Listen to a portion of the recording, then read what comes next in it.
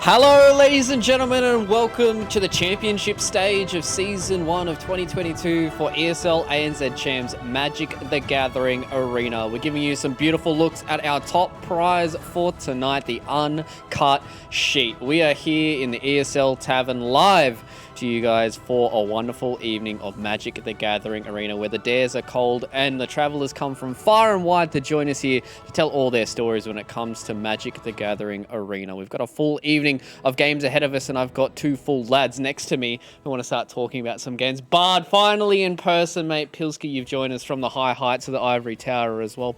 Bard, we'll start with you, mate. How you feeling?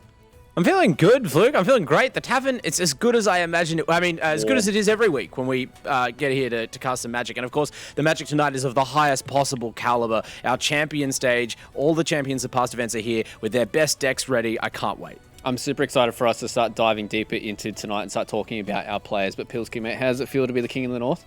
It feels good, you know. I thought I'd be wasted by this point, but they told me they only serve dares here, so I'm just wired and ready for some Magic games, mate. Just feeling good, you know, a full tummy of Dare Ice Coffee. We've also got a full tummy of Menu Log a little bit later on as well, lads, here, and obviously adorning our wonderful EPOS headgear as well. And we've also got some spicy, wonderful stuff. Yeah, I believe you probably got some Dare in that AOC cup as well. We've got wonderful stuff all around the studio today, and we've even got some special stuff for you guys to have a look at a little bit later on. It is good time for us to start talking about our champions as well, lads, because as we said, we've had 4 events so far. We've got top 2 from each one of those events.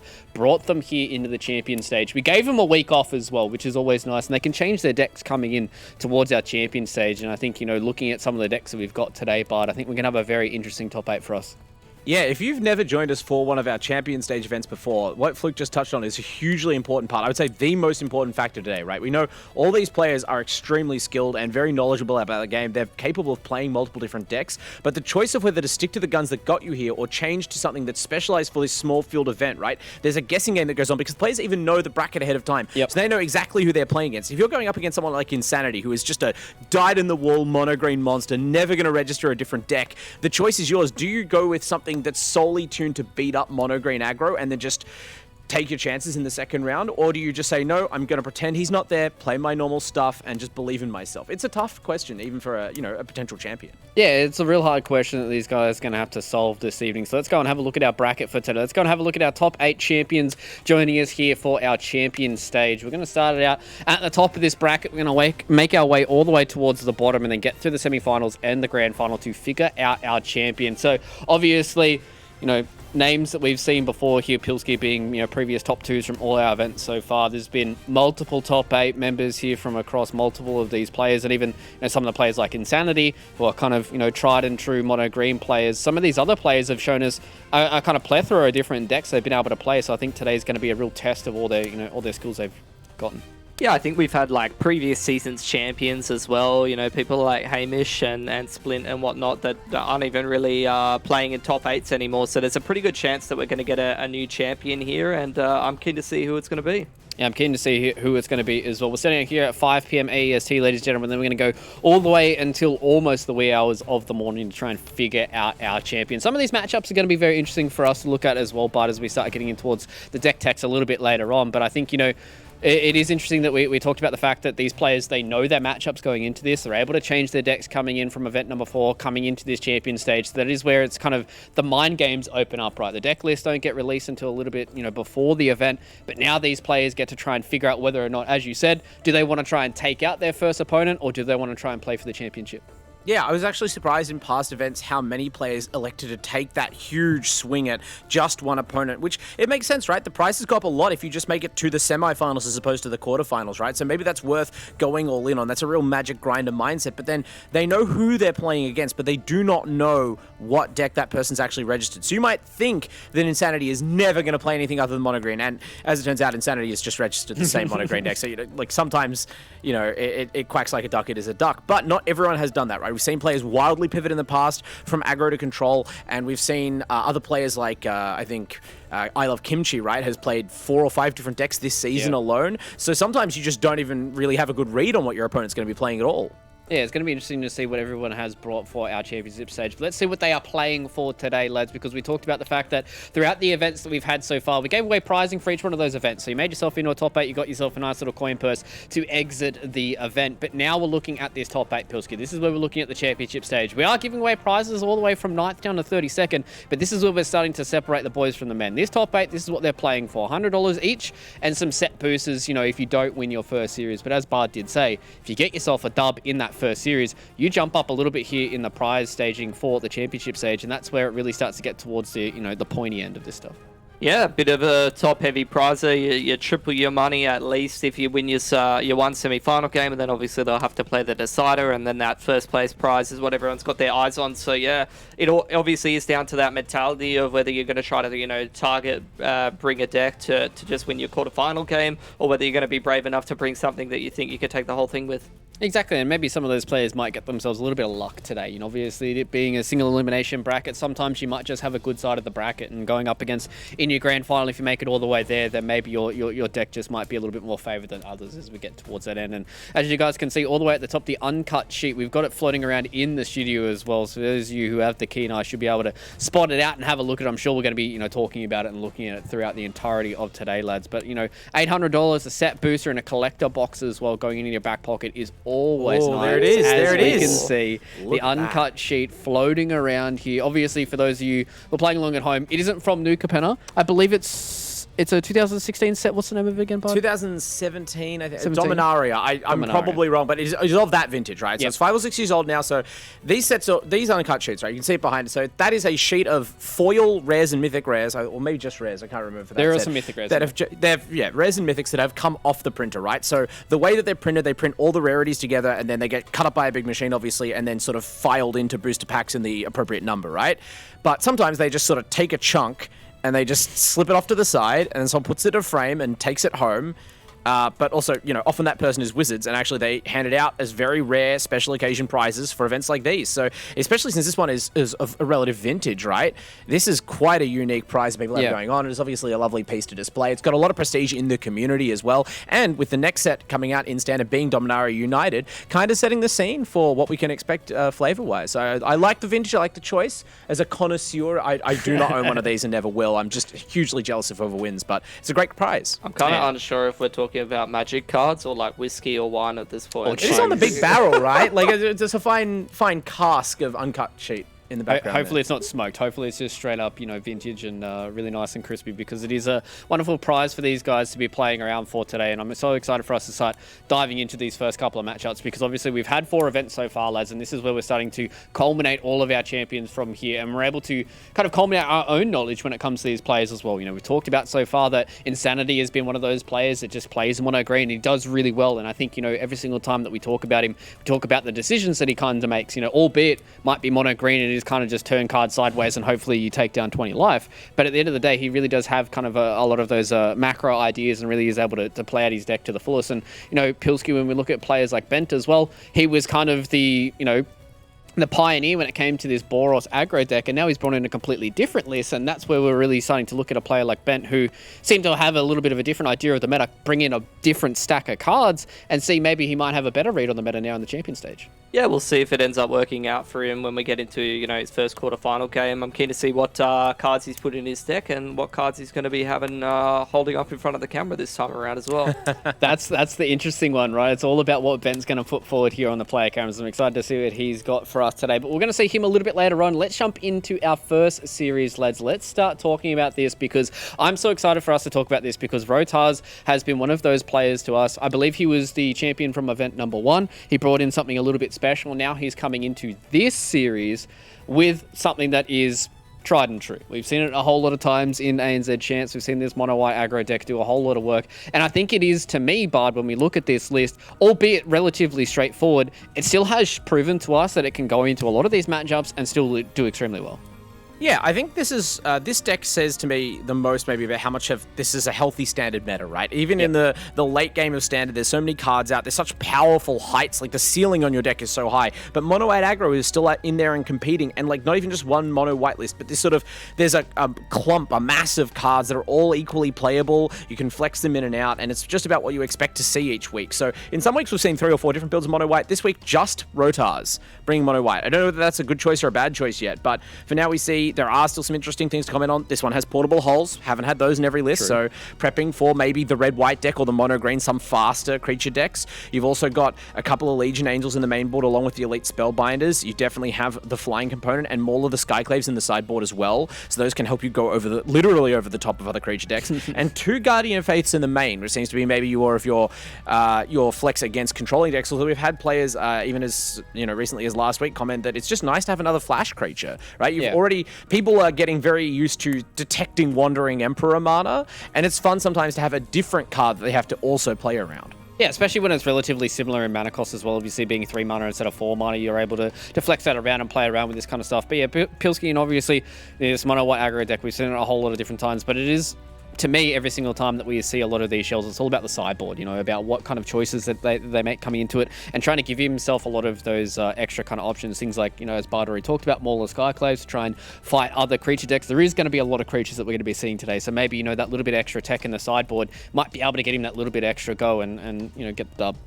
Yeah, the Redain might do him some favors. I think as well, looking at the Guardian of Faith and things like that, and having access to things like the Wandering Emperor will definitely help out in the matchup that he's going to be playing, because, you definitely want to kind of foolproof your board in a way, the Legion Angels as well. You don't want to just get wiped and not have any backups, so being able to kind of, flash in some of these creatures or have like that plan B when you're playing against the control deck will definitely help him out, trying to give him that reach potential over multiple turns and just kind of give himself a little bit more fuel in the tank, I guess, over time. Yeah, and I think that's a very big kind of downside when we see a lot of these, kind of aggro decks, right? Is sometimes they do just kind of run out of gas. And if you have a card like Legion Angels that is, self-replicating, it is quite easy for you to continue to have creatures that go out on the board. But let's go and have a look at Stonehenge's deck tech here, because this is the one that has to try and deal with the aggro, right? Obviously when we come into a matchup like this, Stonehenge, he is playing the Hanada's Opus. We saw how strong it was in the previous event, Barb. We're going to see a whole lot more of it today. And the fact that we're seeing, cards like Flame Blessed Bolt, things like Make Disappear, just being able to put a little bit of a spanner in the works for these aggro creature decks, it really is all about kind of what removal and what kind of interaction he has early on to stop the aggression until he can start popping off with things like Hanada and his Magma Opus and all those kind of cards. Yeah, and I think part of the reason that's made this deck so successful, both last week when we saw it take out the event, but also in just other tournaments generally, this deck has been quite successful in the metagame over the last couple of months.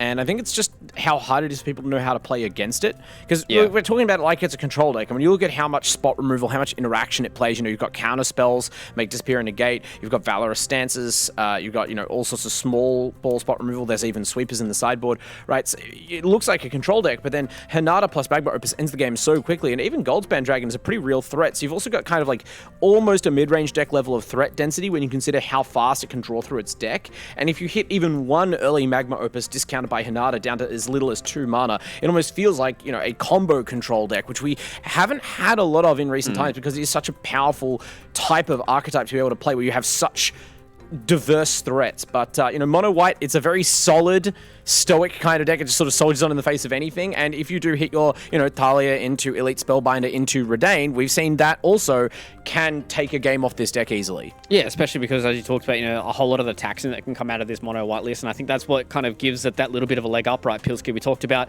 making sure that you have the sequencing and you have these right cards in the right order for a deck like this Hanada Opus, but all it takes is a few of those combo breakers, right? Talked about Thalia, things like the Elite Spellbinders. They can really kind of screw up whatever needs to happen here for Hanada's Opus. If it gets a little bit of extra tax on the Hanada, means that you can't drop it on turn 4, you have to wait a little bit longer. Things like these, Voltage Surges, even Flame Blessed Bolt, if they start getting taxed a little bit more, that can really kind of screw up the mana that you've got going for you.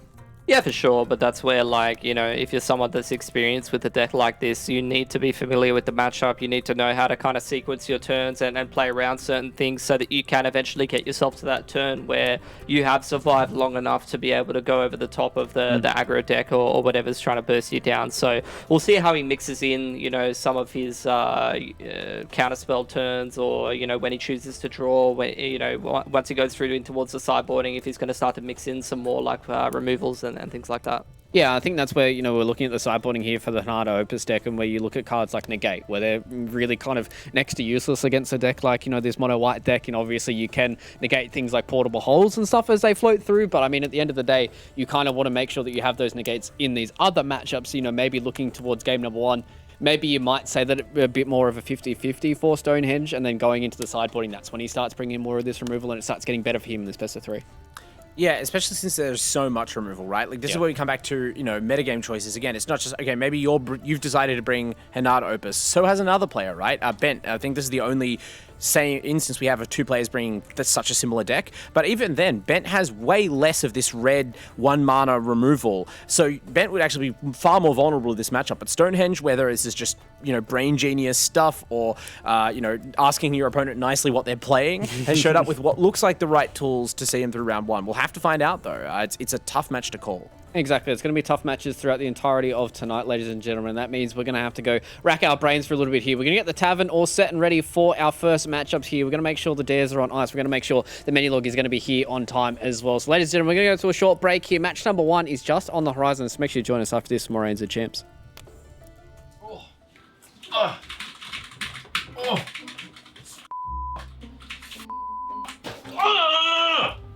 Man, this monitor sucks!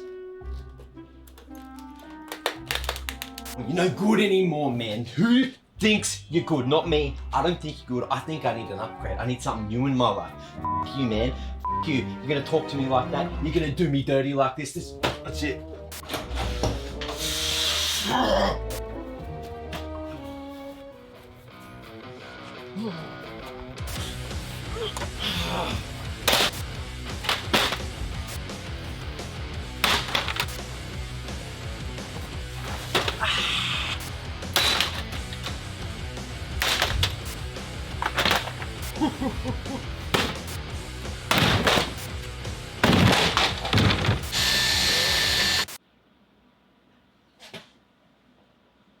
I just want a monitor that doesn't suck.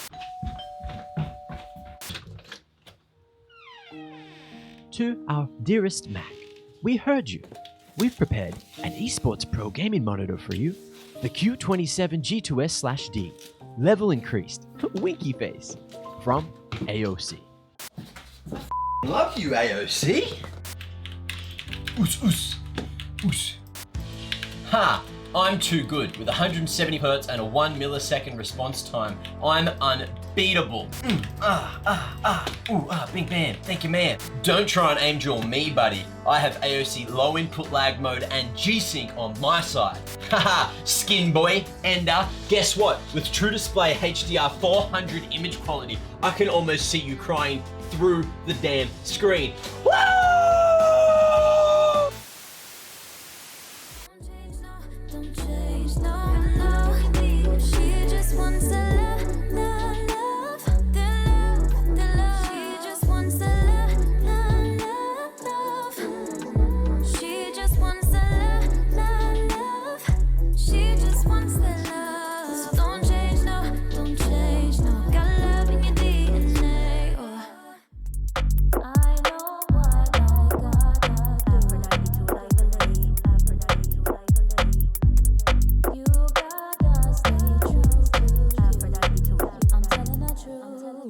Go, fresh from London, here we go. Right in the rhythm with a lively flow. If you don't know, then get to know. Jump on a mic and show down the show.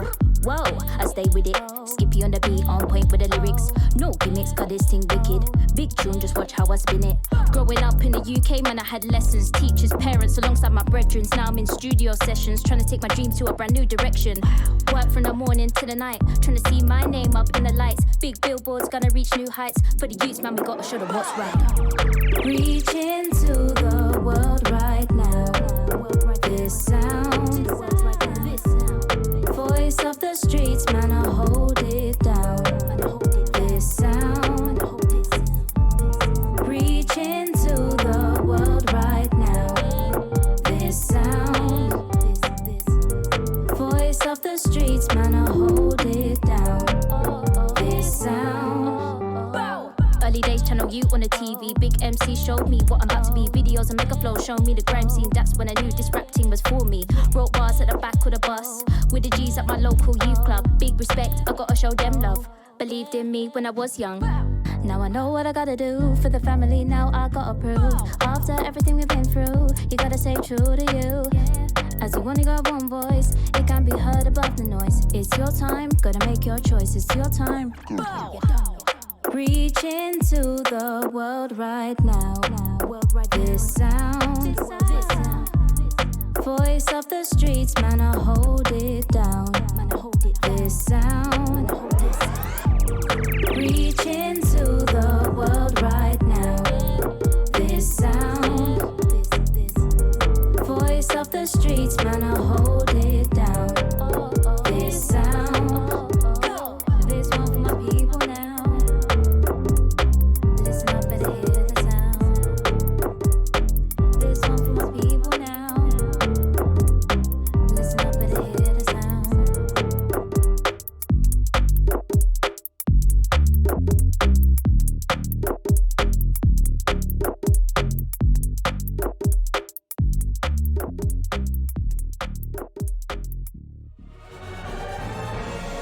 Hello, ladies and gentlemen, welcome back. We are getting ourselves ready for our first match of the Champions stage, and we have a banger. We've got Mono White coming in from Rotars, going up against the Hanada Opus coming in from Stonehenge. Both these players have shown to us already that they are champions in and of their own right, getting themselves a top 2 to be in the Champions stage. But the question is now, who's going to come out on top, Bard? That's the real question.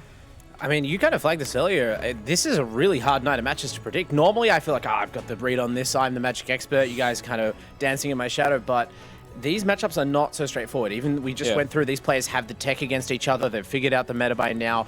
I genuinely feel like it's not a coin flip, but I'm going to choose Rotars. Not necessarily because I think it's the most likely to happen, but because I'm playing the odds. I feel like I've got a lead. I got some games to play with. And if I can spike this one and take a win where you pick the other player, I might have this predictions championship in the bag, which is, of course, what everyone is here to see secured tonight. I believe you're actually going to win this apple. If you win predictions. So this apple right here is the predictions apple, and the winner of this gets to take a bite out of it. Can you? I just want to test the quality. Can you take a bite out of it, just so I know?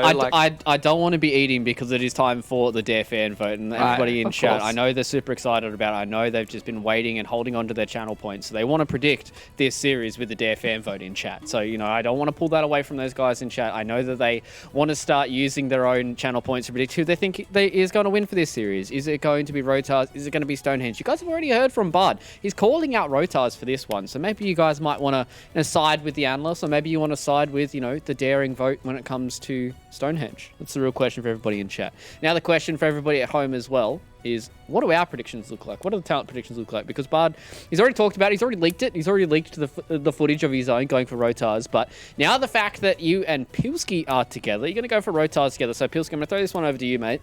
Is this just because Mono White good? So I had a really long think about this one, and I'm sure you did. Rotars, it's similar, like it sounds like rotate, and he's going to rotate his cards sideways and then kill his opponent. So that's what I went with. Okay. That's fair enough. That's fair enough. I'm not quite sure which one of our competitors today is Mark Wallbang.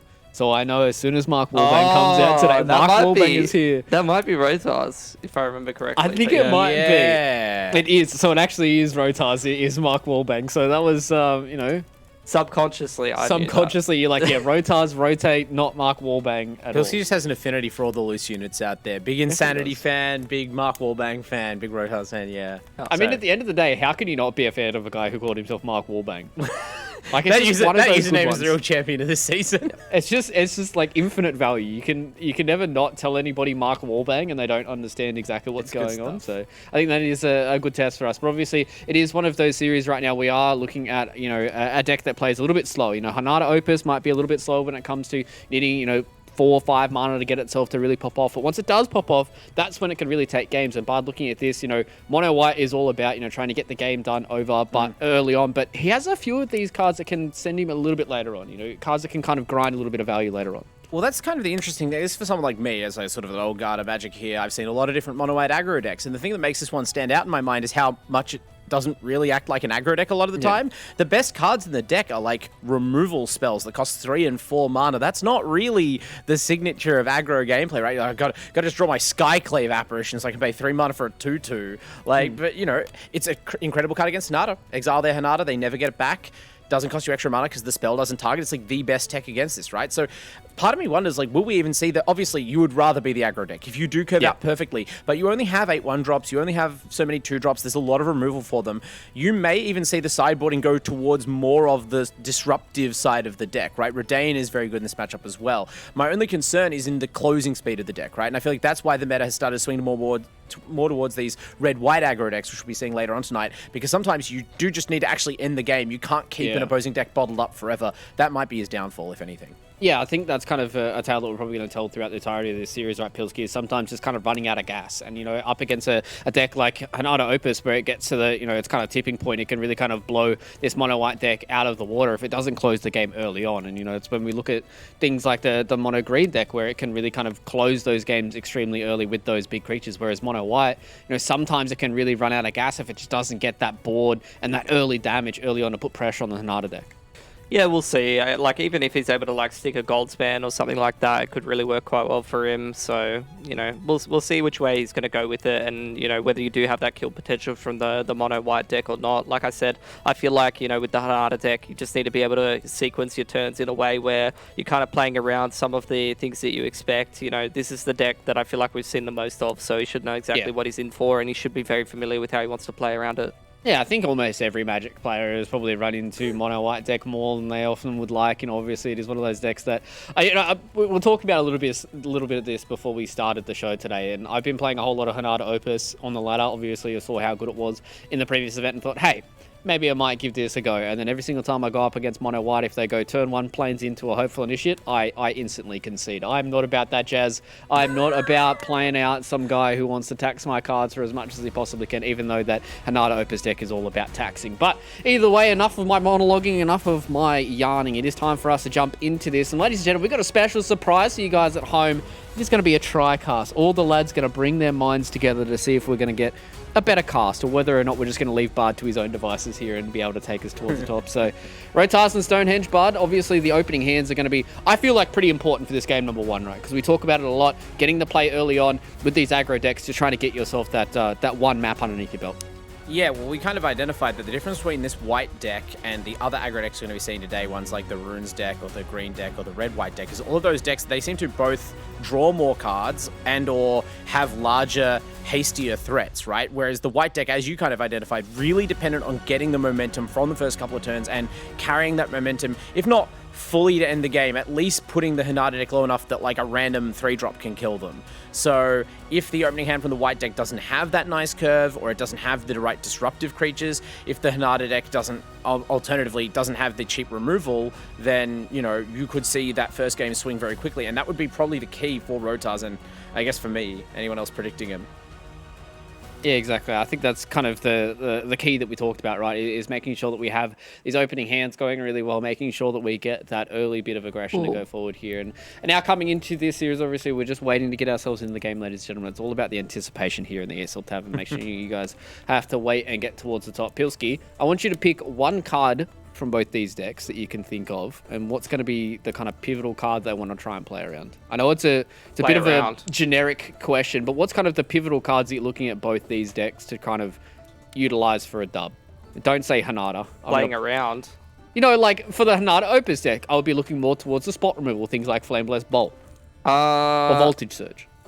Well, I don't know. I think I'm thinking of post sideboard. With the white deck, I'm looking at things like AOE removal and things like that. So, I'm thinking about how much am I committing to the board right now, and how many turns do I have on the clock before I can kill him, and what's likely his next turn.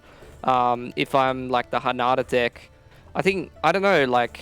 it's hard to, I guess it's kind of hard to play around things like Spellbinder. Like that could make, sequencing your turns really, really annoying. Obviously, you need to kind of be keeping an eye on like what the mono white's holding. Like if you think he's holding a Skyclave or something like that, you might have to wait a little bit longer to go for your Hinata like pop off and not have those multiple turns where you can kind of like string together, the spells that you want to play. You might have to wait a little bit longer so you can get enough mana to be able to actually get value out of it. Okay, yeah, I like that. I like that. I threw a bit of a doozy question so they're able to deal with it. Pilski, professional as always, mate. Lovely. What about you, Bud? How are you feeling for both these decks? One card each. Well, actually, Pilski kind of stole my thunder because I was going to point out Burn Down the House in the sideboard of the Hinata Opus deck. That does seem like the obvious biggest threat if you're looking for, like, what's the biggest, scarier card than, just Hinata and Opus. But there is only one copy, which is interesting to see. Not actually that much sweepers, just relying on the individual removal, like Fluke is relying on that. That's exactly how I treat my dare as well. He's really just getting the... He's turning his dare sideways. Okay. How?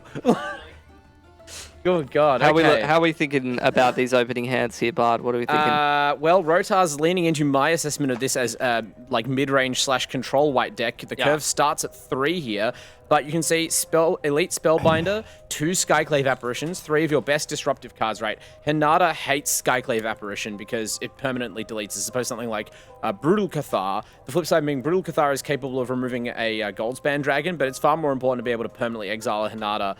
And so that requires Stonehenge to actively hold up a Voltage Surge to remove the Skyclaves in response to their trigger, but then you're going to be able to clear the way for that with your Spellbinders. So the setup's good here, and Adeline Resplendent Cathar, we've seen time and again, is absolutely the card to clean up your opponent once they're immobilized by your disruption, just the way that Fluke is currently cleaning up splatters of Dare Ice Coffee from all over the floor of the ESL Tavern, having somehow put it up every wrong hole in his face in an attempt to plug the remember my sponsor. first dare at the tavern.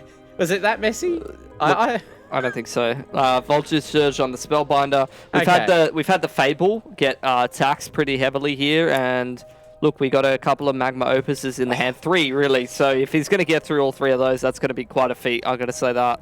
I'm back, boys. I'm back from my adventure with the dare. Unfortunately, I was not drinking it. I was inhaling it. I think it's getting to a point now where you're looking at triple opus. Maybe you might want to throw some of them out to the wayside to get yourself a bit of these treasures. I do kind of have the same question marks you would have right now, Barb, with the Adeline, right? Like you're dropping an Adeline, it's a 1/4.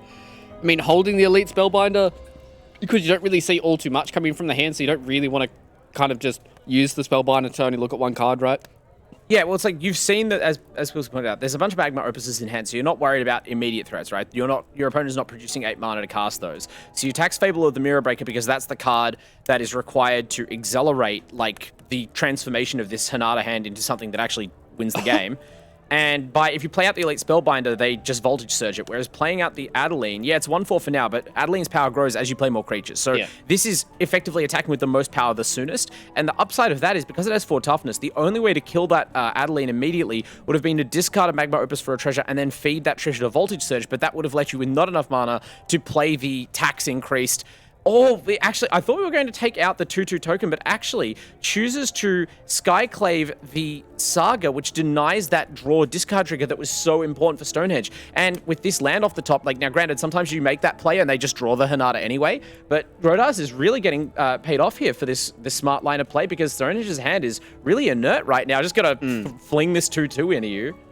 He will actually be able to get rid of the Adeline now, but as you said, I do really like that kind of play that he was going for, right? He was, making sure that you can't have this hand mill, that he's able to come out and really kind of regen all the stuff that he's got going on, because he's sitting here, he's brick and Pilski. We hate to see it, man, but, sometimes you just brick and ANZ champs. You do. Starting to work on more and more of these mana sources, but definitely still a little bit of a ways away from that Magma Opus. He's kind of crossing his fingers and his toes for Hinata off the top. In the meanwhile, Rotar's very slowly working on his board over time. There's another Spellbinder to come out and tax one of those Magma Opuses. This is, we're talking about, like, splitting hairs of badness here. That's not as bad as it could be, right? Rotars is casting that Spellbinder, one, just to put power on the field, right? It is a 3-power flyer, but also to check what that other card drawn was, in case it was, who knows, a Hinata removal spell, something. Oh my god. But That tax, that's not a great draw, that destruction. No. That is the last mana you need to cast one of the opuses, because the tax on the opus doesn't affect its active ability, right? You can always pay red, blue at instant speed to discard it and make a treasure. So you can discard the super expensive opus. If you want, we might see Stonehenge really look to the long game and keep it around for later. But I might, given how much pressure is being applied all of a sudden, I would expect to see discard Magma Opus so you can potentially cast the other Magma Opus, but depending on whether Rotars just goes all in on the Spellbinder plan, you'll be left with no untaxed Magma Opie. I don't even know what the plural of Opus is. Opuses? Can't be, it's Latin. OP. Opie? OPI? OP? I forgot. Opie. I'm going with OP. I forgot to top up my Opal Magnus card. Opie. You're not meant to have more than one. Mark. Can't have more than one great work. That's just greedy. Anyway, Elite Spellbinder. True. This is Rotars' great work. You can have multiple Elite Spellbinders. I have a question though. Yep. You know, you did say that it doesn't tax the discard, but it seems like he hasn't been able to play it from the exile because it's exiled, right? And you discard it from your hand. Oh, that's true. I fully forgot that so it you actually... can't actually use it as a treasure. You're correct. I forgot that the mechanic for discounting it actually puts it in the exile zone because Drannith Magistrate has been out of standard for long enough for me just like kind of that to leave my mind. But you're right. It does completely turn off the Magma Opus. That's So this is probably game one in the hand here for Rotars, right? I you know that does. I mean, at this point we have built up enough treasure to be able to cast that Opus anyway. For 10. But does it do enough? That's the real question, right? It only does 4 damage. It does enough. You can kill the 3/1 and the 2/2, which will give you back your Saga and give you another 2/2. And if you do that in response to I guess you can't do it in response to another attack because you'll get another training trigger on the Initiate. So we're going to leave something in play here. It does look like you'd love to kill the Initiate, but you have to get back your Saga. Actually, you don't get back the Saga. You just get a token. You get a token. But you have to get back something. You can't just... So you have to, and you will get a 4/4 elemental off the Magma Opus as well. And it really depends on what these draw 2 is, right? Like, yeah, does he draw anything good or does he draw garbage that he has for literally the last... That's pretty good. That's about the best thing it could be. Iteration as well. Definitely going to help him out. I'd say Stonehenge is back into it. Well, still got the Skyclave there in the back pocket. Emperor, you've got a little bit more reach. He's getting a little bit low, but at least he's got himself enough power on the board to keep himself safe for the time being. And he does have a follow-up. Yeah, you took the words out of my mouth, right? I'm worried about his lack of follow-up. He might be safe for now, but for now he's shrinking rapidly, right? Because if this mono white deck does one thing well, it's exile creatures, right? Skyclave Apparition can't hit tokens. Actually, nothing. Now that the Cathar's been played, you don't have a tool for Goldspan unless you can ambush it with the Emperor, which I'm sure, like, if you're playing around any card in this deck, it is the Wandering Emperor, especially 100%. At this point in the game. Problem is, though, how much can you afford to, like, wait and play Sly when you're on 8 life? Yeah, exactly. I think that's the real question now, right? Is like you've got this kind of ticking time bomb that is the fact that you only have 8 life. You don't have any ways of getting life back either, so you're just kind of sitting here and just praying and hoping that it doesn't go bad for you. And now with the Goldspan attack, you can Wandering Emperor next turn. You can deal with it right then and there. Stonehenge with a really interesting choice. Like, do you can play Hinata? Like, you don't normally get to play Hinata off Goldspan treasures because it costs 3 different colors of mana. You have the mana sources here, and that would leave you with an 8 power flying attack. Like, I like this play, you know. Your opponent might just exile this Goldspan no matter what, so at least this way you do still have a flying threat ready to attack. Otherwise, you're so behind in the race. If you just go for, like, holding up and make disappear or something, see, Rodar's had a land, so if you went for the hold up, make disappear play, you get completely owned there. Yep. Stonehenge all in now. You have that Hinata, so he's building himself up a nice little board of the flyers. Rotar's now thinking about how he wants to go about his next turn. He's only got access to that 6 mana, so yeah, if he uses Skyclave, it's going to be pretty inefficient. It's probably got to be Emperor. Yeah, it's the real question now, right? It's like, do you Emperor and get rid of this Goldspan Dragon, or do you throw down the Skyclave Apparition, only soak up the Spirit token as well? It can't hit the Skyclave Apparition, cannot hit tokens or things that cost more than 4. Yeah, that's why you have to... You really need a mix of Cathar and Apparition. They look like incredibly similar cards, but that's why these mono white decks are so interesting. Like, there are actually pretty real limitations on each piece. Yeah. But Skyclave, it's like, do you think the Hinata or Goldspan is more threatening? It's an incredibly hard call, right? Skyclave means we're taking out Hinata. I would have gone the other way, right? The Emperor has Flash, but at this point, your opponent probably knows you've drawn it. Like, what is the last card in your hand? That would be what you put your opponent on. Yeah.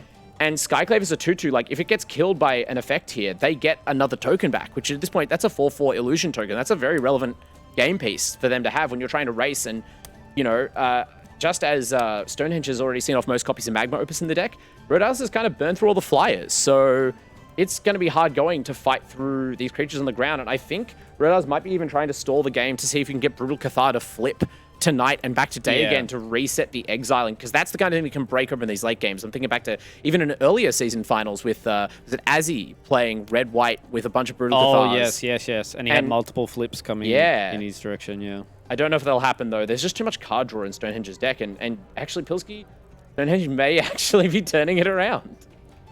Yep, he does have the Valorous stance that he's sitting on there, and a little bit of counterspell and things like that. You do get the creature land out here for Rotas, but surely there's got to be the turn where he gets that Emperor going. Maybe he starts to generate himself some Samurai or buff up some of these creatures and try to put himself in a position where he can start threatening, you know, that clock for Stonehenge.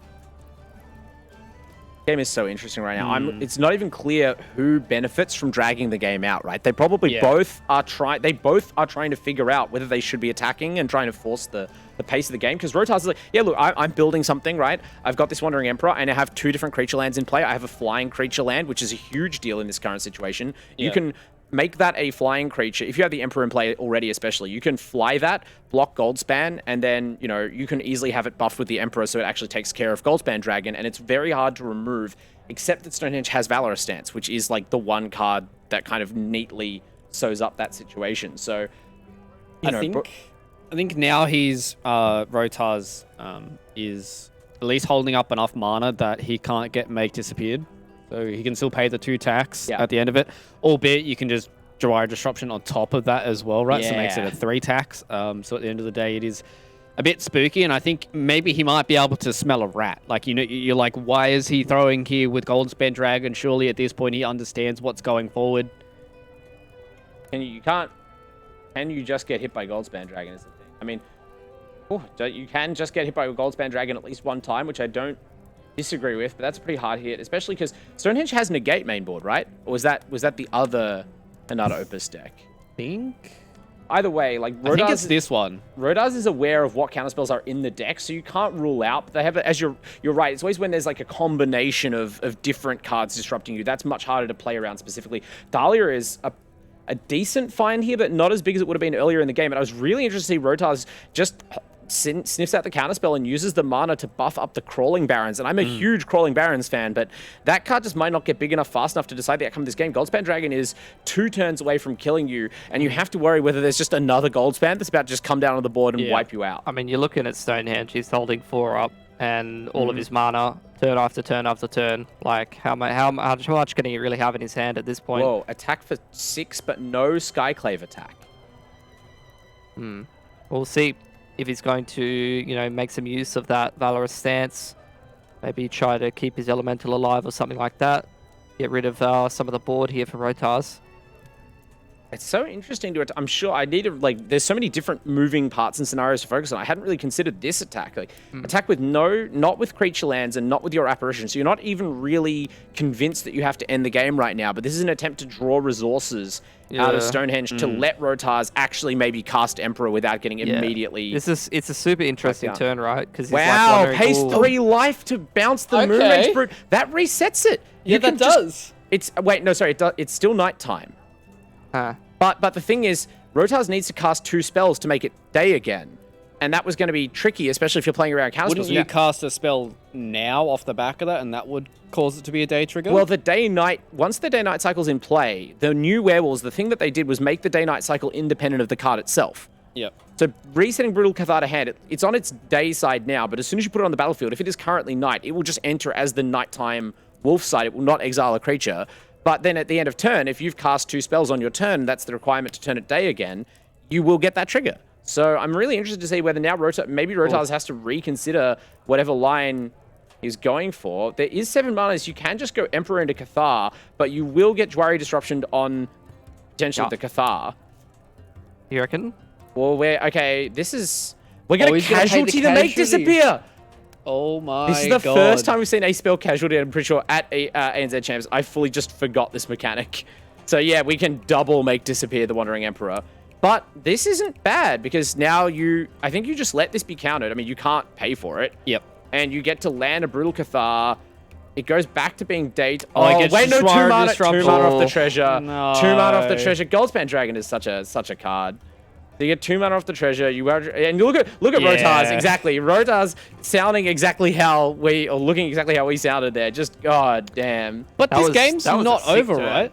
It No. was a sick turn because he gets this land drop off the top. If he attacks with Goldspan Dragon, I mean, he does put him on a clock, but at the end of the day, that's not really that much. If he drops this Intrepid Adversary, he can make giant creatures. Yeah, that was a great coup by Stonehenge, basically, to not die. Yeah. But if he attacks, because he drew a land, right? If you drew a lot of cards there, you're fine. But you can't attack when you're facing down not just the Apparition, but both creature lands, right? Yep. You would be taking 6 off the Crawling Barrens and the Apparition alone.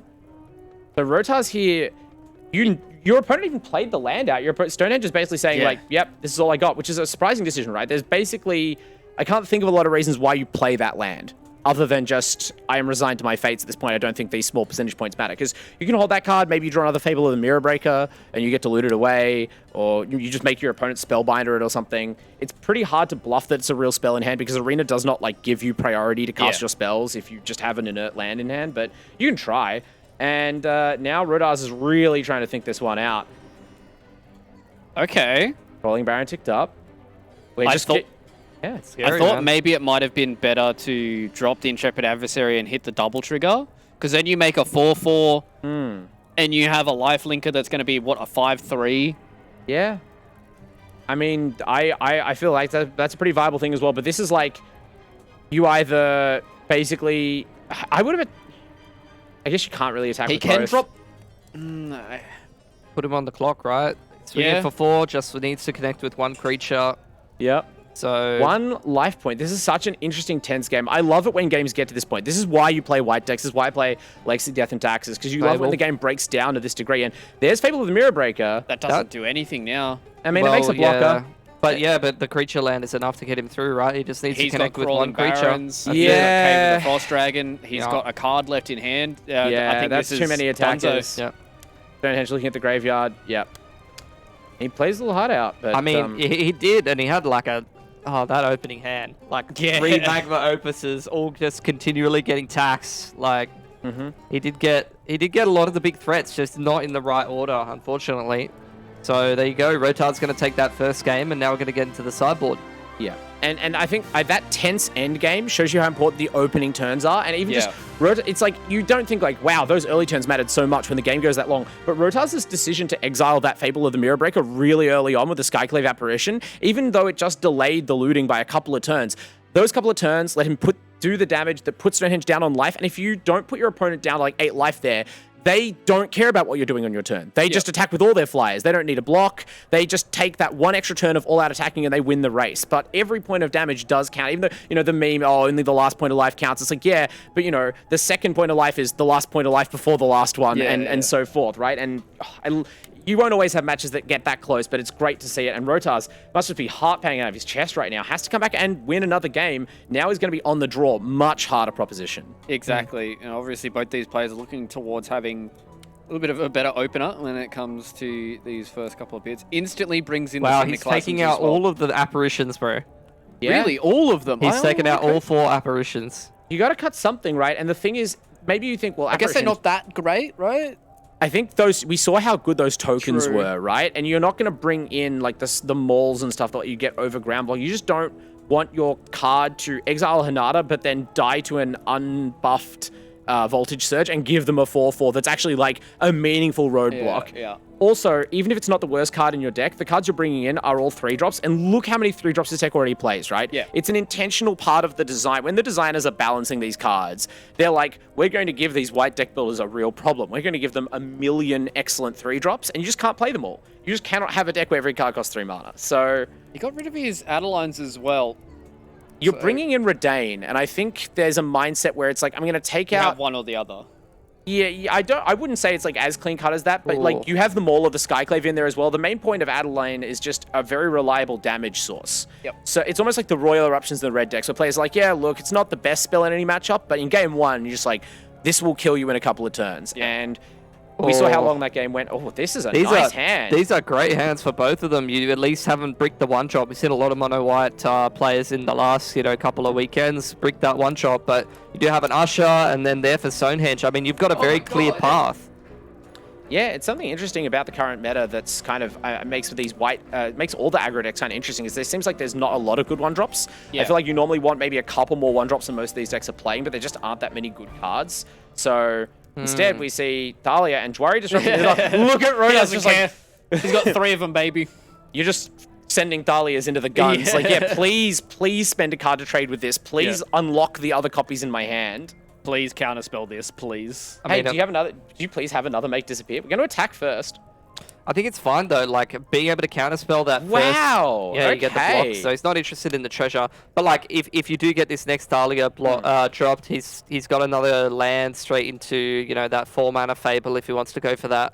Yeah, and obviously it's hard when you you don't know what the players are exactly thinking. But Rotars, I bet, knows so much more about Stonehenge's hand based on the fact that that token blocked. Because in a lot of situations, you take that 2 damage, right? The white deck isn't killing you with red burn or something from like 10 life. You can take a 2 damage hit, but that says my hand has no good 5-mana spell or anything I'm ramping into. It's probably, just more Fable of the Mirror Breakers and maybe some disruption. And now Rotar's going to play accordingly, might start running out Legion Angels like, interact with this. Yeah, that's what I was going to say is this next interaction just going to be straight Legion Angels from here on out? He's holding up the Seat of the Empire as well, and now he's just going to drop the Legion Angels and say, hey, buddy, I've got some big boy flyers as well.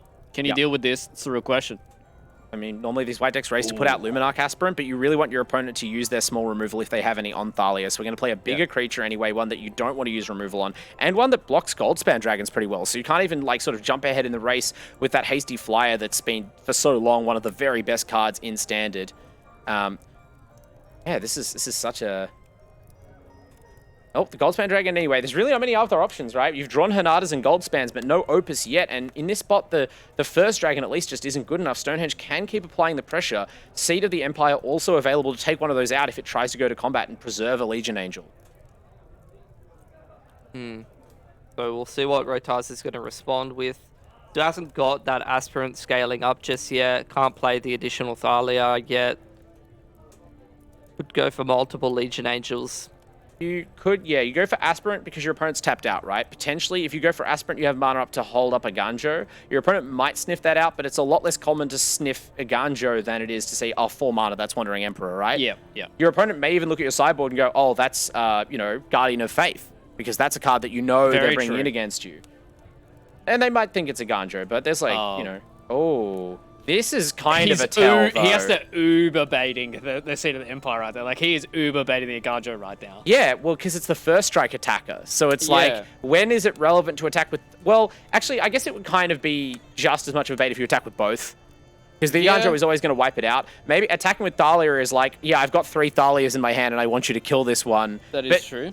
It's kind of you're allowing the fact that they know it might be a bluff and you're counting on them sort of calling your bluff and being wrong, which has happened. You're like, I'll block this Thalia. It looks like you don't care about it. I'm just going to assume there's nothing behind it. And unfortunately for Stonehenge, there is a Seat of the Empire. But Stonehenge probably like, I got 2 reflections of Kiki Jiki. One's active. Check this out. I have 1 Goldspan Dragon. No. I have 2 Goldspan Dragons. And next turn, I'm going to have some unheralded number of the best card in Standard. Yeah, I think you just don't take the block here and you'd be A-okay with that. You can't drag this game out now, especially when you don't have removal for those Kiki Jikis. You sided... This is where it might really hurt to have sided out those Skyclaves, right? Yeah. You brought in Mauls, and you brought in Maul of the Skyclave, and you brought in, Redain, but you don't have those cards. Those cards need to be drawn, turn 3, right? Yeah. You are relying on going under your opponent. I think whether Rotars was like, this is a desperate ploy because I'm going second, I need to try and, steal a march. But you didn't quite have the right cards to take advantage fully of the hand here. Gonna try, and with the Luminarch Aspirant around, we've got a pretty sizable Angel, but there's so much flying damage coming across the table next turn. Yeah, I think you're okay. At least, from the idea that I have here with the Legion Angel is you might be able to at least block one of them. You're going to take 8 damage this turn, and it means that he can't swing with the real Goldspan Dragon at the end of it. So you at least mitigate 4 of that damage because it's going to get traded much better. You can put the Luminarch Aspirant tick back onto, the big Legion Angel once again. It can swing in for 7 next turn. Even if you start swinging with Thalia, then he might have to try, give up the Goblin Shaman. Does he try and throw a Kiki Jiki in front of the Thalia? And then you've got, like a whole boatload of damage that can really just start to swing in here. You make a good point about not being able to attack with the real Gold's Band. It does change the maths a lot. This is one of those very small situations where you're like, damn, I wish I wasn't playing Hinata. I wish I was playing that other Jeskai deck that just has the dragons, right? Because if you had any other second flyer in your hand that you could also copy, you would just go in and force the trade with the Legion Angels. You have so much more mana than your opponent. Your threats are hasty. You have a lot of advantages when it comes to this sort of racing situation. The fact that, you know, just like last game, what if Stonehenge just top decks a land and the situation doesn't meaningfully change for him next turn? Then actually he can't afford to have lost his Gold Span in a trade this turn. Not when those Legion Angels just keep pouring out of wherever it is that they come from in game lore. So now with the Hinata down as well, at least gives him another 4/4 flying blocker. Does that let him win the race though? That's the real question for me. Yeah, Like, I mean, he's like, well, yeah. he's getting pretty low, which is the thing I'm concerned about, but he's got just such a big board and so many, he's at least got enough flyers to kind of block through. It's only Yeah. that one big, like, beefy Legion Angel that's been scaled up a little bit by the Ice Sprint that's a big threat right now. Particularly noticeable, we didn't see the second Kiki Jiki activation before the attack. Yep. So that means, like, it's not just about, I've got the Hinata to block. When you use Kiki Jiki's ability in end step, the token is temporary, obviously, but the trigger that sacrifices it says at the beginning of the next end step. If you use it in the middle of your end step, you've already gone past the beginning, so it sticks around until the next end of the next turn. So you make, I wouldn't always see, so you make it now, and now you've got this 4/4 blocker on your opponent's turn, which is kind of neat. And now if you attack with that Legion Angel, there you know it's going down. Even if they have a Brutal Cathar, they can't make your block awful. So Stonehenge forced onto the defensive for sure, but defending pretty well.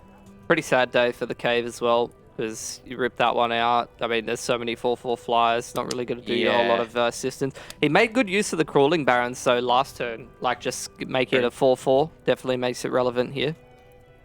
I really didn't expect this to be the matchup where very slowly incrementing a Crawling Barons was going to be the game plan, but if this wins both games for Rodars, I'll be very happy for my favorite creature land over there. yeah, it's kind of interesting now because you've got to start to think about the next couple of turns, right? You got to start thinking about, you know, if I go for this swing here and he doesn't block, or he does block, do I have enough damage, or do I just straight up die? And that's the real question now is, does he throw out this Legion Angel to be another blocker? So he is at least going to be able to block a lot, but making 2 more Kiki Jiki Goldspan Dragons, like you're going to have, what, 5 things swinging at you next turn? 5 4/4 flyers, and you have 3 flying blockers, and 2 of them will trade. But granted, having that, you have enough blockers, right? Even though one of the Legion Angels, we saw only 3 Legion Angels there. The other one's in the main deck, right? This is the rare 2 main deck Legion Angel. This is the one scenario where you're like, oh, he's going to swing? Yeah, because, well, this is the thing, right? This is if I'm Rotars and I'm thinking about, like, going longer here, your top decks are nowhere near as good as Stonehenge's. If Stonehenge draws Magma Opus, if Stonehenge draws a single... Never mind. I am so sorry, Rotars. You hate to see it. I mean, this is the kind of point of the combo deck, right? It is... You can't just not draw it forever. Yeah. I mean, that's the one card that you always want to see off the top. Just over on the spot. Yeah. These Angels are all going to be melted or tapped. They will not be available to block. There'll be plenty of mana left over thanks to the Degenerate card Goldspan Dragon, which you can even target for a point of damage to get an extra treasure here. And all of those treasures are, of course, worth 2 mana at a time. You'll have plenty of mana to make several more Goldspan Dragons and then just raise Rodars from the face of the earth. But that's why you have a game in hand. That's why you win game 1, right? Yeah, That's my advice to aggro players. Just win the first game. Just win the first game. And hey, he's going to be able to be on the plate for game number 3. So right now we are kind of just going through the formalities. Absolutely no blockers that are going to be left, and he's just going to be able to swing for a boatload of damage. All these Goldspan Dragons are going to hit him in the face. Same with Hinata, and that is going to be end of. That seems pretty good to me. It was pretty balanced. Oh, yeah. 4 treasures, you know, swinging for 1 million damage. Well, it's an 8 mana spell. I suppose it has to kind of say win the game on it, but 8 mana that cost blue-red. It says 8 mana on the card. I'm not sure what you're talking about. I see a perfectly reasonable 8 mana spell. Anyway, I'm not looking at Stonehenge's lands when I'm talking about that, but what we did just see there in game 1 and game 2, I think, is a really nice summation of what works for mono white in this matchup and what doesn't. Like the limitations of the disruption in this deck. Yeah. You can trip them over and get a head start. They'll get up and they will run you down. So you have to have closing power. And maybe, I don't know, maybe you shouldn't have cut the Adelines. Maybe you do just need to god draw all of those elite spellbinders again. I'm not sure what the recipe is for Rotars. It really felt like Rotas that time around just didn't have like the kind of interaction he needed early on. Obviously, he was able to deal with one of the Goldspan Dragons, but having 2 Goldspan Dragons felt like it was a little bit more of a death wish. Okay. Interesting start, though. Calling Barons in a cave. You have to be very brave to keep. Yes, thank you, Rotas. I was about to say, you have to be a little bit brave to keep this, but considering some of the insanely brave keeps we saw in our last couple of events, this is a much more reasonable hand. Like, if you get one land anytime, there it is. So this is about optimal for Rotas. Yeah. Thalia straight on in there. He has the 2 Spellbinders to follow up, start to disrupt the curve a little bit of Stonehenge. Adeline Maul is this deck's Hinata opus. Yeah. I mean, it's a real, we have a 2-card combo at home, but Adeline becomes an X+2/6 flying first strike vigilance. Like, you cannot Emperor her, nothing blocks her and kills her. She makes a token every time she attacks. She's always also able to block. Like, it just turns off the combat step for your opponent until they have... Actually, like, nothing in this deck removes that, so... Well, Rotar's playing with perfect information now. So how do you think he's going to sequence this, knowing the hand here of Stonehenge, who's got, you know, a little bit of removal, he's got the Fable to try to connect him to his win conditions there. Is there any world where you don't tax Syndiclasm? That's what I was going to say. Surely you tax the Syndiclasm here, right? Because the Syndiclasm is going to be able to deal with your Thalia and the Elite Spellbinder. Yeah. You can see that he's only got 1 mana left in his hand, so you don't even have to worry about things like Burn Down the House or even the Fable or the Mirror Break a little bit later on. Does top deck it, though, so he will at least be able to play, you know, his Fable.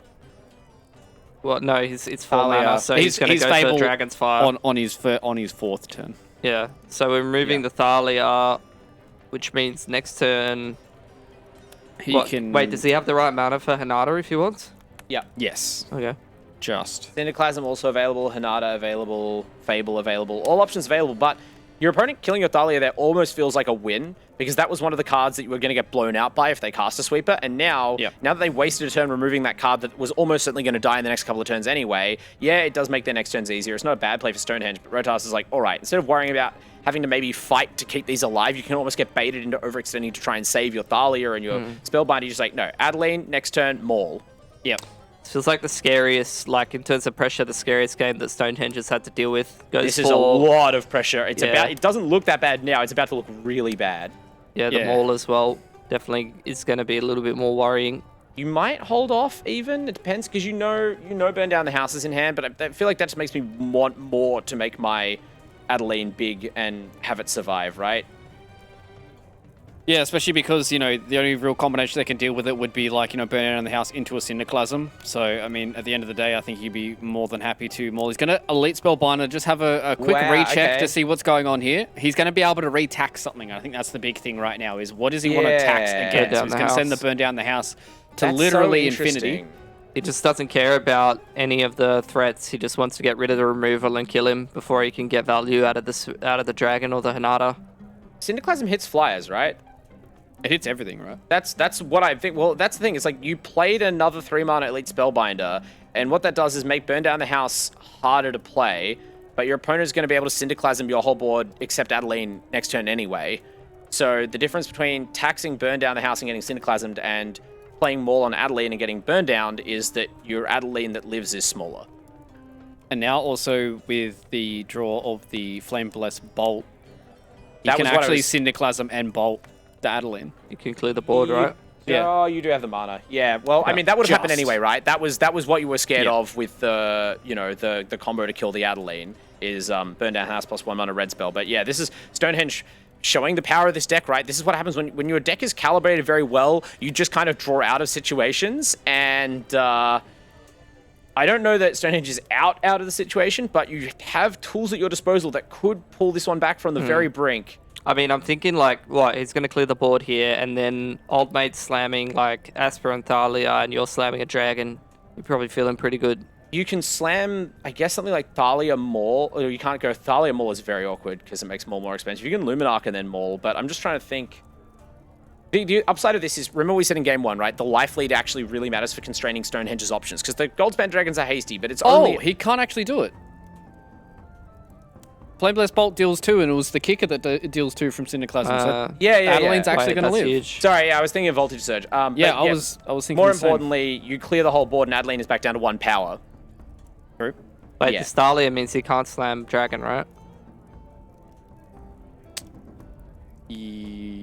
Hopeful initiate into Maul. You just want Maul. You need as Okay. much that you're putting your opponent on one. You're putting them in check, right? Yeah. The whole game now is like Rotars cannot allow Stonehenge out of this like arm bar that he's in. It's like if you ever let Stonehenge just take a turn normally, instead of I have to save myself from imminent death, you'll lose. But if you keep your opponent just like dropping lower and lower, yeah, you have to Flame Blessed Bolt this 1/1 to save 2 points of damage. You know, this is not an effective use of resources. Fable. So he can drag in here if he wants to. Does get the reflections as well. But the dragon, it's like it feels so bad because Yeah. whatever you play here has to be a defensive card, right? You don't. It's want... just going to block. Exactly. We've got the combo now of Adeline plus the Maul up, Maul. and basically no single card in the deck kills this. You just throw down the Usher, you throw down the Luminarch Aspirate, and you say, deal with this, bro, and you just hit him in the face. Or even Thalia Luminarch, because you're up to 5 mana. Next turn you could attack with a gold. I guess, yeah, that's one thing. Is like,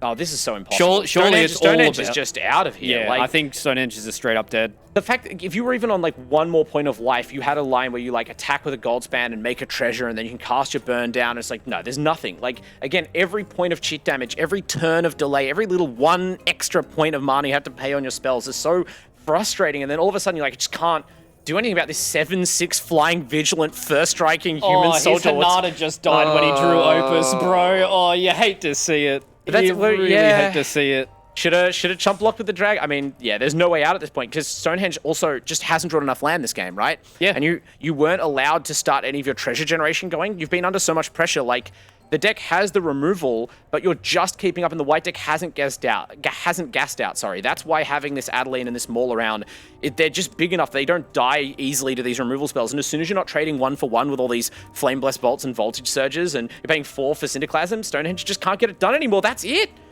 Stonehenge. He's going to call it, and that is a 3-game series where Rotars is going to breathe a big sigh of relief after that one. You know, most of the time when we talk about these mono white decks, we talk about them kind of just being turn cards sideways and hit people in the face. And I mean, he did that in certain points, but at the end of the day, I think he played it absolutely perfectly, just being able to kind of put these cards in the right kind of order to really kind of disrupt everything that's going forward. Obviously, Pilski was a bit of luck that went his way with some of these draws and stuff, but hey, at the end of the day, you know, this is where the magic crumbles.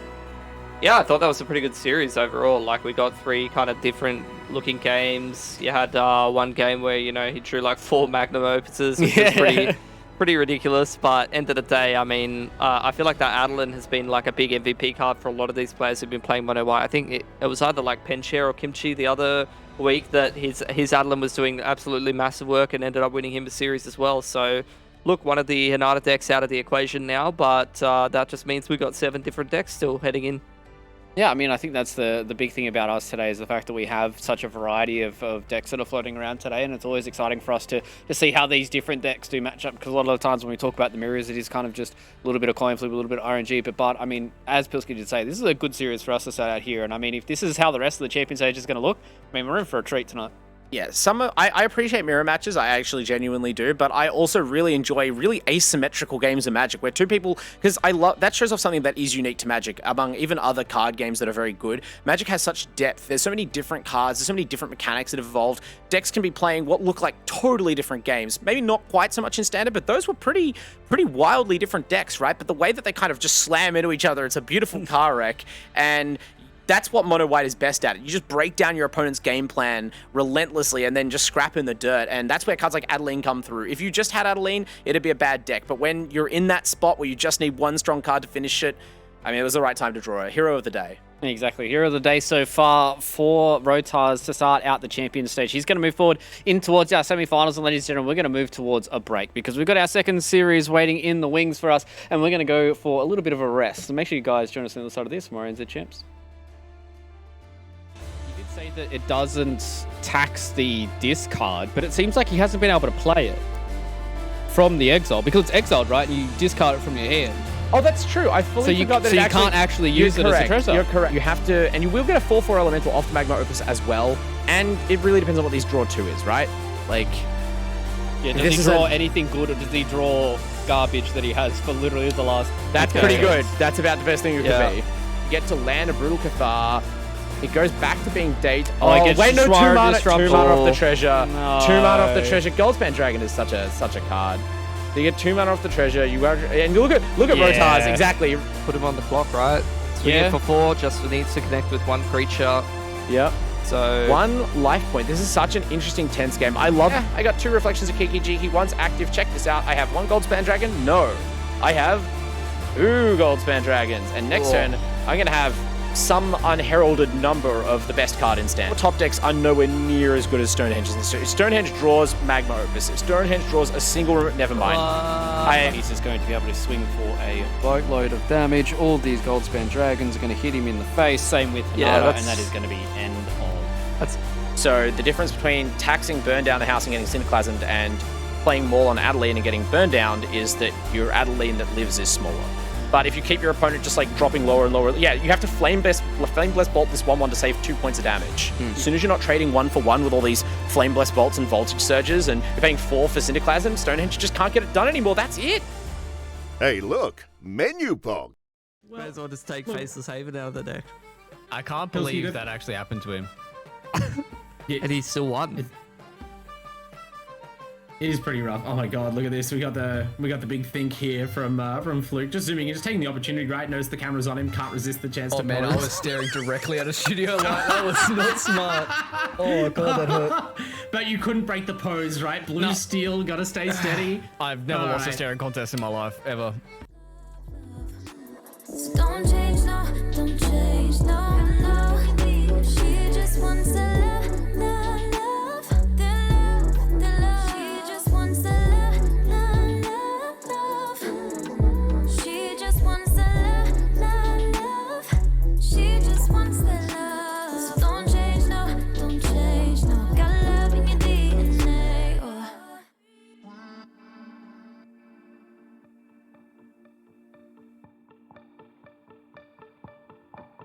Words are worthless if they don't lead to action.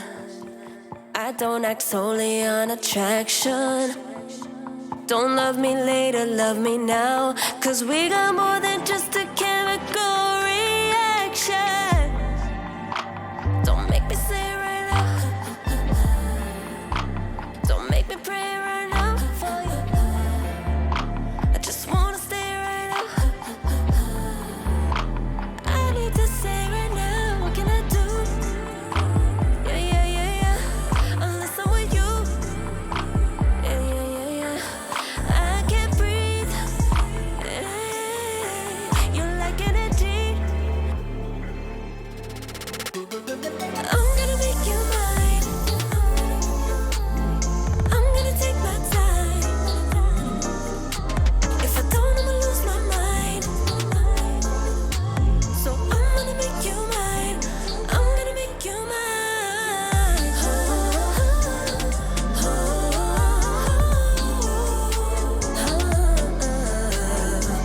I want you to myself. I know I'm not myself around anybody else, I'm not myself around anybody else. Hey, yeah, play me, save me, need me, don't leave me, roll me, smoke me, don't hold me up, just hold me. I want you to myself. I know I'm not myself. I'm gonna make you mine. I'm gonna take my time. If I don't, I'ma lose my mind. So I'm gonna make you mine. I'm gonna make you mine. I'm gonna make you mine. I'm gonna take my time. If I don't, I'ma lose my mind. So I'm gonna make you mine. I'm gonna make you mine.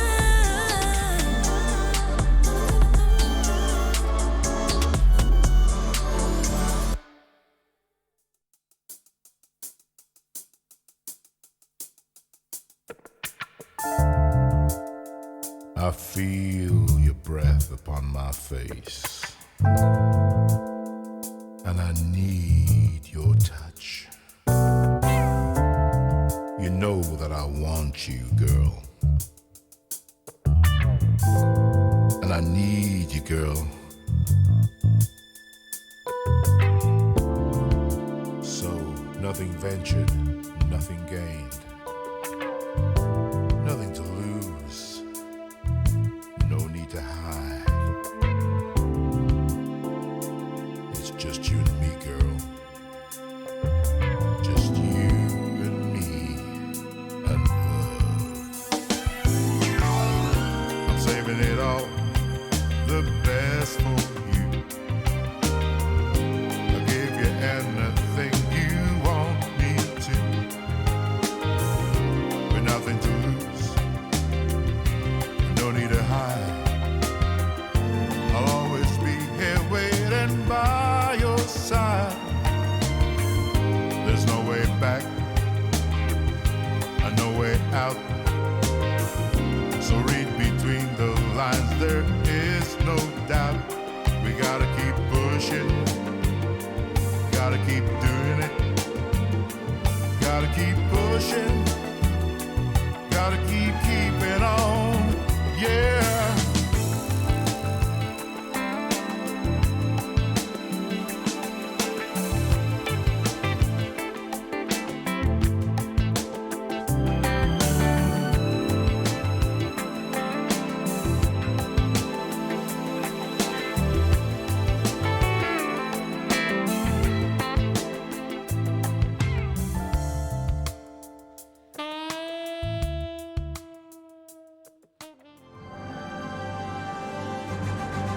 Feast your eyes, travellers, on the uncut sheet that our members are playing for today in our champion stage of Season 1 of 2022 for ESL ANZ Champs Magic the Gathering Arena. We've already found one of our victors for today. Who will join him in the winner's circle? That is the real question. That is a question that we're about to answer as we're getting into our second series of tonight. It is going to be Mr. Bent, one of our previous champions from events, and even an almost champion from event number 4 as well, going up against Mind Candy. Mind Candy, that's the one. Pilski doing my job for me, as always, here on the desk in the ESL Tavern. I'm super excited for us to start talking about this because, Bart, our first series was an absolute banger, and I think, you know, from what Bent has given us previously on his player cams and even in-game as well, this one's also shaping up to be a banger. Yeah, I mean, it sounds like I'm just repeating myself, but it's just that every time I see these players play, I'm like, oh, they're all so good. There's such great games of Magic happening, and I'm so glad that that first game lived up to our champion stage hype. Hopefully this one as well. It's going to be another really tough to call matchup because it's just two very polarizing decks, right? Ben is not sticking to his guns, right? He popularized that red-white aggro deck, and he's one of the few players you identified who's really made a complete pivot in playstyle for this champion stage. Yeah, I'm excited to see what he brings today because he's going to be bringing in another Hanada Opus deck. And obviously, Pilski, we talked about it before, that there's a big variety of decks that we've got floating for us today. But this time around, Bent has brought in the Hanada Opus. A few changes coming in from the previous deck that we just saw in our first series. You know, things like a Braid coming into the main deck, seeing more things like Reckoning Bankbuster as well. So maybe a little bit more geared towards the slower kind of style, trying to grind some people out, get that extra bit of draws until he can pop off with the combo. And now we're looking at things, you know, across his sideboard and all that kind of jazz, and obviously the faltering in the first series, that maybe Bent might have a bit of his work cut out for him. Yeah, I'm keen to see how he kind of like sideboards as well heading into this next matchup. Like, I feel like him versus the deck that he's going up against at Mindcat, he's bringing... I'd be feeling like quietly confident. Like, I'm not feeling too much pressure until I get up to the combo that I'm looking for. Once I'm sideboarding, I can even like throw in horrors if I want to just have bomb after bomb that I can draw and just try to end the game as soon as possible. So, look, I'm kind of feeling quietly confident for him. But by the same token, I remember Mind Candy bringing the deck that he brought in previous weeks and not feeling like it would perform very well, and then it surprised me. Yeah, and I think that is kind of the story that we've got with some of these decks, right? You know, coming into today is maybe we might, you know, be putting them a little bit of a lower bar, and sometimes they really come in and pop off. And I guess on the other side of the server, it is time for us to start looking at Mind Candy's deck tech here, because, you know, we talked about the fact that Bent has this little bit of different tech when it comes to his Sonata Opus, but going up against Mind Candy right here, he doesn't have to deal with the mono white aggro, and I think that is a big check mark for him. Yes, it is still going to be another one of these creature decks, but on the same vein, he doesn't have to deal with things that are like ultra taxing, right? Like, he doesn't have to deal with things like Thalia. He doesn't have to deal with things like Elite Spellbinder. That just means that his combo is kind of one turn off. He just kind of has to deal with this early bit of interaction that we've got here from the Jund mid-range and some big threats, you know, things like Eskir's Chariot, Renan 7, you know, even the Tainted Adversary if it gets a little bit later. Yeah, exactly. I mean, this is sort of the another instance of what we were touching on about how these matchups are hard to kind of define one way or the other because, okay, in the previous game we say, well, the red removal in the Hanada Opus deck lines up really well against all these white creatures, but, the white disruption is some of the best in the format against Hanada's Opus, whereas this deck, not as big a deal to kill the 2 toughness creatures with your Flame Blessed Bolt. On the other hand, all of these kind of normally very good unconditional kill spells in the Jund list kind of tricky to hit Hanada with. They're all taxed to be more expensive. Yeah. And ultimately, at some point, if you grind and grind and grind, I'm worried that you're just going to get blown out by just Magma Opus or just some Goldspan Dragons. Like, you actually don't have a guaranteed edge in card quality, which you're normally playing around in this sort of mid-range pile. Yeah, and I think that's kind of the big question mark for us in this series is about whether or not he's going to have enough tools to be able to, deal with what Bent is going to be putting on the floor here. But, ladies and gentlemen, it's time for that Dare fan vote. Once again, you guys can use your channel points to predict who you think is going to win for this series. Is Bent going to move forward into the semi-finals, or is it going to be Mind Candy? That's sort of a question for us tonight, see whether or not we're going to have more Opuses or more Jund in our finals for this evening. Now, with our predictions up on your screens as well, we get to talk about these, and Pilski, this is my favourite time. What arbitrary point did you use to determine your prediction this time around? What is it from Bent that tickled your fancy?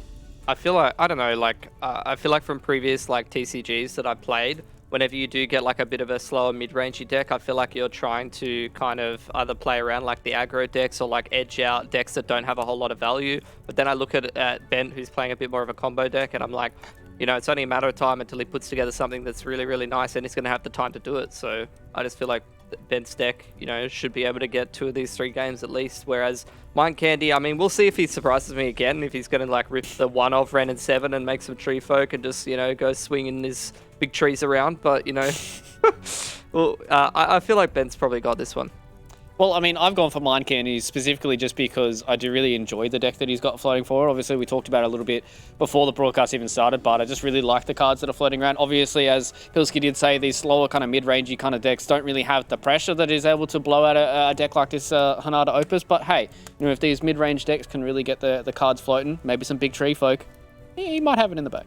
There's a couple of cards actually that do, most cards in the deck, I agree, not big pressure givers. There's a lot of removal and interaction, but the couple of cards that do pressure, boy do they bring the pressure. Not just those Tree Folk tokens, which of course, Essica's Chariot's the big value engine for this deck. Yeah. It's not just one 8/8 Tree Folk or whatever, it's several, and they have reach, remember, so there is actually a pretty good way to shut off those flying hasty attacks that can swing a game back.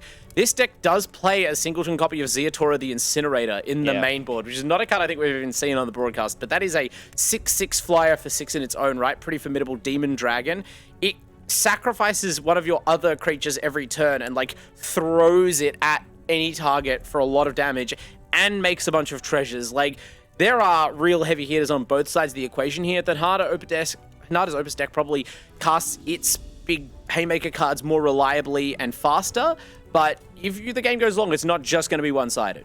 Yeah, I think that is kind of something that we haven't really talked about, right, is obviously the big demon that can throw a whole lot of stuff around. And it is not just, it feels like the kind of Goldspan Dragons or the Hanadas are kind of one and dones and they really aren't able to be dealt with. I really do feel like that Mind Candy has a few cards that are able to deal with it. We're seeing the resurgence of things like, Unleash the Inferno, which is a relatively good card as well, being able to, just deal a whole lot of damage that is splashed around and, be able to exile a few things and destroy a few things that float around. So, I mean, I'm interested to see how these first couple of draws go and how this first match does go, because obviously every single time that we come into a series like this, we do kind of talk about game number 1, about, who can really get the play rolling and whether or not we might be seeing things like, game 3, game 4.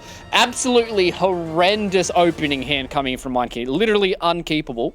Yeah, the classic Zero Lander, that's one where you sort of leave it on the screen for a little bit so everyone else knows that you've been hard done by the Magic Gods. Not my fault.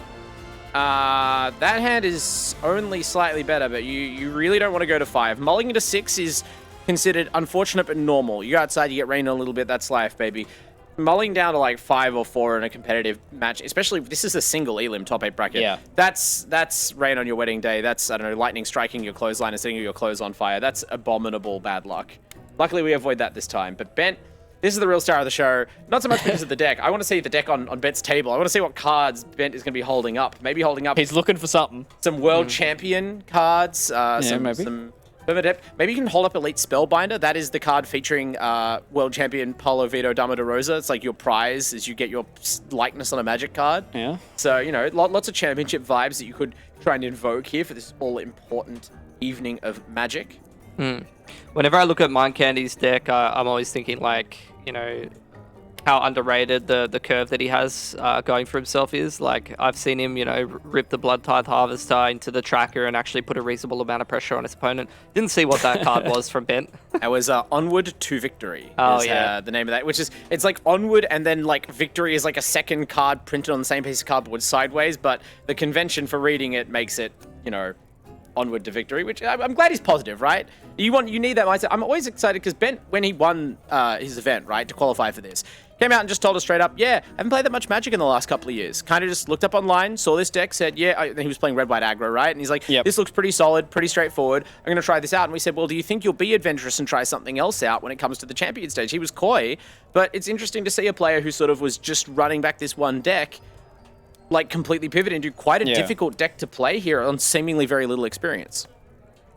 Yeah, and, you know, it feels like every single time that we see him again and again, he does kind of stand out for us. And I think Mind Candy is also another one of those players that we've seen a whole boatload of across ANZ Champs and really kind of prove to us that he has been a player to deal with. And so far, unfortunately, he just hasn't had any of these cards to be able to stick to the board. That one just getting Dwyer Disruption there at the end, just really trying to put a little bit of extra pressure on. Maybe he could have gone, you know, with the Riveteer's Charm to have a little bit of something to get him a few of those cards exiled and played, but...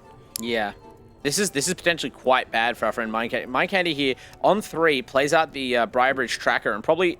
Obviously, you would rather not get a Chwari Disruption, right? That's pretty much one of the few cards that Ben could, like, fight back with in that situation. But Mind Candy might now think that at least the way is clear for arguably the more valuable 3-mana spell, Fable of the Mirror Breaker. Unfortunately, with Ben's hand, this is something I don't know if we really covered, but the tech that Bent brought is good for this matchup specifically, right? If you were playing this version of Hanada Opus into that last matchup, it would have been a bloodbath in favor of Rodars. Cards like Spell Pierce, not well situated against aggro. But here, against one of the only other sort of spell-heavy decks, you get to just own your opponent's first couple of plays of the game. You're still holding up the Spell Pierce, which they just, even if they know it's in your deck, is really hard to play around. Yeah. And pretty commanding position game 1. Yeah, especially just because really hasn't been able to get the ball rolling. At least is able to get one of these Blood Tithe Harvesters to at least stick to the board. He will Blood Cheese Thirst this Goblin Shaman. Whether or not he gets Spell Pierce is another question for us right now.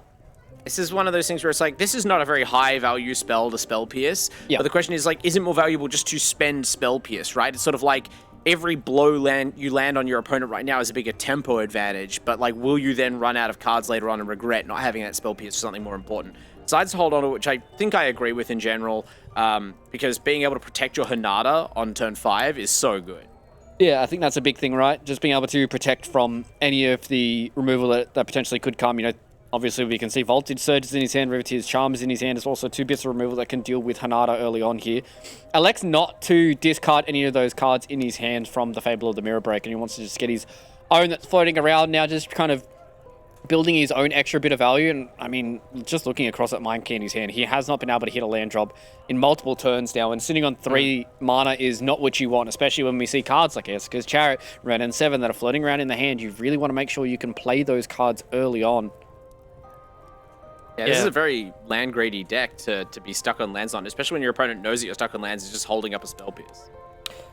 Not like that combo of the Chariot and the Ren and 7 that he can lean back on. There's not really anything that worth charming just yet. So, kind of this weird turn where you got to have a think about what to do. Maybe... Swig?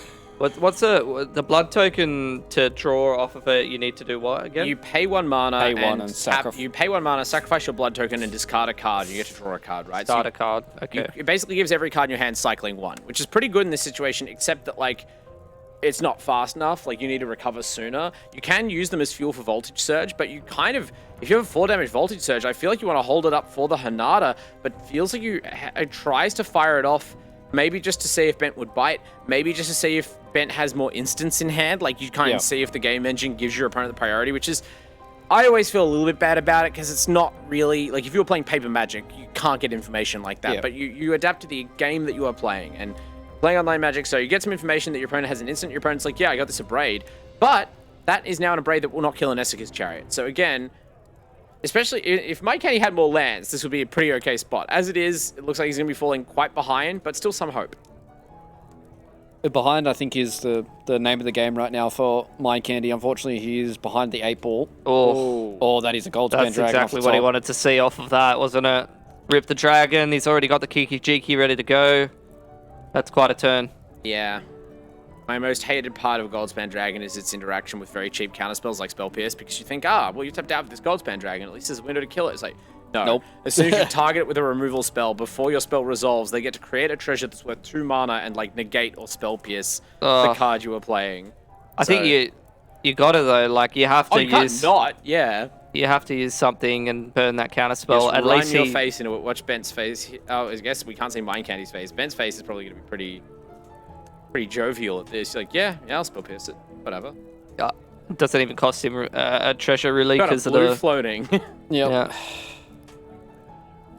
And now this is, Mind Candy has unfortunately run afoul of his own land count. And this is the problem with this sort of deck, I guess, is that if you're just doing these like 1-to-1 reactive cards, there's this idea that tends to play out more often in limited, I think, than constructed, just because you would expect constructed deck to be more consistent. But when you don't have cards in play, just trading removal spells with your opponent, even if they're good removal spells, doesn't feel that great. Like you're still just maintaining a board state where you're losing.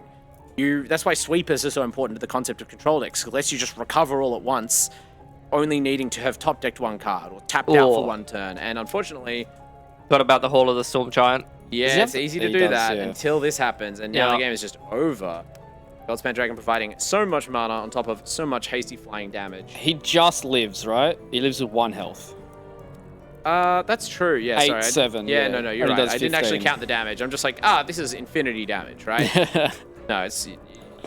I should do some. I mean, he could even Hanada on end step here as well with the amount of treasure tokens that he's creating. He doesn't have enough. Oh yeah, he doesn't because he can't. Yeah, it's like you have 4 mana, but you don't have 3 colors of 4 mana. But I mean, it's immaterial, right? And Bent knows this. So what's he gonna do? Are we mixing in some more bombs here? We're chucking in the hull breakers. You could. You see, this is. Bent, I would say it'll be interesting to hear from him, right? If he wins this, we will get an interview. But I want to ask how much of this was like built to beat Mind Candy, right? Because this is Hanada Opus, but it's a very specific Hanada Opus deck to be like running main deck Reckoner, Bankbusters, and Spell Pierce and bringing more in, right? You kind of have a feeling you're not playing against an aggro deck, and we did. As you pointed out, Pilski, Mind Candy was playing this sort of mid-range pile before, so Bent feeling very confident. Mind Candy taking a long time to think about this. This is already like a difficult matchup to navigate, if not just like a hard matchup overall for the deck. Yeah. And it's like, what is important for me to bring in? Do I want more removal? Do I try and slow the game down more? Do I try and cut some of the removal because it's like I can't hold them off forever, and I try and actually speed my deck up a bit? Yeah, he chucked the Sarolf in. He's gotten rid of his massacres. So Sarolf is good at exiling treasure. I'm a little bit surprised we don't see those rays. The Ray of Enfeeblement kills Hanada, and because it costs 1, it's very easy to play against her, even through her tax. So, yeah, it's pretty narrow, but, like, there are 2 creatures in the deck. It kills, like, 50% of them. I would run the risk. All right, let's make sure that we're not getting ourselves mana screwed this time around. Because Mind Candy, when his deck does well for itself, it really does curve out really nicely. So what are we looking at here? We do have the Blood Tide. The Duresses, he's mixed all those in, so he really wants to disrupt the hand of Bent here. Yeah, we haven't... It feels like we've seen way less Duress matchups than are usual in Standard, but, like, Duress is so important. Yep. In these sorts of... Like, this is how you can fight back, because we saw what happened earlier, right?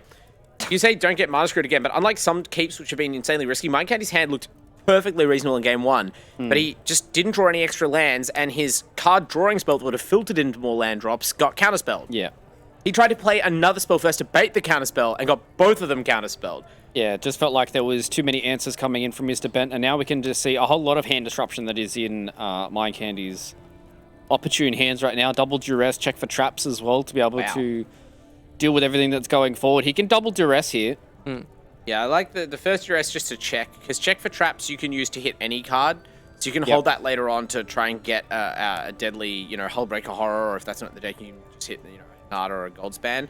Whereas the Duress, this is the time of the game where you mostly say, and negate to protect the information. Sure, yeah, you just know 100% that you are dropping this second Duress because you're thinking, why is he negating my first Duress? There has to be something spicy in this hand, and we can already see double Magma Opus, and The second duress is going to come out instantaneously. He just goes, thank you, see you later, mate. And Bent just goes, yep, all right, I'll give you that one. I guess he wants to hold the Jwari Disruption to play as a land. So I feel like otherwise you Jwari Disruption there instead of negate, right? It's like, yeah, I guess you can pay through this. Big play. Yep, that was in fact a big play. Your opponent probably wasn't expecting the double duress on turn 2. But yeah, Mind Candy now going to lose probably... Sorry, Bent going to lose Fable of the Mirror Breaker. And unfortunately just top decks another one. So that's the scenario that makes you just want to stop playing Magic. I spent all this effort discarding my opponent's key spell from their hand, and then they just cheated and put it back. Judge? Yeah. No judge calls in digital Magic, just the cold hard reality of the code, and now there is the cold hard reality of a 2/2 goblin treasure making token. At least Mind Candy has a lot of information, and you have a lot of tools here, right? Sarulf is really good in this spot. Like, this is the reason why we've seen Sarulf belatedly appear in the meta, is it really, really beats up these Jeskai decks. It deletes the tokens that Reckoner Bankbuster makes. It deletes Magma Opus's elementals. It deletes these goblins. It deletes the treasures that all these cards make. And it does this more or less for free. Still only on 2 mana, so thinking about the check for traps. He's gonna activate the ability of the Blood Tide. Trade 1 for 1. You need to blood token for a land here. You simply cannot sit on 2 lands and just try. Even if you weren't like mentally scarred a little bit from the experience of last game where you just didn't draw land, you just trusted the top of your deck and got burned. You can't afford to. And luckily for us and everyone at home watching and hoping for an even game, Mind Candy does manage to find a 3rd land. Wow. Well, now he's gotten rid of his Ren and 7, so I think that's a one-off in the deck, right? Not going to have access to that. No Tree Folk this time around, but we're going to go in for the Sarulf. Yeah. Part of the advantage of playing a mid-range deck is that you don't have any one single threat that's like so important. But yeah, it's definitely you definitely don't love discarding that Ren and 7. That hurts you. Yeah. So well, looking at the path towards these dragons this time around for Ben, he does have that a Braid sitting in hand. We got a Brybridge tracker. Those did a whole lot of work in some of those previous series. I remember, was it Mind Candy who had like 3 Brybridge back to back and just beat someone to death with it? I think it was Mind Candy. It was certainly one of these Jund decks that was coming out. But I mean, right now we're still again looking at this land brick that's coming in from Mind Candy. He's stuck on 3 lands. He hasn't been able to draw any more. He really wants to try and get towards his Eskier's Chariot and at least start hitting some faces. Maybe you Brybridge here and just start punching face.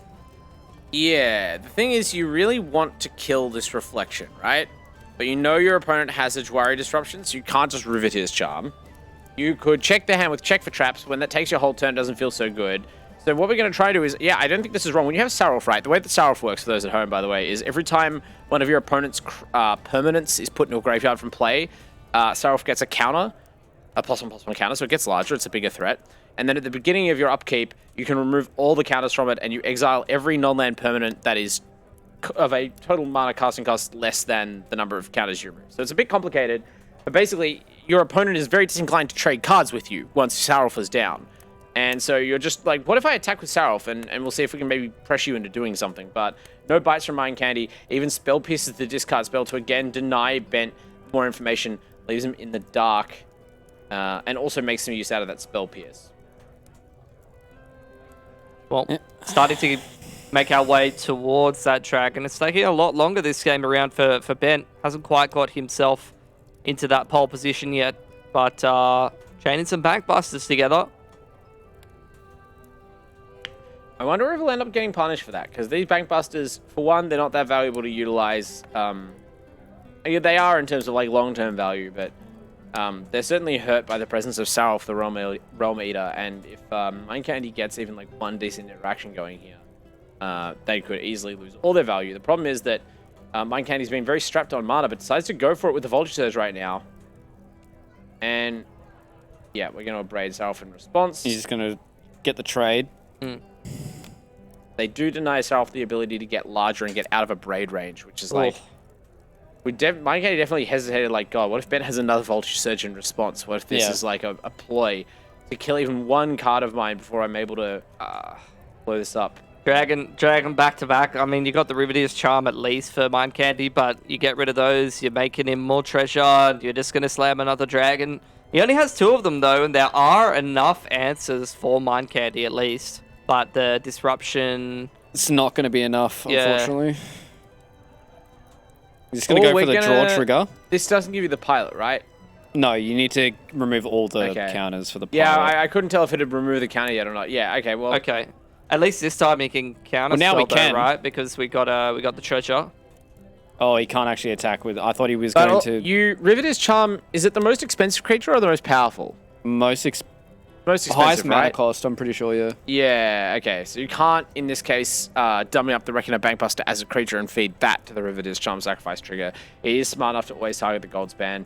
Yeah, highest mana value, so that's unfortunate. You don't have a mana to double Jari Disruption. Ouch. Wait, hang on. No, you... Backbuster costs 2, yeah. Okay, we're 1 short. That's so brutal. That is unfortunate, but either way, he now at least gets himself another treasure token off the top of that. He gets himself a little crewman and another dragon. He just keeps drawing bomb after bomb after bomb. And now we have that one that pilot's a 1/1, but it crews vehicles that were a 3-power creature, so But it's able plus to 2, immediately right? jump Yeah. in. The Bankbuster, having now taken all the resources out of the bank, it's dropping all the cards, all the treasure token, making good its escape straight through Mind Candy's life total, which drops down to 2. And, yeah, this is how I expected this matchup to go. Bent just playing big boy cards and Mind Candy kind of scraping some things together, but ultimately... have lands in one game at least, but this has been brutal.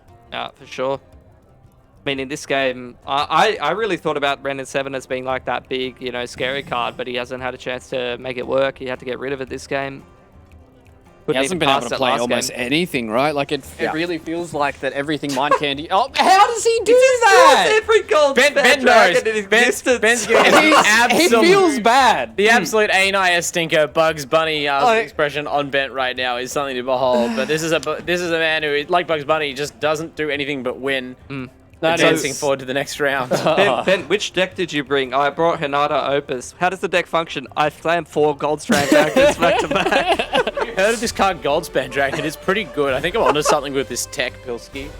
You should try it out in your decks on MTGA Arena. It should just be called Goldspan Dragon Goes Brr at the end of the day, because like it really does feel like that.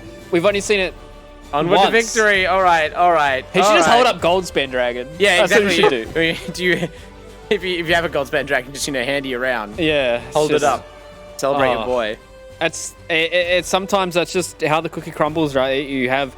He had 3 Riveteer's Charms for all of the dragons. He dealt with 3 of the dragons, and unfortunately there was a 4th dragon that said, hey, and wanted to end the series. And he gets it done in 2 games. But, I mean, we've talked about this Hinata Opus deck, and we've talked about how good it has been. The one game that it won outside of this series has been from hitting a Hinata and the Opus. But, I mean, now it just seems like it's the Goldspan Dragon show bard, and what are you supposed to do, man?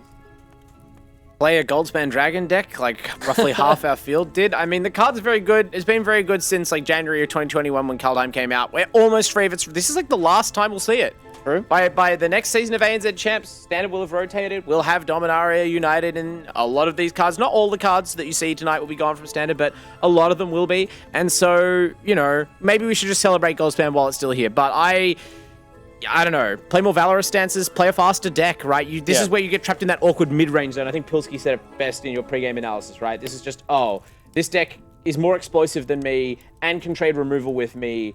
What am I meant to do here? Yeah. I mean, I'm sure Luke's heard the joke about Dragon. We're dragging ourselves away from this series. We're going to go to a dragging break, away ladies and with gentlemen. Pilski's microphone. Yeah, we're going to drag ourselves away from two-man Pilski. cast. And that means we get ourselves into series number 3. So we're going to take a break here in the ESL Tavern. We're going to be back with more Magic the Gathering Arena. So make sure to join us after this. Oh, that is a Goldspan Dragon. That's exactly what he wanted to see off of that, wasn't it? Rip the Dragon. He's already got the Kiki Jiki ready to go. That's quite a turn. Yeah. My most hated part of Goldspan Dragon is its interaction with very cheap counterspells like Spell Pierce, because you think, well, you tapped out with this Goldspan Dragon, at least there's a window to kill it. It's like, no. Nope. As soon as he just lives, right? He lives with 1 health. That's true, yeah. 8, 7. Yeah, no, you're right. I didn't actually count the damage. I'm just like, this is infinity damage, right? No, it's... I should do some. I mean, he could even Hinata on end step here as well with the amount of treasure tokens that he's creating. He doesn't have enough. Oh, So I feel like yep. otherwise you worry disruption there instead of negate, right? It's like, yeah, you can. I guess you can pay through this. Big with play. this. Yep, that was in fact a Your big play. opponent probably wasn't expecting. Now at least gets himself another treasure token off the top of that, gets himself a little crewman and another dragon. He So just keeps just drawing bomb after bomb after bomb. And now we have that one pilot. That pilot's a 1/1, but it cruised vehicles that were a 3-power creature. So But it's able plus to 2, immediately right? jump Yeah. in. The Bank Buster, having now taken all the resources out of the bank, it's dropping all the cards, all the treasure token, making good its escape. Straight. really feels like that everything mind candy. Oh, how does he do that? Every gold Ben knows. dragon in Ben's existence. giving the He absolute, feels bad. the absolute ANIS stinker Bugs Bunny expression on Bent right now is something to behold. But this is a man who, like Bugs Bunny, just doesn't do anything but win. That Advancing is- forward to the next round. Ben, which deck did you bring? I brought Hinata Opus. How does the deck function? I slammed 4 gold strand daggers back to back. Hey, look, menu pog. You can gain up to 4 life, but you're dead on board. That's all over. Yeah, and that's just the way the Wow. cookie crumbles, right? Sometimes you get aggroed. What's he trying to say to us? Onward to victory. Onward to Ah. victory is the name of that card. The split card. Yeah, Ben gives us the thumbs up, and it's even red-white. You couldn't pick better. Great card selection. And what goes around comes around. If you're sick of me, don't forget to bear in mind. There's nothing worse than being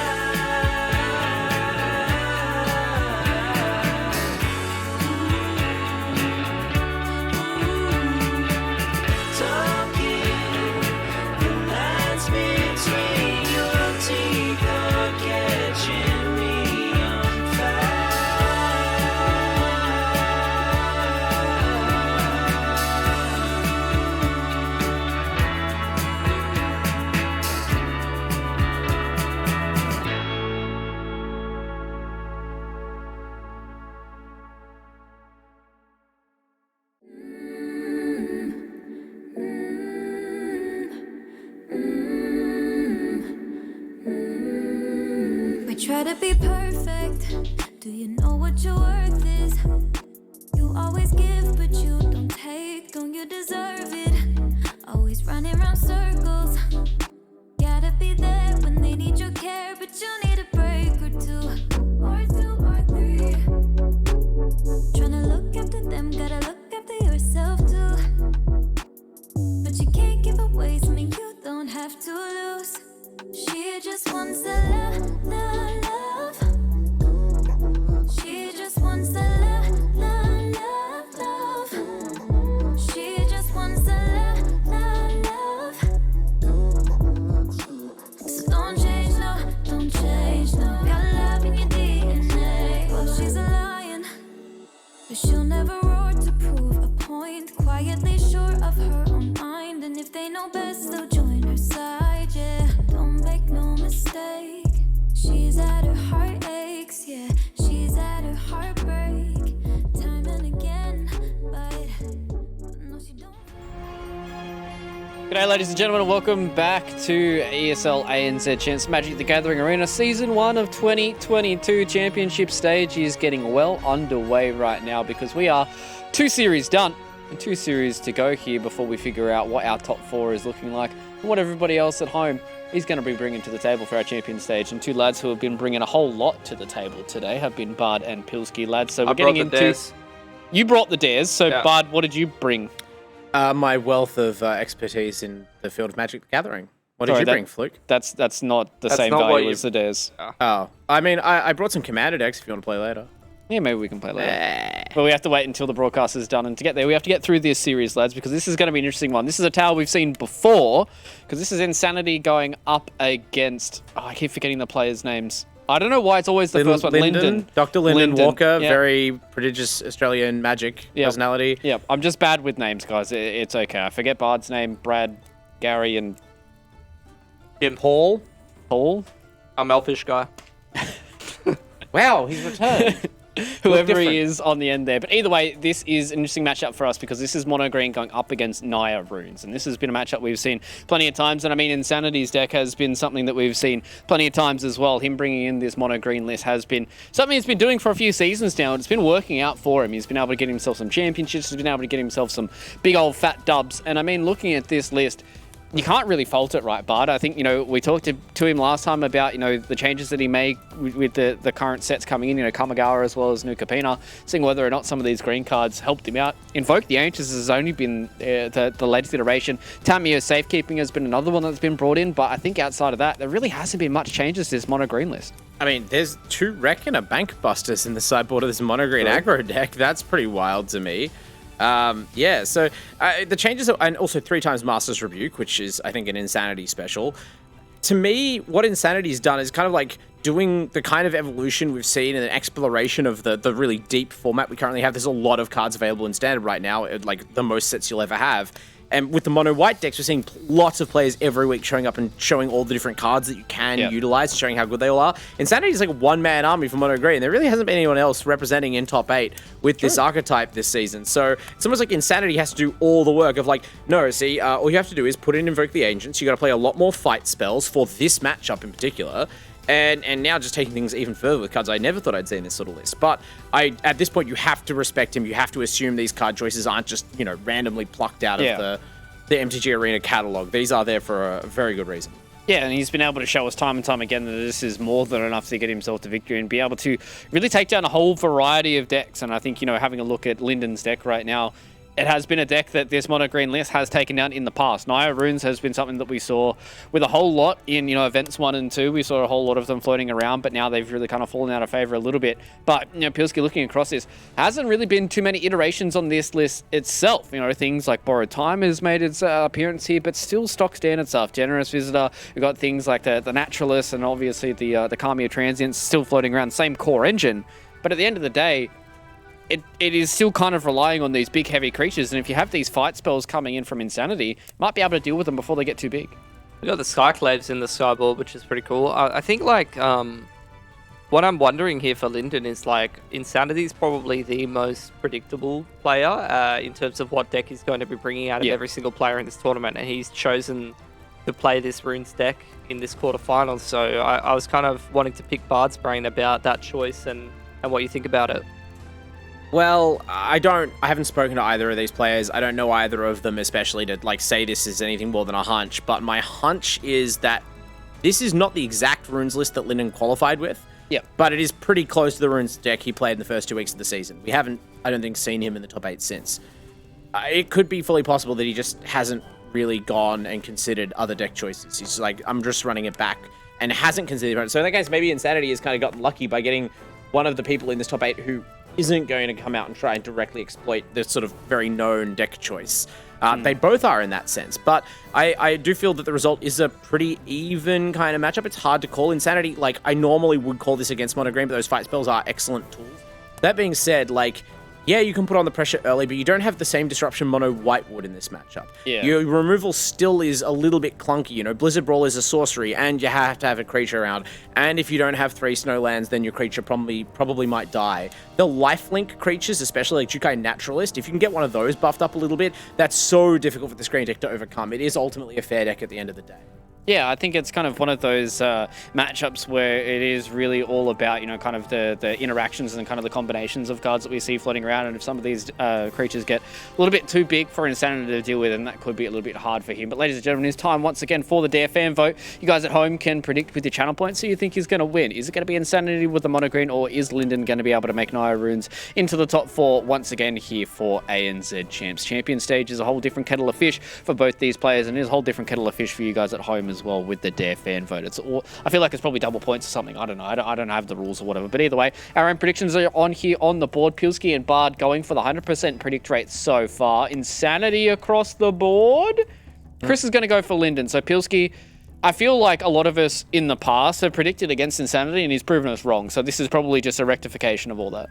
I feel like I've always predicted from Insanity and has nothing to do with his deck choice or anything like that. But I'm still waiting for the game where Insanity like bricks. Like, I've played a bit of Mono Green and I'm still waiting for the game where Insanity has like 3 Blizzard Brawls in his hand and can't use them or something like that. Because he does have like a fair bit of these like spells which like he wants to utilize on his minions or his creatures rather, to be able to just you know, use it as removal and things like that, or even like have a hand where it's full of like snakeskin veils or something that's too expensive to cast. And I still haven't seen one of those games where he bricks, and I feel like it's like every second game that I played at Mono Green when I was actually playing Magic was just like bricking too many spells and then dying.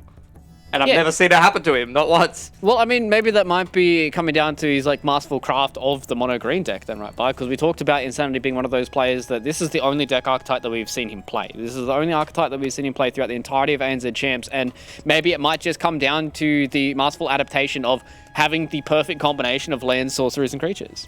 I think we asked him this last time, and that was basically his answer. He didn't seem to want to really like blow smoke up his own deck building too much, but he basically said, yeah, I think it's pretty well tuned how it is. There's definitely luck involved, Pilski. Maybe this will be, unfortunately, the time where he breaks at the worst possible moment, but I think it does also speak to the fundamental consistency of mono green, even more so than something like white aggro, where you got, well, my Adeline is good at dealing a lot of damage, but my Apparition is a disruptive card. Like, this green deck is just like, oh, everything that I have is like a 4/4 for 3. You're just going to die really quickly, basically, no matter what.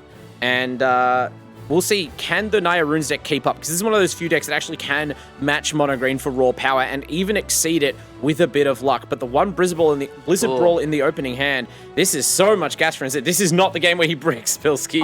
I feel like both of these opening hands are kind of insane. I'm not going to lie. Like, Linden has got everything he needs. He can really start chaining those runes together. He's curved 1-drop into 2-drop. Insanity's got plenty of lands to work with. He's moving in the Sculptor here. I thought Insanity, honestly, was just going to pull the trigger and Blizzard Brawl away the Naturalist because it's so important. But I'm not saying it's game losing or anything, but we are about to see Linden demonstrate a combo that we didn't even see in some of the tournaments where Naya Runes players qualified, which is having Runeforge Champion and Jukai Naturalist in play at the same time and Runes in hand. So the Runeforge Champion makes all the runes in your deck cost 1 generic mana instead of whatever they normally do. And helpfully, Jukai Naturalist makes all enchantment cards cost 1 less generic mana, which means that, as you can see, the runes cost no mana and draw you a card and buff your creatures. That's his turn 3! What is that?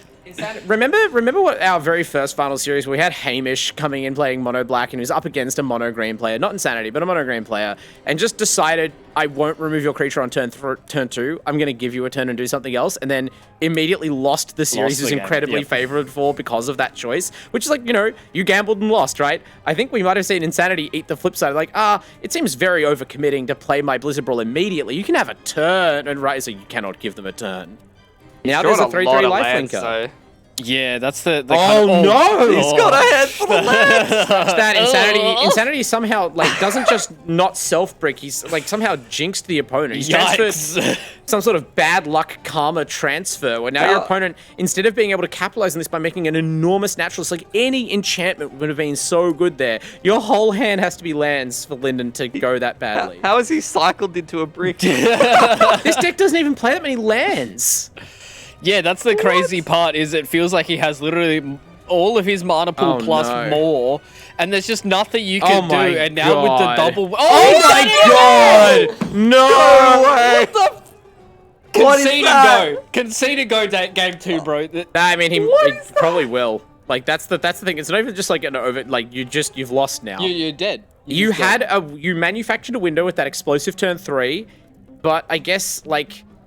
You play all the spells you draw, and then draw a couple of lands, and if the next cards are a couple more lands, you just don't win Magic, I guess. Linden's gonna play it out, but Linden was smiling at the Magic gods for his opening hand and going, "Yes, I have my combo. I have the perfect ramp. This is gonna be a turn 3." Oh my god! Just draw a couple of cards off the pack leader straight into another Blizzard Brawl. Right, like Insanity just never draws a bad card, right? Like Snakeskin Veil, pretty dodgy in this matchup, especially in the Sport State, would have been like a mediocre card to draw. Could have drawn a couple more forests. We see it's possible to draw a lot of lands. Insanity, no. Peels like every copy of Werewolf Pack Leader, every copy of Old Growth Troll. Man, if Insanity and Bent play together, there's going to be a real showdown of the luck of dogs. Yeah, the goddamn draws. Actual luck of dog. Get a golden, like a little dog trophy or something, hand out the season on luck of dog award. Yeah, we need some champions of the luck of dogs right now, because this is insanity. This is definitely insanity. Again, there's a reason that you play a consistent linear aggro deck, so you don't have to worry about bricking. You know, it's a real mathers for blockers stuff. You're like, whatever. I turn all my creatures sideways, I play some more creatures. And sometimes you got to play carefully, and then sometimes you don't, because your opponent drew every land in their deck. Linden will probably shrug this off, but with only a titanic effort of will, and that is a huge blow to your chances in this matchup. You really want a game 1. Look at Insanity's reaction as well, like sigh of relief. You see that opener from the Runes deck, and you're like, I'm dying, I'm dying, I'm dying. I need help. Send the police. Send all of the police. That's a beautiful example of call an ambulance, but not for me. But like, call an ambulance, but not for me. He's like, you're confident, right? That's like your opponent like dropped their gun and you picked up. Call an ambulance for yourself. I have no idea what must be going through Linden's brain right now. Just be like, yes, I got the Visitor, I got into the Naturalist, I got directly into the Runeforge Champion, hit double runes, and just went, oh no, I'm just lands from here on out, bro. That's all I got. So he's even dropped the Runes of Haste, which is kind of crazy. Well, Runes of Haste, they're probably the least useful runes in this matchup, and like, because if you really just want to be tutoring up the lifelink ones and the trample ones, and the haste runes are really for control decks anyway, I think, in the most part, because they remove your vulnerability to just getting board wiped every turn. You got to make room for something, right? It's not that the runes of haste are bad. It's I would really like to play more removal. I want these Skyclave apparitions. Yeah. Wait, did he chuck the Skyclaves in? I wasn't paying attention. All of them in. Yeah, this is the matchup they are here for, arguably. This and the Runes Mirror. Yeah. So let's see what he can open up with this time around. He's got himself a Skyclave apparition, double Naturalist as well. This is really good, because those Naturalists are going to discount Showdown, and then Showdown. This is the deck that by far uses Showdown of the Skull to the best in Standard. Like, you get so much actual +1/+1 counter value out of it, and these are the creatures you want those counters on. Insanity, of course, has the first Blizzard Brawl. Actually, sorry, we do also see we've brought in Master's Rebuke, so this is the other fight spell. This one's instant speed. So the reason I thought game 1 was really important for Linden is this deck particularly is good at beating sorcery speed removal, because you can just grow a creature like outside of the range of removal spells before they can react. But with Master's Rebuke in play, it's way easier for Insanity to sort of play around the danger spots. And now look at the turn for Linden. He doesn't have the 2 white mana, so he can't have a mana efficient turn where he Skyclaves the 2/1. Is this Insanity bricking? No. The brickest part is that he played Lair of the Hydra, so it would enter untapped, which means that if he casts Blizzard Brawl here, your creature won't gain Indestructible because you don't control a third snow permanent, but you're happy to trade. Like, if that's your brick, like, I'll take that luck. Yep. Starting to look at Insanity's hair and like, is this spiky enough to qualify as a Yu-Gi-Oh protagonist? Could he access? Could he be tapping into the heart of the cards? And is that against tournament integrity rules? Well, I think it's going pretty well though. Like he did find that second white mana, so now he's able to Skyclave the 2/2. Werewolf Pack Leader comes out, you can Skyclave that as well, and you're feeling great. You've had all of the fight spells pretty much taken out of the hand, and now important showdown though. I don't know how much Linden evaluates what the last two cards in Insanity's hands are, but those are like the two hardest to answer cards in his deck, right? You can't Skyclave those tokens. They're bigger than all of your creatures by default, and you really need some extra beef. You need the card draw and counters provided by these two showdowns. So we can see the first right for now, everything. as you said, there's a first for everything, but 2, 4, 5 big boys that have vigilance on them is going to be ever so hard to deal with, especially now. You get these +1/+1 counters are going to be able to go down onto the Kamiya transits. You're going to be able to... Yeah. What would you... I was going to say, you double showdown here, right? Get yourself an extra set of cards. You're going to make a very, very big Skyclave. It's very slightly awkward, right? Like in a situation where it's like, do the thing that has the least chance of you dying right now, you don't play that showdown, right? You play a bunch of cards out of your hand, you play the lifelink rune, you play anything, right? You're not likely to die in one turn for 15 life, but you can get put in a really bad spot, especially if there's fight spells. But if you don't play that showdown right then, it goes forever to the exile zone, and it's very, very, very hard to make that call as Linden. Wait, is Snakeskin 1/1? Snakeskin gives a +1/+1 counter. Alright, so he's also, trade Werewolf Pack Leader can just pump itself. It will trade still. It becomes, I think, a 5/3 trampler. Yeah, 5/3, yeah. Yeah, so you can, but that attack, you're not just showing your opponent that you have a Snakeskin. You're like, well, I'm willing to spend some mana to trade with you. But your opponent, might underestimate, well, if they trade with me, then they're not playing a second spell this turn, so I'm happy with that. And then they only spend 1 mana on Snakeskin. They can still play a Troll. Alright, so he's gonna pump it. But now he can't rip the Troll this turn. Yeah, choosing to value the extra card over the mana. But your opponent's gonna immediately realize you're holding up Snakeskin. So... Yeah, I guess the question is now, though, is because you're going to be able to rip the Naturalist and the Runeforged champion here. You have enough mana to do it, right? Yep, this is insanely good. You're going to be able to attack with the world's biggest life-linking trampling Kami. This could just be the game right here. This potentially could be. This is Insanity Bricking. Insanity Bricking is this card in hand being Snakeskin Veil and not Master's Rebuke. If he was truly the God Drawer, he would have the instant speed fight spell, and he would mop this Kami up like in response to these first couple of triggers. Just look how big it's going to be, and then you're going to be able to, as you said, put the lifelink rune on it as well. You're going to be able to drop the Rune of Might. Yeah, and this is by no means guaranteed, right? This is Linden's basically only window in this game so far to do this, and by next turn he could be dead if this exact sequence didn't happen. But Linden, that second showdown was the right call, clenched his teeth, hit the right cards off it. Now he's able to make this line of plays. So instead of running a Skyclave apparition into that Snakeskin, you can't even Skyclave. He's just gonna pump it up. He's gonna make this bad boy as big as he possibly can. This is where me coming from a Hearthstone background in terms of TCG, these are the MTG turns, and I'm like, okay. Yeah, MTG. He just concedes. He made a thing. He did a thing. It's like in MTG normally when that happens, it's like my opponent is demonstrating an infinite loop, and I've made them click the button enough times. I'm sick of giving them arthritis, so I'm going to concede. That wasn't even an infinite. That's just I guess I draw a card and I play this and I draw some more cards. As an Enchantress player myself, big fan of that play style. Normally not so aggressive about it. I prefer to just sort of use the cards to make some more mana and then, I don't know, figure it out later. But that was certainly demonstrative of how explosive the Naya Runes deck is. As big as the green creatures are, there's just no fair creature deck that competes with that. Yeah. Got to appreciate the name of the deck from Insanity as well. Here we go. Just Insanity walking slowly into the middle background. It's just got this green deck on it, walking into a bunch of snow-covered forests. You just look at his MTG, his arena, deck. Yeah. thing, and it's literally just that one deck that just says "Here we go again," like nothing else in his library at all. It's 90 different mono green decks that all have Blizzard Brawl as like the saved icon. There's like no! He's breaking in the most important game. Pilski, who's 2-1 Landers. Pilski claimed to be his biggest fan all this time, has secretly been just building up enough negative karma to finally curse Insanity into the worst hand. Do you have to mull the 5 here? No. Do you believe? How hard do you Oh, believe? he mulls the 5, and then he gets 5 land. That's fine. This is fine. This is fine. Yeah, this is actually like the best 5 cards. Oh. You have land, Sculptor of Winter, turn 3 Esika's Chariot. You can't have a better 5-5er than that. Even your lands are active, right? Because you only need to keep one of these snow-covered forests for Sculptor to work. You can keep Lair, Boseiju, Snow-Covered Forest, have a turn 3 Esika's Chariot, maybe still have Boseiju in hand, have a Lair on the board, have a 2-2.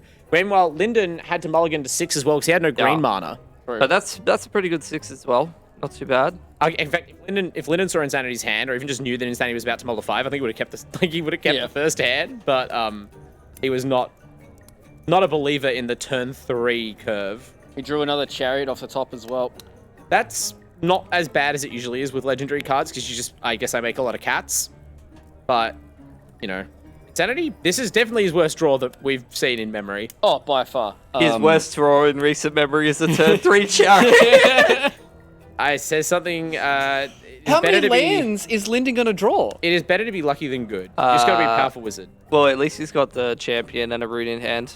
Yeah, the rune is a redraw and the champion is a redraw because the champion does also tutor you up a rune. Yeah, that is true. It is. I'm not saying that Linden hasn't seen a statistically quite embarrassing number of lands, but it is also the nature of a deck that draws as many, like all its spells cantrip. So it's like you're going to end up with a flood of lands in your hand because you can only play one of those a turn and everything else in your deck costs nothing. Those won't be in your hand. He pulled an oddity off the top as well.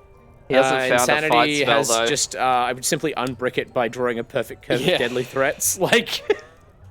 The oddity's even a mana sink. The problem is though, like he can curve out like this, but he hasn't found like a fight spell at all. So this is going to be a pop off from Linden here for sure. You're definitely right, Pilski. Until he has that interaction, it's sort of like Insanity has to race the top of Linden's deck. Yep. However, this is a pretty good clock. Yeah. Surely you just take the 8 here, right, and just hope that you get. Oh, he did take the Rune of Might, not the Sustenance. He might double block, right? Because you're only going to lose one of the creatures. You're going to lose the champion if you double block.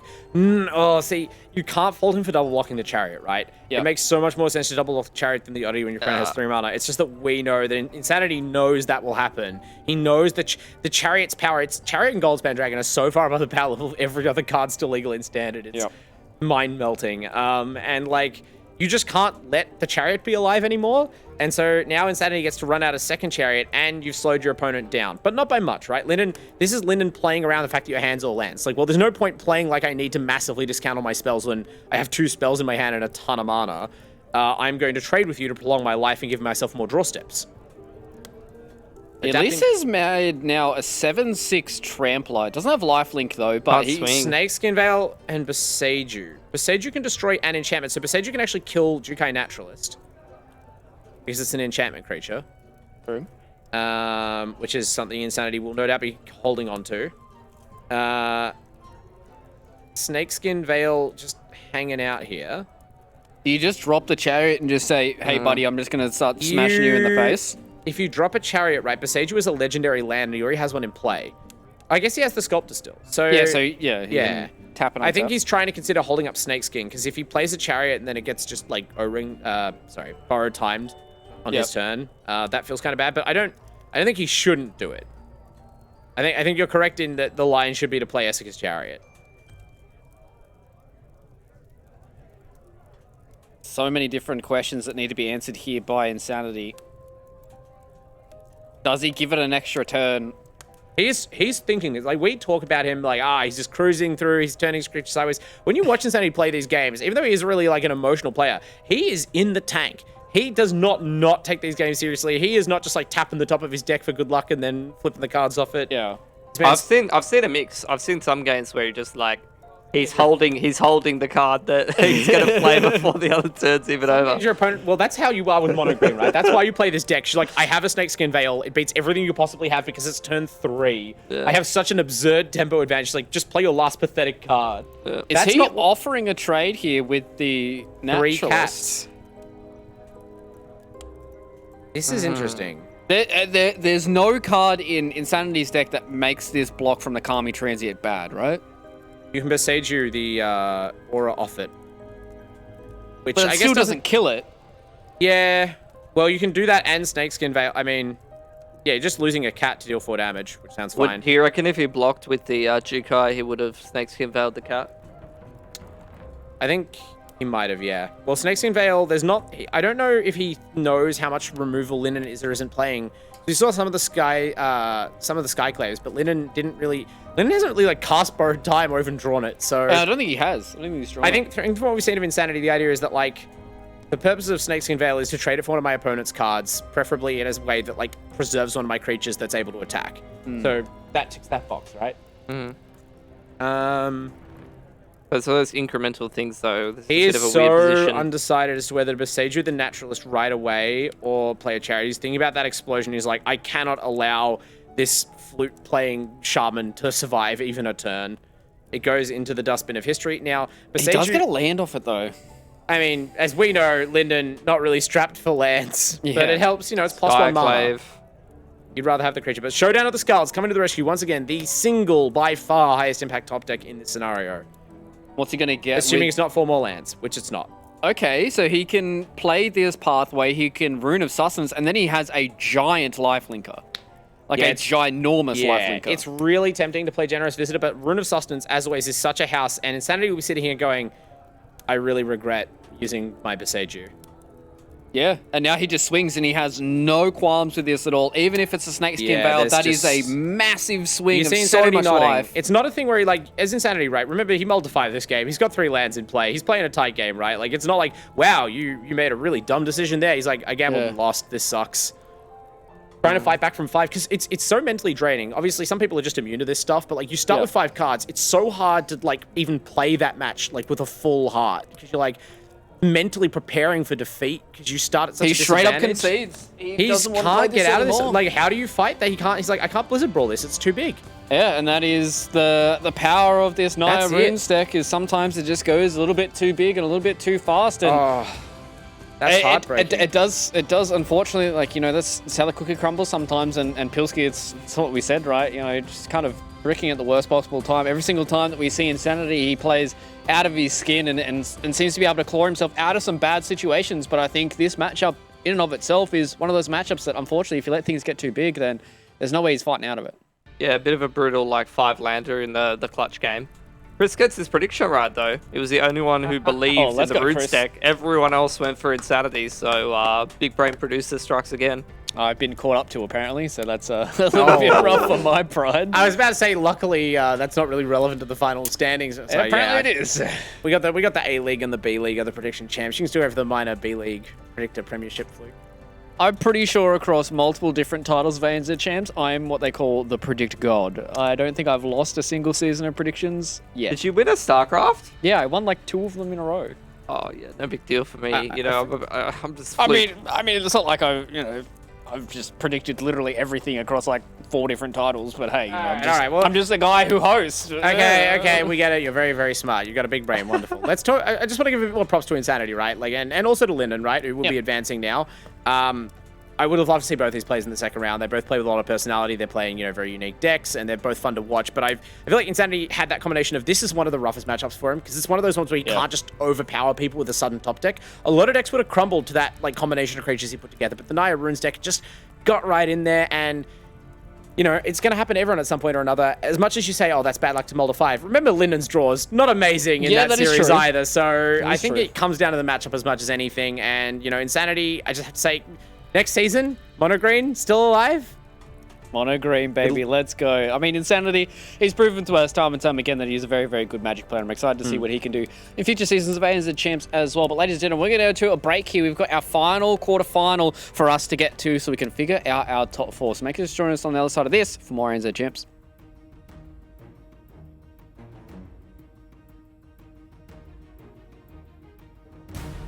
helpfully, Jukai Naturalist makes all enchantment cards cost 1 less generic mana, which means that, as you can see, the runes cost no mana and draw you a card and buff your creatures. That's his turn 3. What is that? Remember Linden to go that badly. How is he cycled into a brick? This deck doesn't even play that many lands. Yeah, that's the crazy part, is it feels like he has literally all of his mana pool plus more, and there's just nothing you can do. And now with the double... Oh my god! No way! Concede and go game 2, bro. This is But I mean, insane. again, there's a reason that you play a consistent linear aggro deck, so you don't have to worry about bricking. You know, it's real methods for blockers stuff. You're like, whatever. I turn all my creatures sideways and play some more creatures. And sometimes you gotta play carefully, and then sometimes you don't, because your opponent drew every land in their deck. He's gonna pump it, but now he can't. Rip the troll. He's just gonna pump it up. He's gonna make this bad boy as big He as has possibly lifelink. can. This is where, like, me coming from like a Hearthstone background, does TCG. These are like the MTG turns, and I'm like, okay. Yeah, and you just can't let the chariot be alive anymore. And so now Insanity gets to run out a second chariot, and you've slowed your opponent down. But not by much, right? Linden, this is Linden playing around the fact that your hand's all lands. Like, well, there's no point playing like I need to massively discount on my spells when I have 2 spells in my hand and a ton of mana. I'm going to trade with you to prolong my life and give myself more draw steps. Yeah, and now he just swings and he has no qualms with this at all. Even if it's a snakeskin veil, that is a massive swing of so much life. It's not a thing all hard. I feel like mentally preparing for defeat, do you start at such a He straight up disadvantage? concedes. He just can't get out of this. Like, how do you fight that? He can't. He's like, I can't Blizzard Brawl this. It's too big. Hey, look, menu pop. Fingers crossed we can get a Sorin. That's what I'm hoping for right now. I'm hoping for a nice little Sorin. But let's see if we can get anything closer good. to the mic, dude. I need the I need the full experience. I can't. I'm so bad at opening pack. I don't even know what I'm doing. I can't hear Place the your bids crinkle. now to own the rare out of this pack. Oh, that's the stuff. Oh. I can't.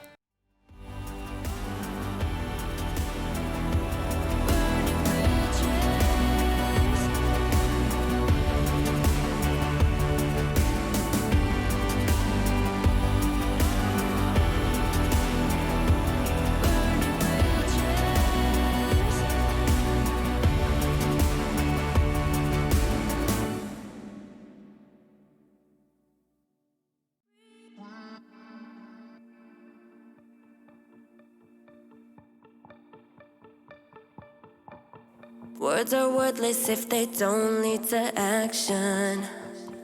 I don't act solely on attraction. Don't love me later, love me now. 'Cause we got more than just a chemical reaction. Don't make me say it right now. Don't make me pray right now for you. I just wanna stay right now. I need to say right now, what can I do? Yeah. Unless I'm with you. Yeah. I can't breathe. You're like energy. I'm gonna make you mine.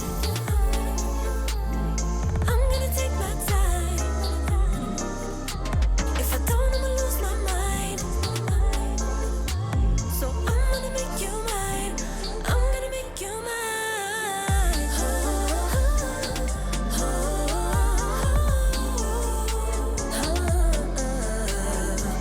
I want you to myself. I know I'm not myself around anybody else. I'm not myself around anybody else. Hey, yeah, play me, save me, need me, don't leave me, roll me, smoke me, don't hold me up, just hold me. I want you to myself. I know I'm not myself. I'm gonna make you mine. I'm gonna take my time. If I don't, I'ma lose my mind. So I'm gonna make you mine. I'm gonna make you mine. I'm gonna make you mine. I'm gonna take my time. If I don't, I'ma lose my mind.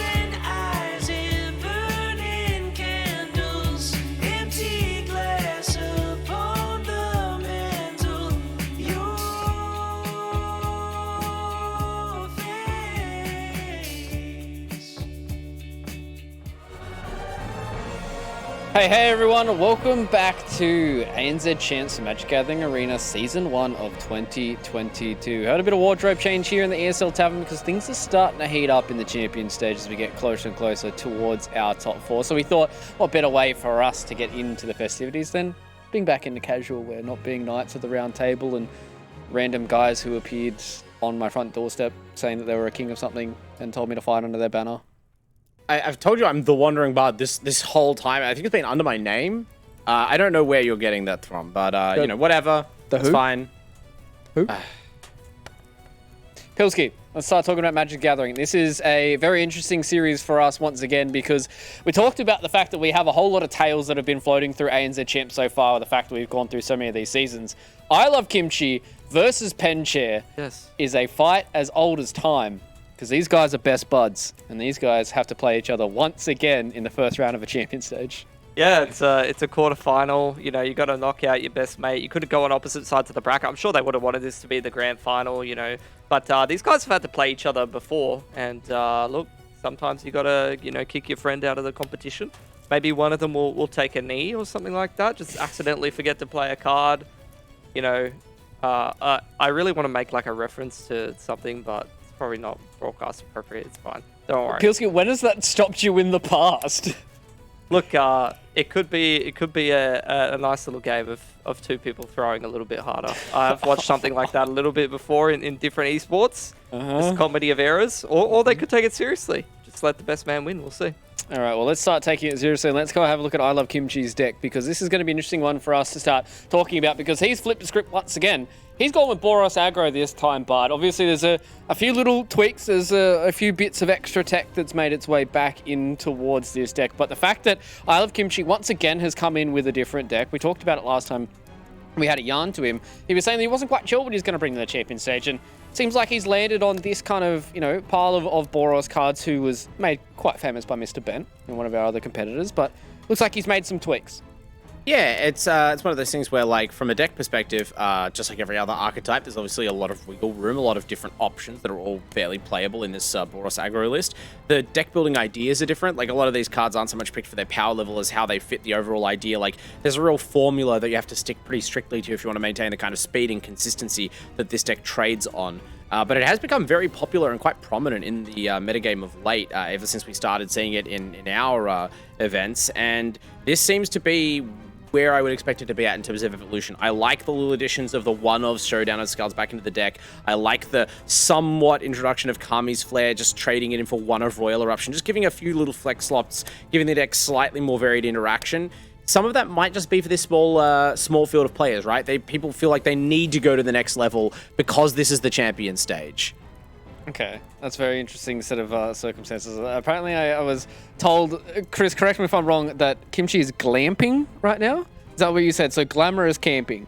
I'm not quite sure how that's going to translate into one of those like $6,000. We're going to see the background. He's going to be on his phone in one of those like $6,000 tents that has like a spa in the tent. Probably. He's going to have some hectic smoke him if you got him. Man, I mean, I'm excited to see what his player camp's going to look like. If there's going to be like a kangaroo that bounces past, maybe a wombat comes and says hello to his little glamping trip. That's going to be an interesting tale for us if here. Kimchi wins, has to give us a house tour of his glamping setup. Maybe we can have a chat to him a little bit later on if he does get the dub. But let's go and have a look at Penshare, his mate on the Rift, and see what he's bringing to this one. And this is an interesting one. Grixis Vampire. So Pilski, obviously we are having an introduction of a few brand new cards here coming in towards ANZ Champs. You know, things like Corpse Appraiser is always nice for us to see. But across the rest of it, there's still a whole lot of these cards that we know, and we know that they're good in and of their own value. And it's more about, you know, this kind of Grixis mid-range, trying to play around the things like the Vampires and trying to, you know, get that little bit of extra card advantage, right? Yeah, I think, you know, it has already a lot of tools that are going to do him a lot of favors in a matchup like this. Like, if he gets a nice clean meat hook, you know, you got your nice little removals in there, like Infernal Grasp. If he's able to land something like a Sorin, then that could really be where he could really start to stabilize and take over the game a little bit more. So we'll see how it goes with it. He's got Voltage Surges as well. He's got a whole bunch of removal that I think could do him a lot of favors and just keep him going. Yeah, and it seems like obviously he's got a whole lot of value generation from things like, you know, Kaido Shizuki. He's also got Sorin that's floating around. You know, he's got things like Valkyrs, Wallbard that can, you know, be quite prominent in this first kind of matchup that he's got. even think if we've ever seen the backside of Valky cast, but I'm waiting for it. This will be the match. Somewhere today we're going to see Tybalt show up and ruin a game. But there's, a lot of weird one-of and two-of cards in this deck that can be very explosive. And with Corpse Appraiser and Fable of the Mirror Breaker, you're actually quite likely to find them when you need them. Yeah, exactly. And I mean, being able to get towards those kind of quote-unquote combo cards is always exactly what you need when you have these kind of mid-rangey, kind of different decks that are floating around. And I'm always excited to see when we get these new lists that come through and about what they can do inside of ANZ Champs as well. But ladies and gentlemen, it's that time once again for the Dared fan vote. You guys at home can use the channel points to predict who you think is going to win for this series. Is it going to be Penchair or is it going to be I Love Kimchi who's going to move forward here with his Boros aggro deck? That's the real question that you guys in chat have to talk amongst yourselves and see if you guys can figure it out as a collective. Majority does rule here in ANZ Champs, so please do keep that in mind. It is for the entire series, not just each game. Either way, it is time for us to talk about our own predictions here on the desk. Chris has even Stevens. Oh, damn. Oh, my God. Wait, Chris might not finish last? I don't know what's going to happen if Chris doesn't come last in our predictions. He might have to change his picture from, like, the pain picture to, like, a happy one. I want to see a happy Chris if he gets above, like, Max and you, Fluke. Maybe he gets like a little bit more of the ego that I've had over the couple of years here for ANZ Champs. So let's flip him over and let's see what we've got going forward here. So Penchair on the opening and then I Love Kimchi for the middle. So Pilski, as always, what little arbitrary point did you use to choose I Love Kimchi? I always pick kimchi. I love kimchi. I had Korean food last night, so you just on the kimchi train? Yeah, I saved like half the kimchi because I want to put it in my dinner tonight. I thought you were gonna like bring it on the desk. No, I didn't. I didn't bring it. Kimchi doesn't mix so well with dare. That's all I'll say. Oh, for me, for me at least. That's no slide on dare. I'm just saying, in my stomach, not a chance. I'm 26 now. I've got the digestion of a 70-year-old man. It's all over from that point. You can't deal with pickled cabbage and iced coffee.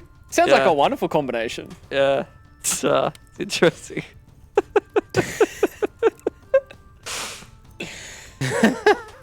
We're gonna go to the game. Okay. Don't worry about what I picked. It doesn't matter. I don't have I can't possibly live up to that reasoning, right? Like I'm on level 1 brain here. Pilski level 5 million brain. My brain hasn't reached level 1. Still working on it. He's no kimchi cam. We've been robbed. No. Well, at least we can watch Penchair. Penchair doesn't look like he's going easy. That's the face of a man focused on destroying his friend. This is like a fated duel, you know? He didn't get invited glamping. Yeah.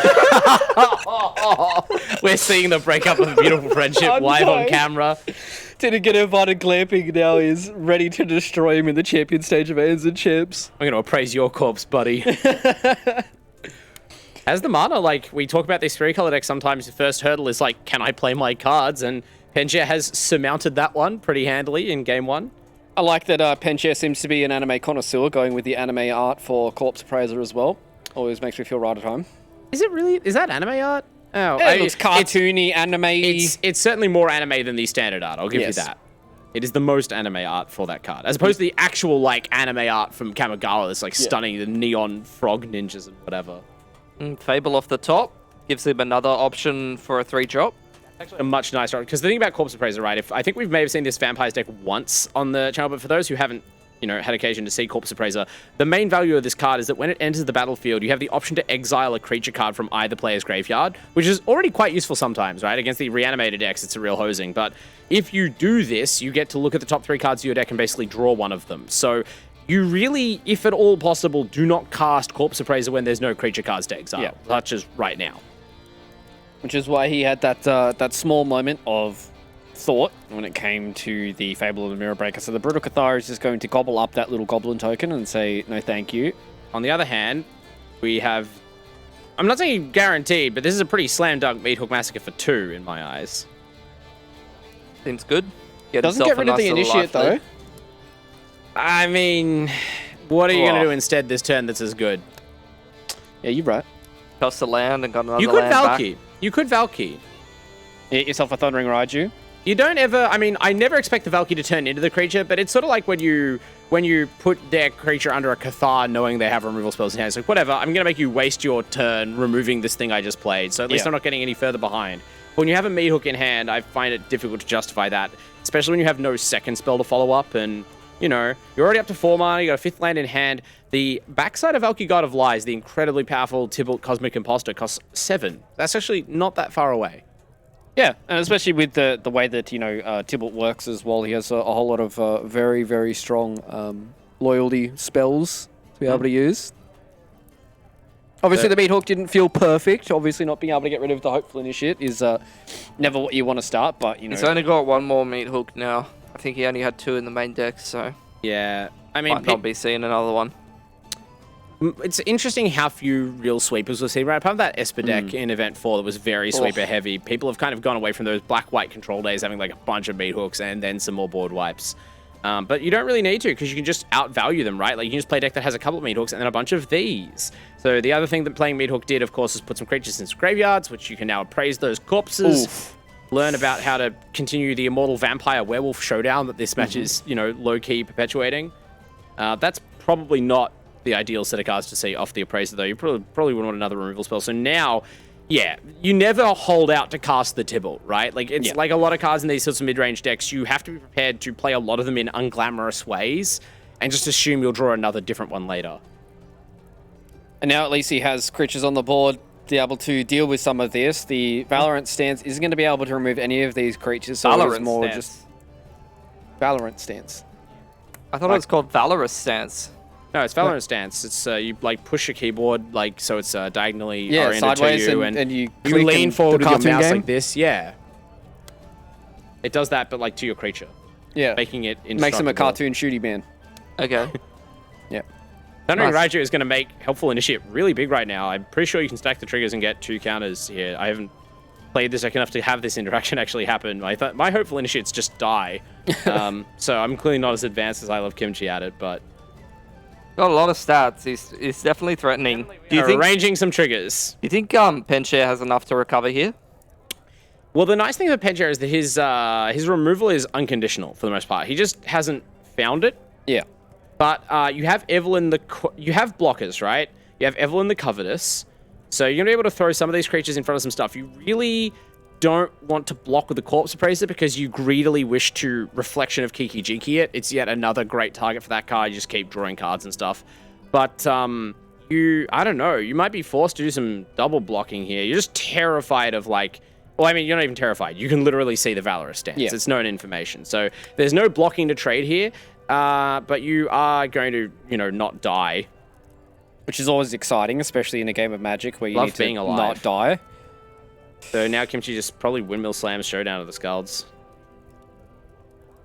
How much does he get out of it, though? That's the real question. Well, how much do you get out of playing like either of the other cards? That's true. The Adversary has haste. I guess you could recur something with the Adversary, like while your opponent's tapped out. That's like somewhat real. That's a lot of extra pressure. But I think Showdown is one of those cards where it's so reliably good. It just does so much that it's hard to imagine it not paying off, even though actually it is, you know, possible you could just, you know, reveal some lands or whatever. It does appear that he is going to use the Hopeful Initiate trigger here to destroy the Kiki Jiki. That's a good line. Fair enough. And now hold up the stance and then next turn Adversary. Yeah, so that's pretty smart. You don't waste the Adversary trigger. You don't waste the Adversary's haste. You still get to hold up the stance and you put them in check as much as possible for next turn, which is always a good move when you're the aggressive deck. You probably want to pick the thing that ends the game next turn. Mm-hmm. Now Penshare just trying to think, is there even a sequence of cards on top of my deck that could save me? Hard to imagine it. Very low. Yeah, he really doesn't have much, right? Like, even if he plays the Lounge, he can Fable for an extra blocker, but he can keeps you alive for an extra turn. Lounge and draw into a removal spell, but like the removal spells in his deck, he has like Infernal Grasp, which costs him life. Yep. And with a hasty, bloodthirsty Adversary, I mean, I'm sure Penshare is like holding up everything until the last minute because whatever line you potentially have, it involves going into an instant, and you want your opponent to tap out so that your instant doesn't get blocked by Valorous Stance. But Kimchi probably just doesn't have a reason to do this. You can make the Adversary a 3/3 because you put counters on it as part of this trigger. Attack with the Raiju. I mean, the Raiju ping. This is so lethal. This is 1,000 times lethal.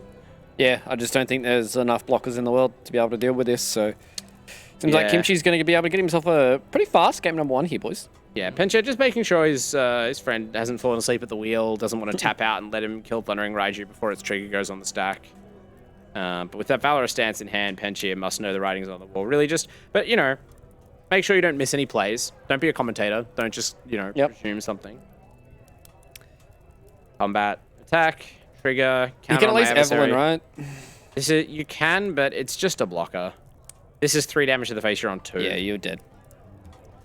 Thundering Raiju, a card that, like, for a long time, people, I admit, he's going to cycle for something. This is just What are you hoping for? There's Nothing. no card. I'm almost certain there's no card that could have bailed him out here. Unfortunate. But that's just going to happen. And now Penchir's in that unenviable spot of you lost game 1 to the really fast reach-having aggro deck. Your deck does not have a lot of life gain. No one plays life gain at the moment. It makes you really vulnerable to this sort of list. Like, especially, maybe you're going to scrape game 2, but game 3, I'd be terrified for Penchir. Granted, there is some good sideboard tech here. Make Disappear can be quite useful. Just another way to, like, slow down early creatures. That Mind Flayer in the sideboard, it's just a one-off, but the idea is that a lot of this deck kind of just assumes you drag the game out because you have such a density of early game cards that trade very well. But, Kimchi just said, hey, you can't rely on going late against me. Yep.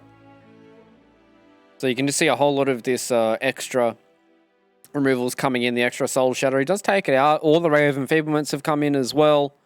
Just being able to give himself those extra bits to be able to deal with anything that comes his way. Because that's kind of the nuts and bolts of it, right, Pilski? I love Kimchi. He's going to slam some creatures, turn them sideways, and try and hit you in the face.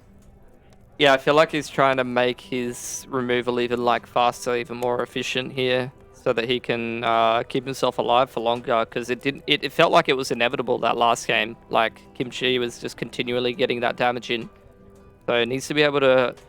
I feel like the enfeeblement could be a big swing. Like those are some of the big swing turns that he could really use to actually get himself in a better position. Plus that 1-mana removal, like. I hate a lot of these more expensive removal because it feels like it sucks up a whole bunch of your early turns. But once you get 4 or 5 mana, Ray plus a 3-drop or something like that can actually start to swing the game a little bit. Yeah, I think you're pretty much correct, Pilski. I mean, it's not always true, especially nowadays. But classically, the turning point for a control deck is the point where it can double spell. The idea where you're playing 2 relevant cards in one turn. It's well, yeah, that's how you're going to catch up if you're behind in a game by intent. And yeah, having a 2-mana removal spell and then a 2-mana play or something is a lot easier than having a 3-mana removal spell. It's maths.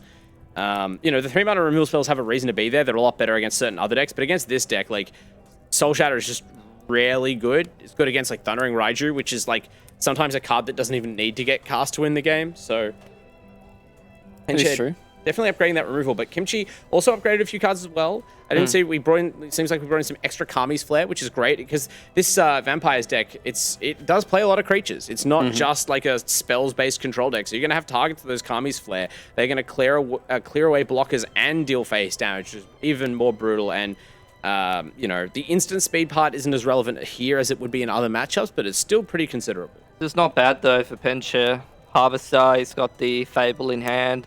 He's got a Ray, but there's not even that many of those white creatures being drawn here for Kimchi at all. It's mostly a lot of the red ones.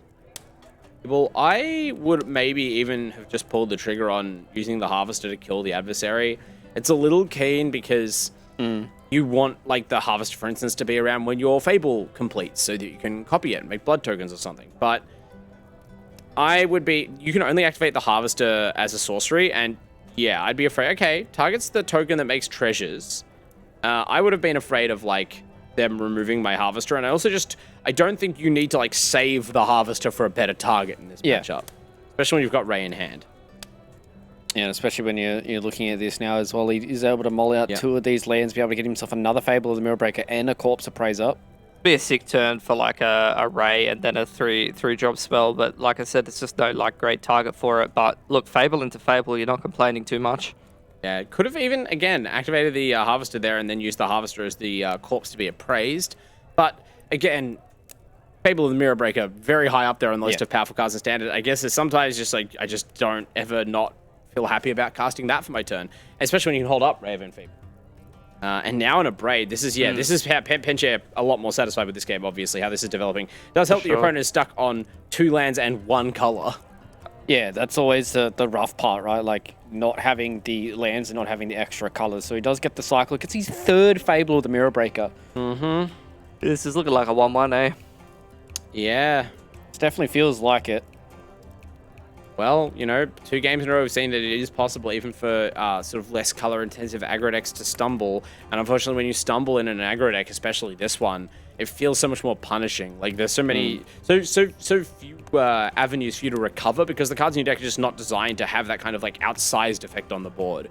You need to be in front and stay in front. And unfortunately, Penchair is starting to really take a sizable lead here, making another treasure, being able to draw a card off the Corpse Appraiser. Yeah.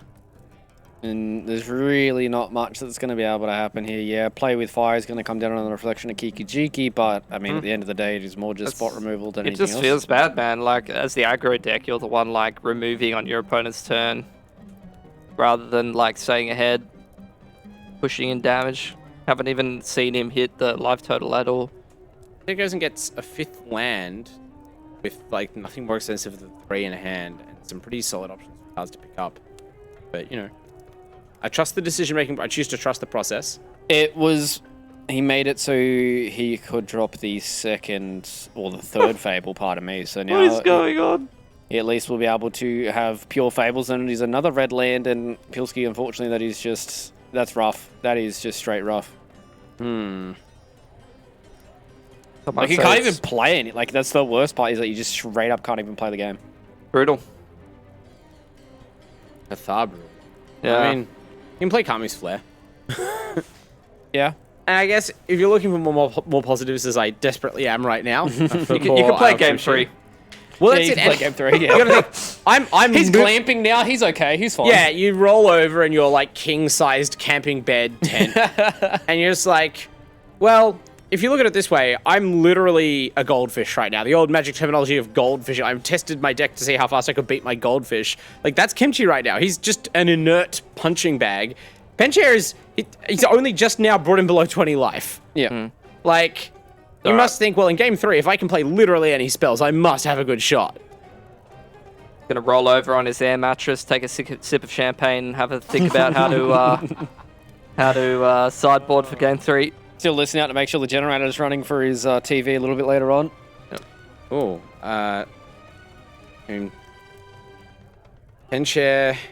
I'm not making fun of Penchair's, like, I don't know, competency with the deck or whatever. The deck is not meant to be a speedster deck, and of course, you are taking Kimchi seriously and slowly grinding out the game. However, at some point, I'm waiting for Penchair to crack. Play the game. We can't see Kimchi's face, but Penchair, like, these guys are friends. Penchair's just sitting there stoically, like, I see that you haven't drawn any white sources as I attack my friend. Just, like, resolutely, no, I won't laugh at your misfortune. That would be ungentlemanly. Yeah, he still can't play the game. Now we get the offensive GG emote as you realize your opponent is still not playing a planes. Ouch. Well, yeah, just hit him, bro. Just finish it. Outplayed. This is why Simply outplayed. Simply outplayed. This is why Magic is a best of 3. You know, it would suck if that eliminated you from contention, but instead we get an exciting deciding game. All right. Any changes going to be coming in? Yeah, maybe some more lands. Just shuffle your deck harder. To really think about that Valky. And to be fair, Valky is iffy in this matchup, right? Like, in a lot of decks, Valky is one of your only early game pieces of interaction, but that's not the case with this Vampire deck. And it is a lot worse if your opponent can just very reliably kill it on the spot with, like, a Play with Fire. Yep. It doesn't even really speed bump them. You're not very likely to reach a spot where you have just this 7 mana Planeswalker that can hit the board and kind of, like, stabilize you immediately. So, I think left it in the end, but Penchair is, you know, making an educated decision. And Penchair, apparently pretty accomplished on this deck, getting the late mail from the chat that apparently Penchair has actually taken out some other Australian Magic leagues playing Grixis Vampires in the very recent past. So, shout-outs to the Magic Beans League, some of whom almost qualified for this event. Yeah, Penchair apparently not just, you know, picking up this Grixis Vampires list for the day. And that's been tested. In the play. Yeah, the deck's through some rigorous testing, which is always good. All right, question: do we see the second color coming out from Israel? He's got a dual color land. That's an unkeepable hand. There we go. Okay, that's Thank playable. goodness. You only have to play a single enters the battlefield tapped land. That's, swallow your pride. Penchair's feeling good about life. Great. Just put the mountain back on the bottom, bro. Let it rock. Let it rock. You can hold up turn 2 a Braid, turn 3 Fable, and then discard Tenacious Underdog to Fable. Or you can play the Underdog as a blocker to get an extra trade out of it and do it a different way. You have a lot of options. This is a great mull. I think both players getting some pretty decent hands going for themselves. Notice the only creature you have a 4-drop creature and you have a 1-drop creature, but this is this weird Commando faces Kakazan. My 1-drop isn't even a creature until turn 3. Yeah. And he doesn't have right now, could be top decks, but he doesn't have the turn. Yeah, that's why he held it off. Because he didn't have. You want to play a creature the turn after you play this, right? You really want to take advantage of that second chapter. But right now, he still can't do that. He needs to top deck like a cheap creature. All right, what's the play here? Straight into the underdog. Okay. We're not playing games. Get that 3-2 on the board. What did he draw off the top? 2-drop. It's a mountain. Oh, that's pretty bad. Well, you can Kami's Flare, the underdog. Last game. Yeah. You almost want to blame the card. You get mad at the card Kami's Flare. It's that's not. It didn't do anything. It was helping. Yeah, I'm just helping, bro. You're like, why aren't you a creature? Why aren't you a white land? Why aren't you anything but yourself? Why do all you do is do 3 damage to a creature? I don't need that in my life. I need support. I need love. I need a second color of mana. You don't give me anything. He at least has that, but unfortunately he's definitely probably cursing the Kami's Flare right now. Tenacious Underdog now getting in on, I guess, the control deck of this matchup at this point. But realistically, Kimchi gets to Kraken for 7 this turn, so... That is true. Can do a whole boatload of damage.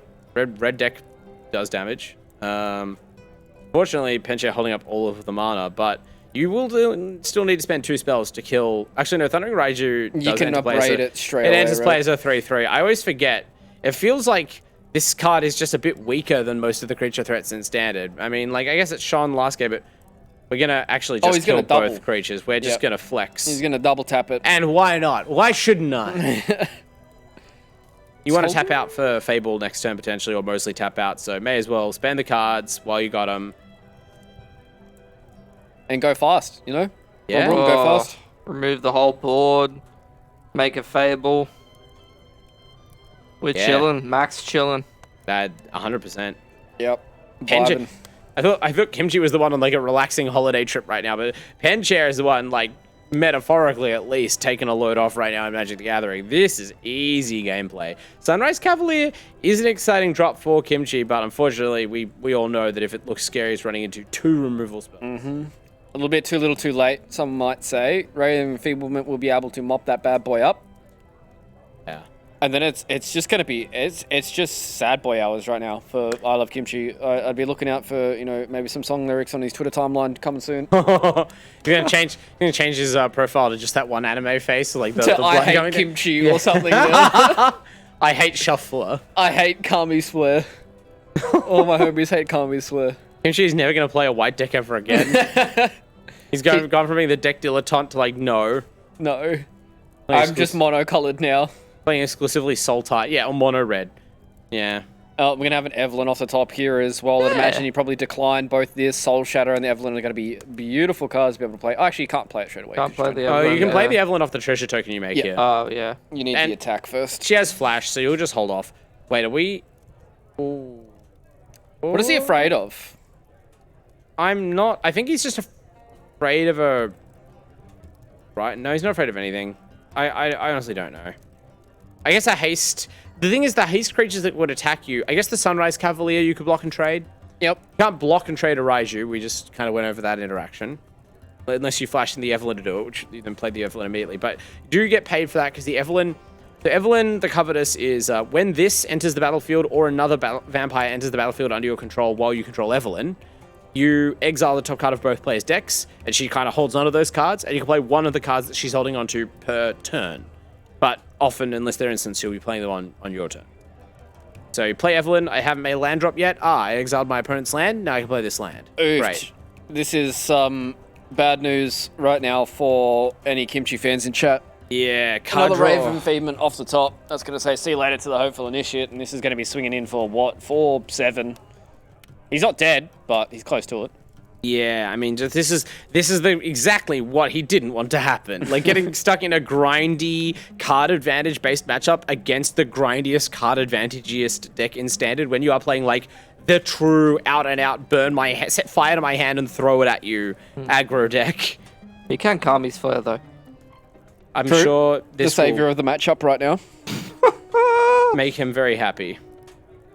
Nice. So see you later to the reflection of Kiki Jiki. Doesn't even get the extra 2 damage on account of not controlling a modified creature. That stings. It's obviously a bit of gravy, but you know. I don't think he's gotten any of those triggers throughout this entire matchup, right? So. And yet, almost every creature in his deck makes +1/+1 counters. Oh, he drew a bit. Oh, and it's the battlefield tapped. Well, God hates you, Kimchi. I'm very sorry. I'm very, very sorry, Kimchi. Hey, at least he gets to enjoy his clamp. This is like if you agreed, like, I'm going to play against my friend in some sort of friendly, I don't know, we'll play like tennis or something. Some very gentle, non-contact, right? Just a friendly, sportsmanlike match. And then every time you play a point, your friend, like, falls over and breaks a limb. And then get back up, like, limping and hopping. And you're like, are you all right? It's like, no, we should keep playing. And they fall over, just, like, break their other arm. You're like, oh. It must be horrible to watch your friend go out like this, even as you deliver the final dagger. Even as you advance to the, you know, higher ranks of the champion stage. It's just not like this, you know? Yeah, it's just never fun. He's going to have lethal here as well. Oh, actually, no, he won't. Of course, not quite. No, I was thinking of the Meathook Massacre chain off the back of it for the extra bit of kill. That's true. Yeah, actually, Does he have enough damage? Yeah, you he can does, just yeah. X is 2. Yeah. X for 2 and end the game. Or not. He's going to let his homie have another go at this. He's going to dinner the bugbear. Nice. Do you just BM him and soul shatter it right now? Do it. And just like sitting here like mulling this decision over. Oh, he saved his homie. He saved his homie from the embarrassment. Wow. Oh, he could calm his flare though. Kimchi saved his homie from the time wasting. That's a rough way to go out. Yeah, it is a little unfortunate that is the way that you bow out of a champion stage, considering he had so many of these events where he made himself into a top 8, did I Love Kimchi, and he was able to get it done on mono white, but this time around he brought in the Boros aggro, and unfortunately it just turned into Kami's Flare at the end of it, and it does just kind of leave you a little bit annoyed, you know, a little bit of a sour taste in your mouth if you are I Love Kimchi, but hey, sometimes it's how it works, and that's why we play best of 3. Yeah, I mean, you can come up with all sorts of rationalizations, and I don't know whether that's the kind of player he is, where he's like turn off the computer and go do something else. But like, you know, at least it's your friend who's advancing. At least you did make it to the champion stage again, and Kimchi was, as you said, one of the most consistent performers across all our seasons so far. Like, I had to really fight to make it into the top 8, but was always there in like into the top 8 champion stage today. But it was always a contender thereabouts, and so I fully expect Kimchi will just come back next year. It's not like you can't requalify to this event, and Magic is, in a lot of ways, in the long run, just about showing up. Yeah, 100%, especially when it comes to ANZ champs as well, right? It's all about showing up, making sure you get into these events, and making sure you continue to come back. And I mean, you know, Pilski, Kimchi has been one of those competitors to us that always has, you know, brought us a little bit joy, bringing a whole lot of different stuff. And I mean, Penshare moving forward, we get to see the Grixis Vampires go a little bit further forward, and I mean, excited to see what he can do up against some of these other matchups. He seemed to do pretty well for himself, so we've got all of our semi-final contenders ready to go, and then we get in towards the grand finals, and we get to find out who's going to get themselves the uncut sheet. I'm keen to see the matchups. I can't remember which side around we had the brackets, so yeah. Well, aren't you lucky, Pilski, that the bracket is ready? So let's have a look at it and see what Pilski forgot. He's going to be Rotas and Linden going head-to-head, so Mono White versus Naya Runes. So we're going to have one of those fast creature decks going forward. And then Bent and Penshare. That's going to be a good matchup, right, Bard? Bent going up against Penshare. The Hanada Opus is going to be going up against the Grixis Vampire. So that's going to be a bit of a grind fest. But the top one, a bit of speed coming out from both of them. Yeah, I don't mind this. I mean, the Mono White and Naya Runes matchup we saw a couple of times in those first couple of weeks where Linden was trying to break through with Naya Runes and qualify, and then, of course, eventually did. And we know that one it's a bit more mono-white favor, but, Linden had the upper hand in the green deck, so you can't complain too much about seeding. Bottom side is so hard to call, especially after game 1, but it does mean that our grand final will be one of these aggro decks against one of these more controlling decks. So we'll have that really interesting, battle of opposites for our final showdown today, which I'm cool about. Yeah, I'm super excited for us to see, what is really going to be the penultimate deck that we're going to see at the end of the champion stage and what kind of matchups we're going to have for our grand final. Before we get there, we have to get through our semi-finals. Ladies and gentlemen, top 4 is ready and raring to go. So we're going to go to a short break here in the ESL Tavern. We're going to get everything set and ready for the semi-finals. So make sure to join us after this short break from Warriors the Champs. It's interesting how few real sweepers we've seen, right? Apart from that Esper deck in Event 4 that was very sweeper heavy, people have kind of gone away from those black-white control days, having like a bunch of meat hooks and then some more board wipes. So there's no blocking to trade here, but you are going to, not die. But that's just going to happen. And now Pincher's in that unenviable spot of you lost game 1 to the really fast reach-having aggro deck. The old Magic terminology of goldfish. I tested my deck to see how fast I could beat my goldfish. Like, that's Kimchi right now. He's just an inert punching bag. Pincher he's only just now brought him below 20 life. Yeah. See that you haven't drawn any white sources as I attack my friend. Just like resolutely, no, I won't laugh at your misfortune. That would be ungentlemanly. This is why Magic is a best of 3. You know? She has flashed, so you'll just hold off. Wait, are we? What is he afraid of? I'm not. I think he's just afraid of a. Right? No, he's not afraid of anything. So see you later to the reflection of Kiki Jiki. Doesn't even get the extra 2 damage on account of not compelling a modified creature. That stings. It's obviously. Oh, he saved his homie. He saved his homie from the embarrassment. Wow. Oh, he could Kobe's flare though. Kimchi saved his homie from the time wasting. Hey, look, menu pog. Hey guys, welcome to my Let's Play. Please subscribe. Hey guys, welcome back to another Fluke Fluke Dota. And this time I've got some Magic Arena for you guys. I'm hitting up the ladder and seeing if my red-blue deck can make it all the way to Mythic. Mythic Let's players get right hate him. This What would the one thumbnail trick. be? Can you give us a thumbnail? Can we go on the single and you give us a thumbnail? you look like Macaulay Culkin, dude. You look like Macaulay Culkin. Where you go to find me?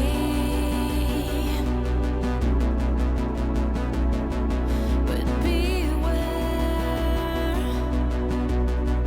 I'm the worst backstabber you'll ever meet.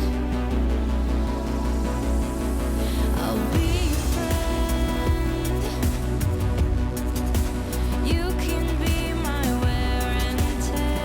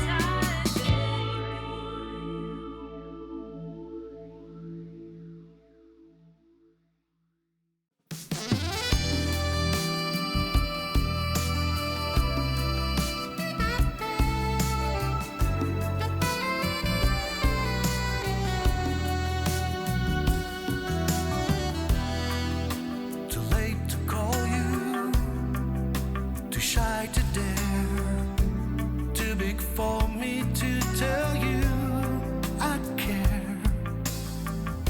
You do not see me, while I can only see you. This is killing me, the way I love you. But every time I try to get close to you, I don't know how I break into. No matter when or where, there's nothing I can do, and yet I only think of you.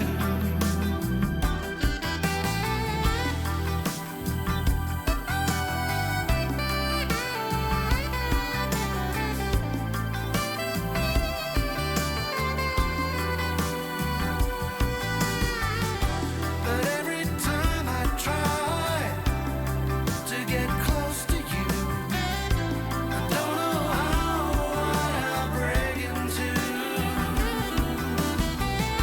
No matter when or where, there's nothing I can do, and yet I only think of you. And yet I only think of you.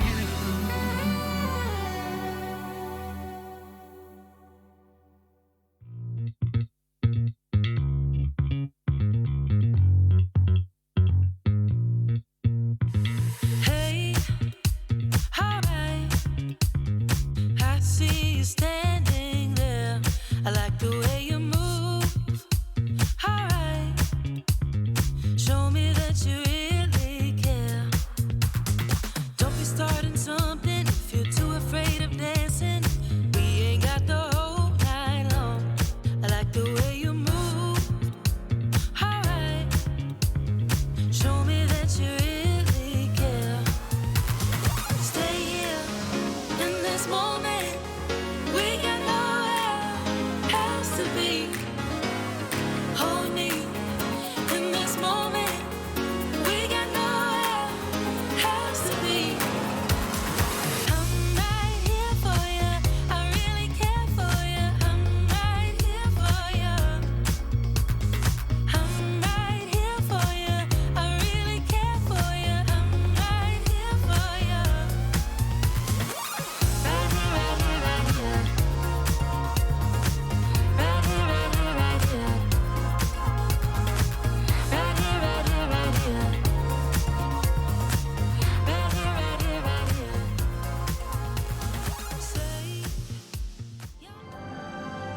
G'day, ladies and gentlemen. Welcome back to ANZ Champs. Pardon me, we are getting ourselves in towards the top 4 here in the ESL Taverns. But before we get there, we got something special to show you guys. We talked about the fact that this uncut sheet is standing in all its glory behind us, but it is time for the Menulog Mealtime. And Menulog Mealtime being in person is a special event because we get to do some special things.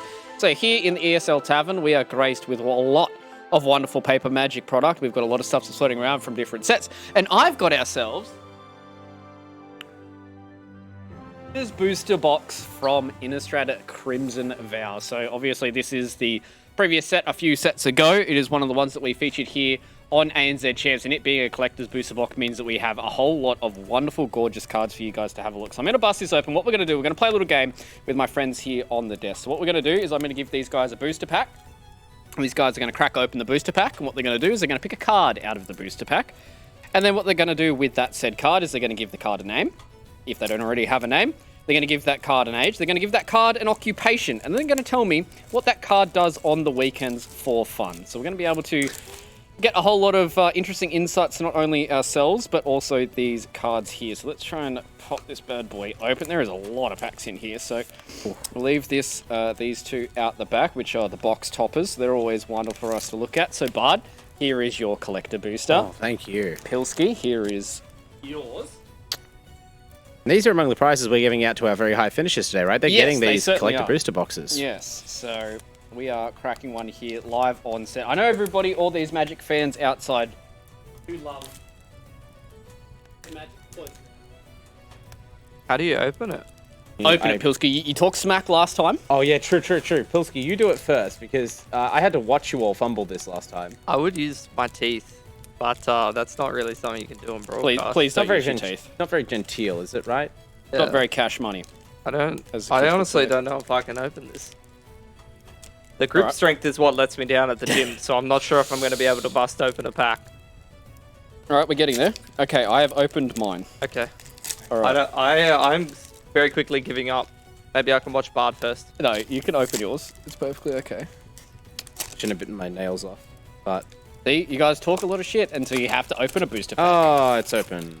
So, See, I can't even get it open. I don't know the tricks of the I trade. didn't open it cleanly, but there you go.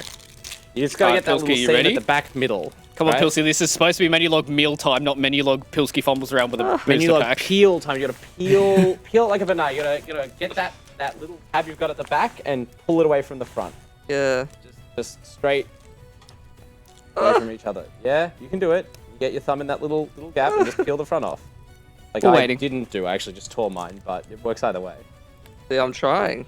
All right. And well, I while feel you're like I'm trying, making I'm gonna Yeah, progress. while you're trying, Bard, Yeah. you can go through your stuff and see if Well- you got anything wonderful. Oh, there's so many cool things. If you haven't seen a collector's booster before, it's not just a normal booster pack, right? 'Cause you got some pretty normal, just normal foils. Boring normal foils. Oh wow, foil Mana Rock.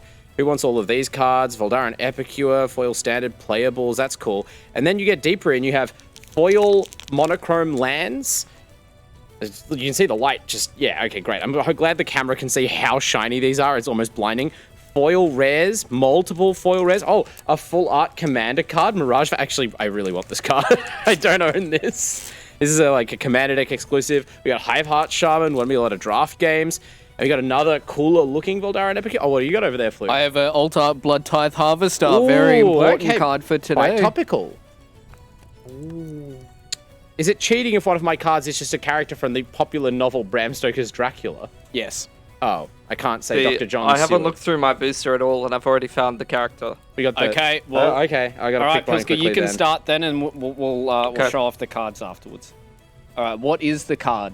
So, Dreadlight Monstrosity. his okay? name is Chad. Yep. I also have a Chad. His occupation is he's an amateur DJ, and he Yeah. loves to rave on the weekends. How old is Chad? He's 38, and he's not got a lot going for him. He loves to cry brave. Okay, so we have Chad. What about you, Bud? What have you got floating around? Well, I've got this little friend of the winged ones here, Hiveheart Shaman, but known to her friends as Elizabuzz, I guess. Elizabethan. Anyway, Hiveheart Shaman on the weekend, you would think 10's the highest, but that's actually like a weekday job. This is a vocation, not so much a hobby. And on the weekends, Hiveheart Shaman actually likes to go down to the seaside at the Nephalia Drown Yards and just watch the horrors slowly rise from the depths. It's quite romantic. You can feed the birds there. They have like 4 heads, so they take a lot of chips and yeah, just, casual Innistrad stuff. It's a lovely place. Okay, wonderful. Well, I've got Barry here. He's a diving instructor. Nice. Oh!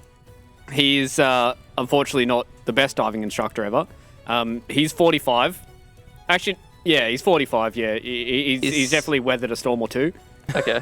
That's for sure. And on the weekends, he likes giving CPR training. So he's actually just doing a helpful demonstration with that one guy in front who only looks as though he's being choked to death. Yeah. It's purely a demonstration of this is Wow. what happens when somebody is choking in the bottom of the You ocean. got to get the air out to get the air in. You got to get the air in, much like you got to get the code in, because there's a code for Menulog Mealtime to give you guys $30 on Menulog. So I mean, so it's distracted gonna by be my somewhere. cards, I missed it. Maybe it might be on the back of this card. Is it on the back of the card? I'm assuming we have the tech. I think I'm becoming a psychic. Hold. I'm getting Okay. a D. Yeah. And I'm getting another D. Yeah. And I'm getting a V. Mm-hmm. And now I'm getting a number.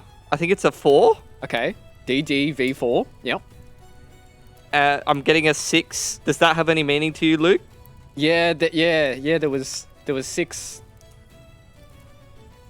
I'm That getting a Homer is, Q. like, writing this down on a notepad. And I'm also getting a D and a 7. So can you repeat the code then? DDV46QD7. I think that's right. Yeah. And if Wonderful, you use that wonderful. code, I believe you get $30 off your meal. I believe you get $30 on Menulog, and that is a wonderful part for you guys to, in the chat, to be able to utilize. So if you can use that code, go back, scrub back, clip it, ship it, whatever you guys want to do, because it's time for us to move along here, because we've got to start talking about Magic the Gathering, boys. We've got to start talking about our top 4. We've got to start talking about the championship, because it is ever close for both these two weary travelers. Extra Ale is on the tab for whoever comes out on top. Rotars or Linden? That is the real question. Or maybe it might be more Dare for you guys at home, because I heard the person with the most channel points from the Dare fan vote is going to get a Dare directly sent to their house by me. You just have to find me on Twitter at FlukeOz, follow me, like, subscribe, tweet, retweet, all that kind of jazz, and I'll send a Dare directly to your house if you show me that you won all the Dare fan votes from tonight. It's for the entire game, not just each series. Just like in those giveaways, step 2 is follow Pilski Casts on Twitter. You have to be following both of us or you do not get an entry. I also heard that if you follow Bard as well, that's step number 3. That counts as a second entry. That counts as a second. And if you want 5 entries, you have to follow Chris on Twitter as well. I don't even follow. Damn, I gotta figure out Chris' Twitter. That's a lot of entries. That's an extra 5 entries just for a Chris follow. Can I trade some of those entries to like not have you dox me, Fluke? No. Oh. Unfortunately, entries don't terms and work like conditions. that. But either way, it is time for us to start talking about our own predictions here, boys, because we talked a whole lot of yarns and a whole lot of smack right now. Chris is on the same as me. I'm not going to talk about formal. He's not here. Whatever. Yes! And Suck now- it! Yeah! Look at that! You copied my guess for like the whole first round. You deviate from the path of the master. You are struck down. I just want to make it really clear. He's saying I copied his guess. I got asked for my predictions. I didn't even ask what decks they were playing. I just gave all my predictions, and then Bard went, what deck is he playing? The reason I was giving the 1,000 yard stare for the whole last segment is I know that there's nothing I can say about Pilski's predictions because he stays like this close to me the whole time and he is throwing darts at a wall and I am trying with like all of my brain power, 20 years of Magic experience. I'm barely outperforming someone who's just a complete luck of dog, which makes it actually much like our high level, you know, as so the predictions go, so too does the Magic. Lucked my way all the way into Mythic. That's Luck me a dog. Failing up and getting ourselves all the way towards the top part here of the ESL Tavern, lads. We are about to jump into this, and it's exciting for us to talk about this because this is the two fast creature matchups going to go head to head, and I think this is going to be a relatively fast series for us because obviously Mono White has, you know, kind of proven to us in the past that it can deal with these creature decks, but also it seems like this Naya Runes deck is almost never too far in the hole, bud. I mean, we said this a lot in the first couple of weeks, right? Because it seemed like that was the big deck, right? We were almost afraid that was going to dominate the season, and then it like fell off a cliff. But when you don't target it, especially, it just does scarier things than almost any other deck, and certainly does them faster, right? I was half expecting like Pilski's face to appear. That was poggers. We find that tiny Pilski, like that's piloting the robot body remotely, lives inside the barrel. I want my prediction photo in there. Just... All right. The photo is just Pilski's face in the barrel. Aspirant's going brr. Yeah. Oh, wait, is this the game? Oh my god. Yeah, okay. this is actually the We're game, the worst Bartley. casters on earth. Anyway, this matchup is so fast. By the time we've stopped making like incredibly lame already. gags, they are like 2 games into the best of 3.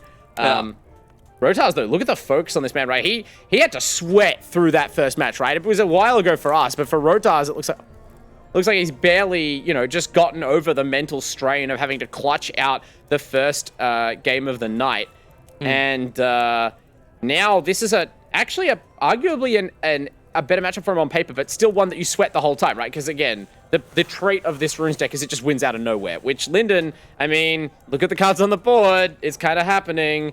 Rune, draw a rune up my other guy, draw a card. Is that a... Oh no! He's doing it! He's doing it! Is this Quickly, press RuneScape? the break glass. Break glass in case of doing I it. was going to say, if he pulled another rune off the top That's there... turn 3 again. Yeah, that's rough. I That is remember, rough right? sauce. Like, I'm not just confirmation biasing this. In the earlier weeks where he played this deck, he kind of just grinded out his matches a lot. Yeah, We he did. rarely saw the rune into rune. That's what everyone complains about on the ladder, but like, see, it doesn't really happen that much. No, he's just saving it for the finals. Yeah, and sometimes it kind of just pops off. as you said, Pilski. Clave. Skyclave Apparition, as always, a pretty gas card itself. Yep. Don't need any runes to make Aspirant go burr. Make stats. Yeah, this is so interesting. The problem is that, like, Linden is already up so many cards now. Like, you took away the champion, but there's another champion and another naturalist and a Kami of Transience to, like, get more value out of the cards and a Fable. So, like, now you don't even need, like, that improbable run of rune draws because you can just kind of play all the cards in your hand, and mono white doesn't go big enough to beat a lot of this stuff. Going to be able to drop a Runeforge and a Visitor off the back of this as well. So not only is this Naturalist going to be huge, but he's going to be huge and hit hard. Yeah. These next couple of turns are the danger ones, especially because as far as Linden's concerned, there could be... Ooh. That doesn't seem like the source to me. Naturalist into Fable is a lot of blockers.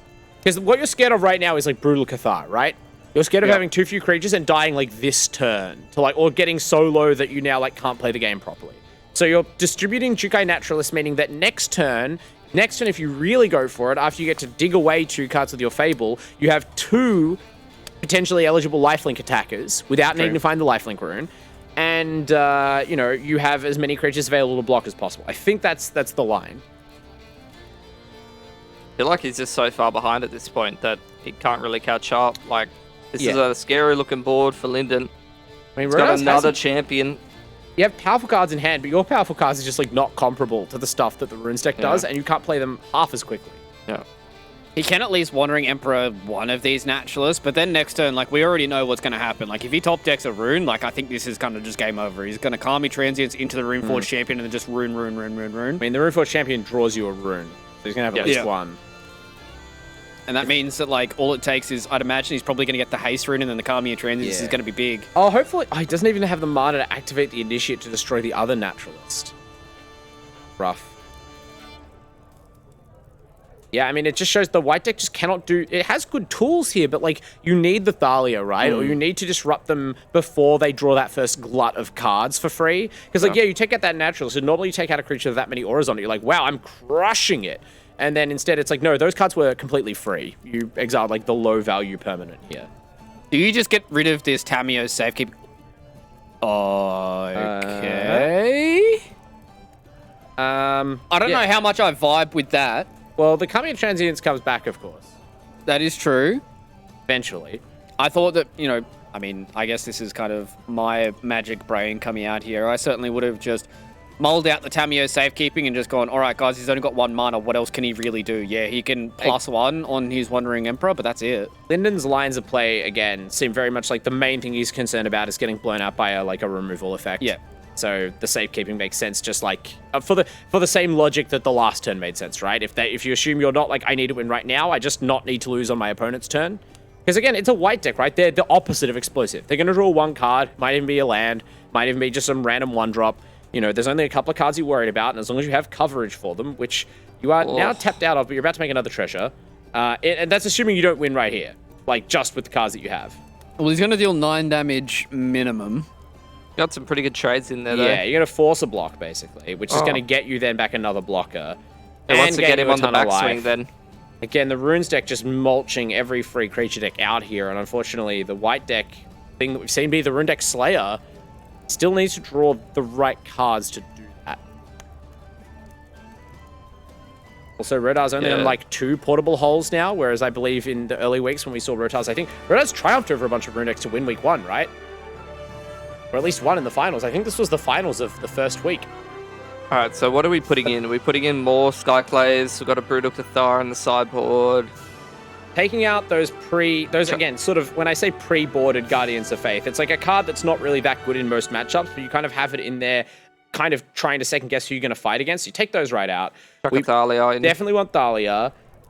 Arguably want March of Otherworldly Light. I feel like the more instant speed removal you have, the better, almost without exception in this matchup. Gonna cut the Lifelinkers from his own deck, which is interesting. Like, granted, you don't really want to go to late game, which is when the adversaries are good, but even just having a few extra points of life does make a difference against this kind of like explosive but finite deck. Rodar's just so deep in thought right now, really making sure he understands stakes, he understands how good his opponent is just at Magic the Gathering, he understands how dangerous that deck is. He has to make the right calls here, he locks it in, I didn't even see what Linden sideboarded, but again, when you are a deck like this Naya Runes deck, you just don't care as much about sideboarding. It's not that it's not important, but you're just like, I'm going to mostly just keep doing my thing, actually. Yeah, it's because there's so many cards that can kind of just alleviate the combo for you, and as long as you hit, you know, one or two of them, you're going to be okay. But you will bring in a couple of stuff. There's Strangle. That's good. Yep. It's a very, very good card in this matchup specifically. Yeah, you have to have a 1-mana removal spell for Thalia. It sucks that it's a sorcery, so you can't just like hold up 2 and kill her when she enters the battlefield, but it's still pretty great. No Thalias yet, though. Oh, he insta-strangles the Usher. Mm-hmm. Alright, so I'm going to get the Aspirant going again. Has the El Ganjo there. Try and get himself a Cathar at some point. Oh, that's always a feels bad man move, right? Like having to chuck in that tap land because you get another tap land off the top. Now we're just going to have a big black Aspirant. Yeah. This is almost in every matchup like what you ask to see from your white deck, right? My Aspirant has been allowed to accrue counters. It hasn't been killed yet. It is going to bite the dust now. That's fine, though. Like, he can now Cathar and get himself a 2-2. Yep. Not at all bad. Oh. Going for Legion Angel. Okay, I like this, right? Because we've seen this before. The Runes deck really has a hard time stopping the flying creatures, right? Yeah. So instead of, oh, there's one Jukai Naturalist or one creature with a lifelink rune on it, it's really hard to attack now. You are like, I'm just going to go Legion Angel, Legion Angel, Legion Angel. I'm going to try and force the end of the game and hope you don't have the cards you need to end the game yet. I'm hoping you're going to stuck playing some Fables and some Showdowns. Unfortunately, Linden does have Naturalist Champion in hand, but it's still going to take a couple of turns to play them out. It's going to turn into a race then, huh? It looks like it. I mean, it depends. If Linden's next turn is like removal spell, because you say Rip Apart and Skyclave Apparition are under that Showdown, which means next turn is like your chance to cast them if you want. Now, you might not. It's not always... It's like, why would I not play my free cards? It's like, well, if it takes you a whole turn to do something that's not fully optimal, maybe you don't even need it, even if their cards were free. But Linden, you know, Rip Apart lines up pretty well against the Angel. Skyclave Apparition lines up pretty well against everything. So you can just... I feel like gobbling up both Angels is fairly straightforward. The only problem is it doesn't advance you much, but you get some counters out of it. And, you know, you just say, back to you, Rotars. Lose some life. At least you got these Cathars in the back pocket, though, that can actually get rid of some of these creatures if they start scaling up for Linden. So at least it's not like the last game. I don't think this is necessarily like game-losingly bad for Rotars. Linden has had, both players have a lot of power in their hands, and now they're playing it out. So Rotars probably knew that could happen. I mean, you can see what cards are under the Showdown, and now that he's done that, he's like, okay, you've used removal on my Angels and not my Cathars, so these Cathars are going to stick. Which means you're not getting... Like, it's so much more important with them, usually, that you don't give them the creature back. Yeah. So, especially against, like, something like Runeforge Champion that's going to come back into play and just fetch up a free extra aura. Yeah, which is never good when you're playing in these kind of scenarios. You want to make sure that you get rid of them and you get rid of them for good. So, right now, the Cathar's going to come down. He does get the 2/2 blue illusion. And hopefully Initiate's going to be dropped as well, so... off the top, he just peels it, Linden. Rotars, I mean, I really admire... Rotars figured out how to play his hand so quickly and decisively, and it's a good line, but Linden might just have sideboarded in enough removal. But how soon will he go for it? Yeah, like, the question is, does he just let it rip right now? Like, does he just go ham? You've got the +1/+1 counters coming in from the Showdown and the Skulls. Like, you are going to make something that is huge. You could arguably do it all, and if you can ruin your way into a land here... So I'd imagine the Haste Rune. Yeah, Haste Rune seems good. Just haste up the Naturalist for the life gain, or okay, haste up the creature because there could be a multi-block here. So the Champion is not usually as consequential as the Naturalist, and yeah, we've got a lifelink rune anyway, so why not? Still hasn't found a land for turn yet. I think he still has his land drop available, so I'm sure he'd love to also have... Oh, there it is. There's that. That's not strangleable, that is safekeeping, so now the attack is so free. Could even go in with the Apparition if you don't mind sort of telegraphing very openly what you've got, but... I mean, your opponent's creatures are all 2/2s. I could have gone for it. You're getting a lot of life here. Linden, though, is very confident that his deck will crush the game as time goes on. Could see Rotars is starting to get stressed. Having to think about his options here. All right. Let's see what's going to come out here. Wandering Emperor to be able to get rid of the Runeforge Champion. So alleviates that line we talked about before with, the Brutal Cathar eating it up and then it just coming back and giving itself more runes.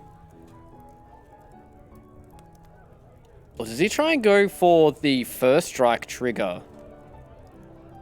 Exile, right? Yeah, it has to be the exile. Yeah. The problem, this is we were debating this. I can't even remember. I think it might have actually been between segments, right? Where we were waiting for Insanity's match, or we were looking at his deck tech.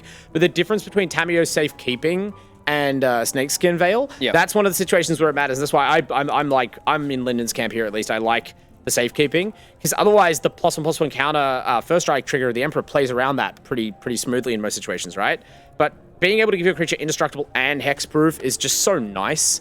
And so Rotar's just like, I guess I gotta go for it. Gets blown out. Oof. And now things are looking worse over time, unfortunately, as is the way usually in this matchup. For the white deck, hasn't been able to get on top. The Thalia is like, this is the most important Thalia matchup, weirdly enough. It's not even the Hernado Opus. He hasn't seen it. We haven't seen it at all. He's spreading his stats really nicely as well. So like, there's no like nice target to just get rid of it and start to feel like you're a little safer.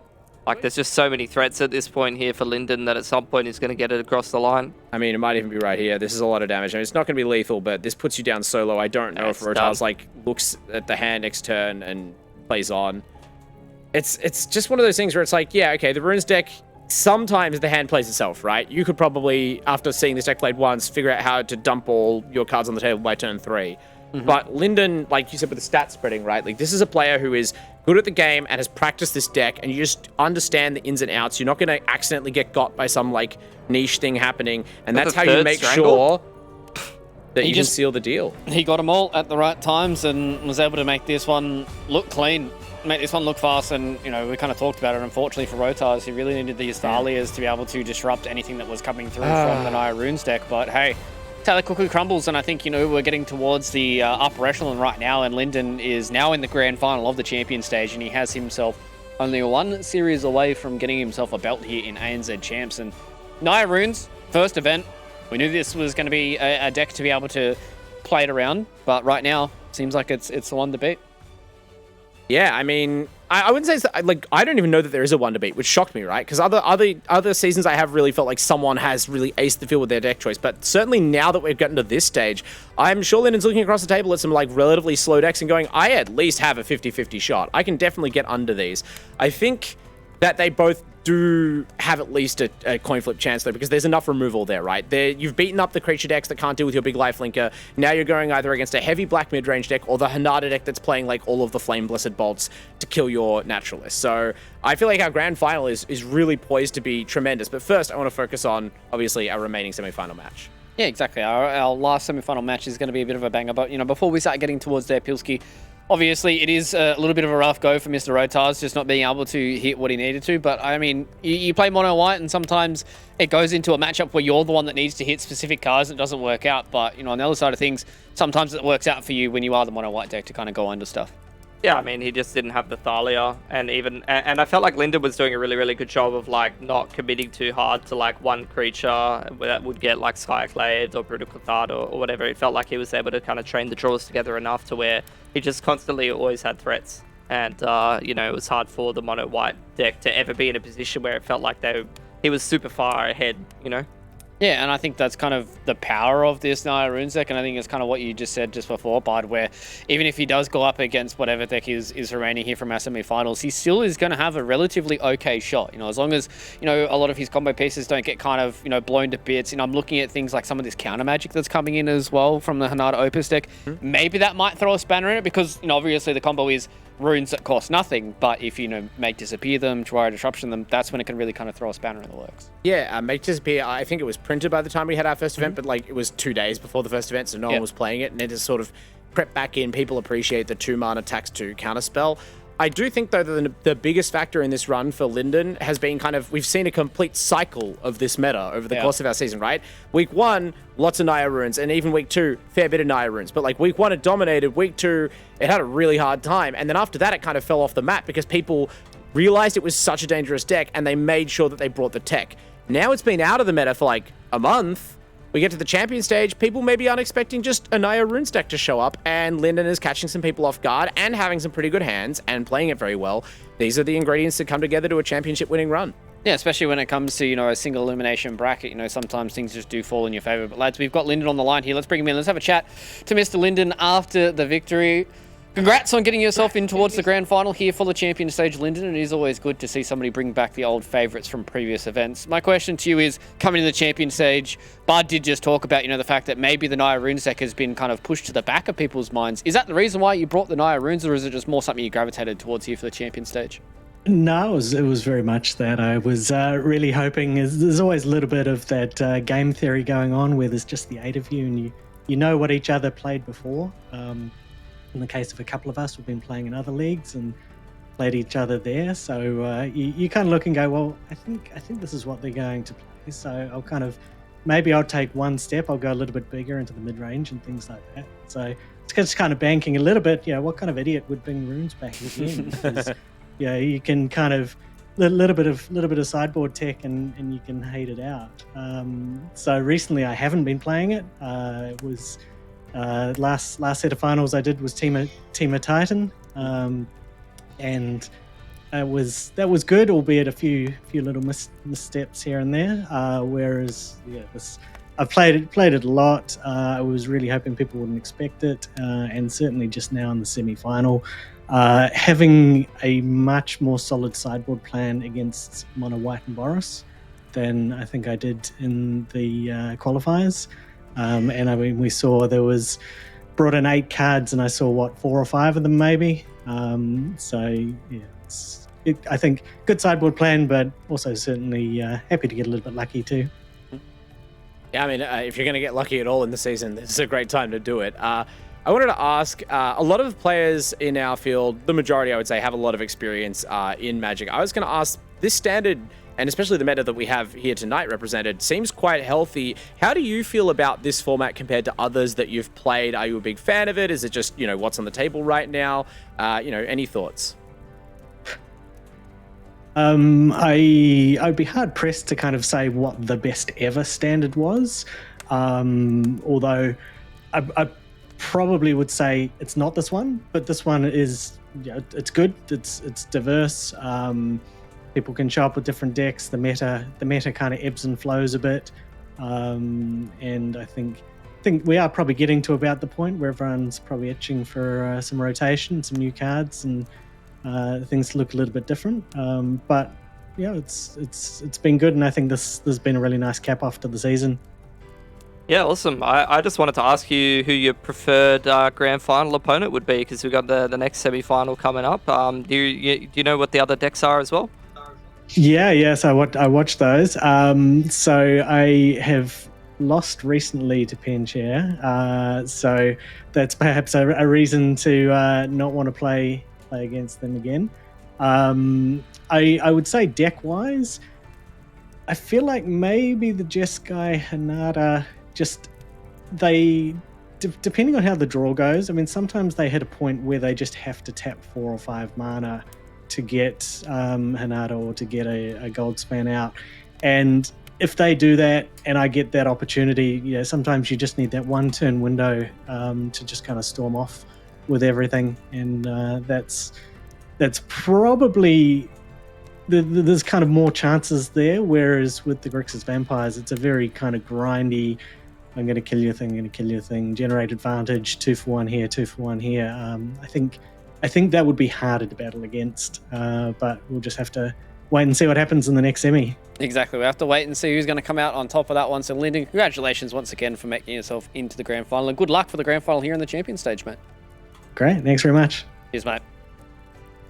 It's always good being able to hear the ideas of players that come through here for ANZ Champs, and I think it is always nice, especially when we talk to players who have been around for such a long time, to be able to have their ideas about this meta and about how it goes, especially with ANZ Champs, because we have so many of these competitive days as well, qualifiers into full top 8s and all that kind of jazz. We get a whole lot of Magic the Gathering that happens here for ANZ Champs. But ladies and gentlemen, it's time for us to go to yet another break here. We've got one semi-final to go. Who's going to come out on top? Is it going to be Bent, or is it going to be Penchair? You guys have to wait and find out from our ANZ Champs. For a rune. run up my other guy. Draw a card. Is that a... Oh, no! He's doing it! He's doing it! Is this Quickly, press RuneScape? the break glass. Break glass in case he's doing I it. was going to say, if he pulled another rune off the top That's there... turn 3 again. Yeah, that's rough. You took away the champion, but there's another champion and another naturalist and a Kami of transients to like get more value out of the cards and a Fable. So like now you don't even need like that improbable run of rune draws because you can just kind of play all the cards in your hand, and mono white doesn't go big enough to beat a lot of this stuff. And that's assuming you don't win right here, like just with the cards that you have. Well, he's going to deal 9 damage minimum. Got some pretty good trades in there, though. Yeah, you're going to force a block, basically, which is going to get you then back another blocker. It wants to get him on the backswing, then. It's going to turn into a race then, huh? It looks like it. I mean, Yeah. it depends. If Linden's next turn is like removal spell, because you say Rip Apart and Skyclave Apparition are under that showdown, which means next turn is like your chance to cast them if you want. Now, you might... So many threats at this point here for Linden that at some point he's going to get it across the line. I mean, it might even be right here. This is a lot of damage. I mean, it's not going to be lethal, but this puts you down solo. I don't know if Rotar's like looks at the hand next turn and plays on. This is a player who is good at the game and has practiced this deck, and you just understand the ins and outs. You're not going to accidentally get got by some like niche thing happening, and that's how you make sure that you just seal the deal. He got them all at the right times and was able to make this one look clean. Hey, look, menu pog. Demand. Yeah, I got to be like lettuce. I got to really, skyrocket that price. You know, I got to make Reduce sure the supply, rather. Kisses are like I don't even lettuce. know. You heard it here 8:30. Yeah, like the lettuce. Oh, the Queensland. Yeah, Just yeah, have the a couple lettuce. plugs. Yeah, exactly. Yeah, lettuce. Yeah, Let us move on, maybe. Yeah. So.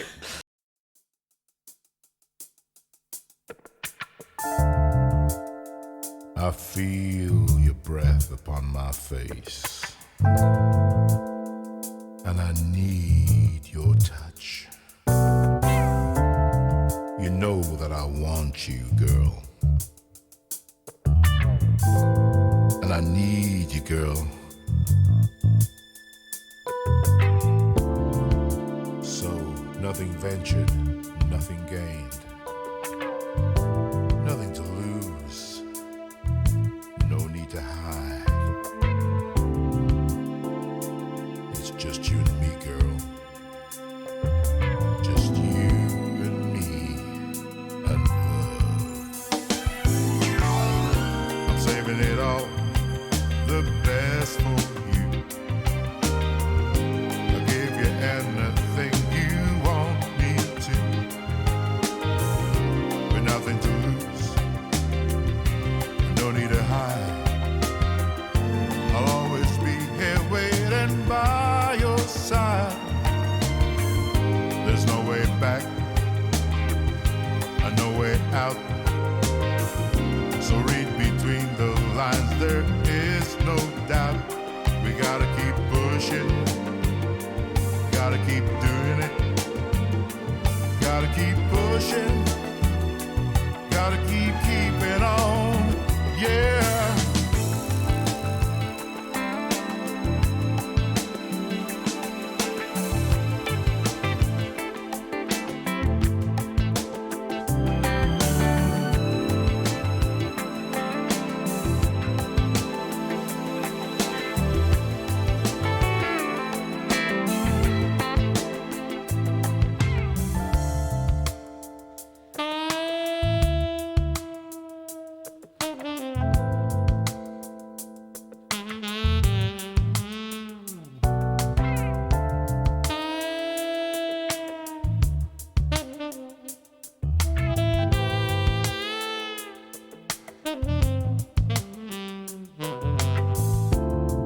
You won't be the last to know this time.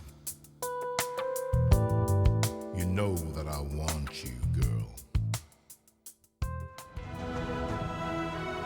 It is almost time for us to get into the grand final, ladies and gentlemen. The ESL ANZ Champs Season 1 of 2022 for Magic the Gathering Arena is almost at the end. When it comes to our champion stage, we have gotten into our top 4. We've sent it down to 3. Now we've got 2 competitors who are going to go head-to-head here and figure out whether or not one of these 2 members is going to be able to take down Linden in the grand final. And that's the question, Bard, because Penchair and Bent coming into this both different routes of getting here, I think. I think Bent had a relatively easy quarterfinal, bit of a grind coming in from Penchair to get his dub here. Now, when they go head-to-head, the real question is, who's going to come out on top? You actually took even a different path where I thought you were going to go with that, because to me, one of the big distinctions between these players is Penchair has been like one of our most recurring characters, if not in the champion stage of every season, certainly always in those top 8s, always a real strong contender in every single event. That kind of consistency over this long a time, 3 seasons, really speaks to a player's quality. But also, not the only thing that speaks to a player's quality. Bent, by his own confession, just sort of like showed up after a Magic hiatus and is like, I think I'll enter this tournament with this deck. This best of 1 deck I have. I will put a sideboard in it. And then just like won that event, top 4 the next event, shows up to the champion stage, now in the semifinals, 1 game away from the finals, 2 games away from being the champion. Which is not to say like, you know, this is his first Magic event, but again, it's such an intriguing narrative to me to have the complete opposite of like, person who knows the meta, grinds it out every week, plays a lot of decks, knows what's up. Person who just has great Magic instincts, clearly a bit of experience under his belt, walks in, just no fear, you know, bit of showboating on the camera. Even their personalities as players in our events has been opposite. And I don't have a favorite, I just love the clash. Yeah, I think it is kind of the 2 sides of the same coin, right? The Magic player coin, and it seems like we've got the showman as well as the constant grinder that we've got here in Penchair, and I'm excited to see how they're going to go head-to-head here in this series. I know you guys at home are excited about this as well. It's their fan vote time. You guys can use those channel points to predict who you think is going to win for this series. Is it going to be Penchair? Is it going to be Bent? That is the real question for you guys to choose at home about whether or not one of these 2 members is going to get the dub, and which one of you in chat is going to get the personally delivered by Pilski Dare to your front door with a little smooch on top of it as well. Either way, it is time for us to start talking about our own predictions here, Pilski. You are 1 behind, and we have 2 series left. What are you going to go for, and why? What did I go for? I think I went for Bent. Pretty sure I went for Bent. Oh, Bent players. Bard's going for the extra mile, but Pilski Bent. I just want to win the prediction so that we can hinge it all on the grand final. That would be the most entertaining. Because if Bard wins here, it's just going to be a bit sad. It is kind of GG. Yeah. So we'll see about that. What if we, like, if Bard wins this, how about we put a hiatus? If Bard wins this, then all bets are off. Everybody's on 0. It's only the grand final. I want to see. I feel like actually Pilski should have caught up to me, because for all my showboating, I just lost that prediction. Pilski. But did Pilski? Everyone went for Rotars. Everyone was Rotars, huh? Yeah. Okay. Well, then this is it. I guess, look, we'll talk about this later. Maybe I'll accept a double or nothing. Maybe. First, I want to get over the hump first. I haven't even gotten this right. Okay, that's fair. That is perfectly fair. And I guess we should start talking about how these 2 decks do match up, because we're just about to get into match number 1. Obviously, Hanada Opus coming in here from Mr. Bent, and Penchair having this Grixis Vampire. I think, to me, I probably feel a little bit more confident in Bent. Obviously, I went for him in my predictions. I feel like the Hanada deck just kind of just requires a few cards, whereas the Grixis Vampire deck is more kind of grindy and like kind of requires you to have a long sequence of events to go your way. Yeah, I know you. That's pretty astute, I think. Like, that's how I see the decks. They're both very consistent in the cards that they have. All their cards are very strong on the face of it and good at kind of getting through their deck to their next cards. They kind of have all the fundamental bases covered. It's just, do you want to have the slightly more explosive finish of the Hanada or the Goldspan Dragon, or are you fully committed to just outcarding your opponent? But the thing is, historically, especially if it's not like a one and done, actually an infinite combo, which, to be fair, Hanada Opus isn't. It's just a very strong turn.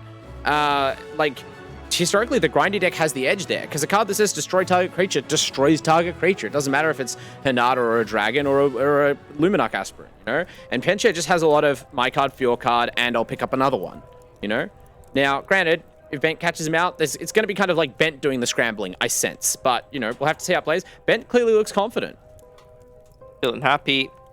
Both of these players mulling down to 6. Now I've already got the 2/2 swinging in. And we are going to have Bent just holding 2 mana. Doesn't remove the 2/2. Yeah, kind of interesting that he wants to leave the adversary up there. Pot up his mana a little bit more here. Maybe he wants to Dwyer Disruption this Fable of the Mirror Breaker. That's the real question, because he's only got another mountain that's left in his hand as well. Then what's his turn 3 going to look like? Another Fable. So he's going to be able to get that little bit of extra value coming out from the top. So chooses to go for the 2 1-mana plays instead of just counterspelling the Fable. But he takes 2 extra damage from not using the Bolt first. Yeah, Penchair, I mean, granted, it could have been a 3-mana card that you can't spell pierce potentially. I'm sure it's taking 2 damage is not that big a difference in this matchup, right? When you think about the increments of damage that you're taking or dealing, if you lose to this vampire deck, it's not because you got aggro down early in most, it's because you're like completely out of gas and they're just running you over with 3/2s. This is not curving out too bad for Bent though. Like 4 mana, he's got himself his Fable here. Textbook. I mean, the hand so far as, but the player and the hand have both been textbook, right? You have your early interaction, you're double spelling them on turn 2 to really shut down any early momentum. And you heard Lyndon obviously doing my job for me, giving the analysis. One of the weaknesses, if it has one of this Hanada deck, is that you do kind of need to take a turn off to cast Hanada, and it's less bad for you against a deck like this where there's not a card that's going to instantly knock you out of the game or a sequence of cards. But it's still great when you just set them back as far as possible before you take that turn off. Yeah, and I think that's kind of the biggest thing, right? When you talk about this turn off kind of deal for Hanada, it's about making sure that these decks that, that's why we see it, beat up, a few of these other creature decks, right? Because you set them back a few too many turns and they really don't have a good way of clawing back. Whereas I think, this Grixis Vampire deck has good ways of getting itself back into the game. You can see right now with Fable of the Mirror Breaker coming through with the discard. It's all about what Penchair wants to get rid of right now. Does he feel like this Hagra Mauling is useful? Does he think this Kato Shizuki is useful? I think that is the biggest question for me right now. He's feeling like this card advantage is enough, and now he just throws down the Blood Tithe Harvester, and that is about all she wrote. This Kato Shizuki card has been a very variable value in these Grixis Vampires decks I've seen, and sometimes it's by far the best card in your deck. Other times it's like, I wish I had any other spell, right? And now I'm dead. But this is a good time for it. This Hanada deck doesn't play a lot of creatures, and so if your Kaito Shizuki is not under pressure, it's very easy to just outdraw your opponent with a relatively cheap spell. That being said, even though you haven't really played a lot of the creatures yet, you're about to see that Ben actually does have access to them. It's not just, I didn't draw my dragons. I mean, Ben is probably the best player I've ever seen at drawing a dragon off the top. Yeah. Exactly when he needs it. The dragon extraordinaire. There were some pretty powerful Goldspan wizards in the Elrond's Epiphany season, but you're right. Yeah. Ben has mastered the Goldspan dragon in a shockingly short span of time as far as our broadcasts are concerned. This is a lot of damage. This is the concern, right? The Vampire deck wins the long game, but can you actually slow down the Hanada deck enough, right? You've got, oh, well, I'll draw all my removal sort of soon enough because I've got so much redundant card draw. It's like, well, where is it? You've got 2 turns. And it's a question now as well. He's going to at least be able to trigger the Kaito Shizuki +1 here. He has the Abandoned Maya, so that's really not going to help him at all. Blood Tithe Harvester to kill the 2/2, but also just to get rid of the Harvester. And if you really can't find anything else to do, you can Takanuma to get back the Harvester, and then on your next turn play it again and build up blood tokens. But that is really slow. You'll probably, I guess, just leave it in play and just do the Reflection of Kiki Jiki stuff on your next turn, but that requires your opponent to, not kill any of your cards. You're praying for, a brick top deck. And hey, I mean, we've seen plenty tonight, so maybe that might be the way to go. So he's just going to swing in with the little ninja, get himself to draw. What's he going to get off the top? Oh, rough. That is not what you want. We might even see the Takanuma light. We probably won't. I think that Bent will probably just prioritize not, spending your recursion spell without letting your opponent kill your creature first, but 3 land in a row. Yeah. You hate to see it. I mean, at least one of them was cycling, right? You'd hate to just draw the land manually. Alright. So now Bent really in the tank. Just thinking. Has he got enough to close it? I mean, next he's going to flip his finish up his Fable, get himself his Kiki Jiki, and then he can do what he's been doing all night long and start swinging with double dragons if he wants to. Well, oh, sorry, I want to say Pencha. I keep getting confused by looking at Bent's screen, but Bent can't do the dragon thing until next turn because Kiki Jiki does not have haste. Or rather, the reflection of Kiki Jiki does not have haste. For those in the chat, of course, Kiki Jiki, Mirror Breaker, legendary Aki from Kamigawa has haste. Not a standard legal card, though. This is his reflection. Bracket. Worse brackets in this one way, otherwise maybe even better somehow. Okay. So, we're going to see Kato Shizuki bite the dust. Hanada Dawn Crowned. Oh, he's not going to go for it. Okay. I mean, at the end of the day, I don't hate him not using it. He's got a whole lot of mana that's floating around here, so he probably would have liked to have used it. But at this point, The only real way that you're going to use it is as a little bit of an extra tax for any of the removal that's about to come out. Yeah. Well, the nice part is the main source of removal you're about to see is not taxed by it because it's an ability, not a spell. Evelyn. No, Reflection of Kiki Jiki cloning Blood Tithe Harvester. Oh, and then getting in an extra and then being able to kill it. The clone of Blood Tithe Harvester has haste, so it can immediately use its ability, and every time you do it, you stack up more blood tokens, which are not consumed by the ability, but make the removal effect more powerful every time, in case that's relevant somehow. But with 2 blood tokens, you officially have -4/-4, which is enough to kill the 2 creatures in Bent's deck. So it's like a minor miracle that both of these 2 toughness cards are like still alive on the battlefield, but so long as they are, Penchair kind of with a puncher's chance. Unfortunately, 10 life, not a lot. So, needs another brick, basically, off the top. Okay, we're just going to spend it all. So, cashes in the original Harvester. A savvy move, I agree. Can't really afford to leave Hinata around and just die. And Evelyn is going to have to draw you into more gas, but it's a land and a duress.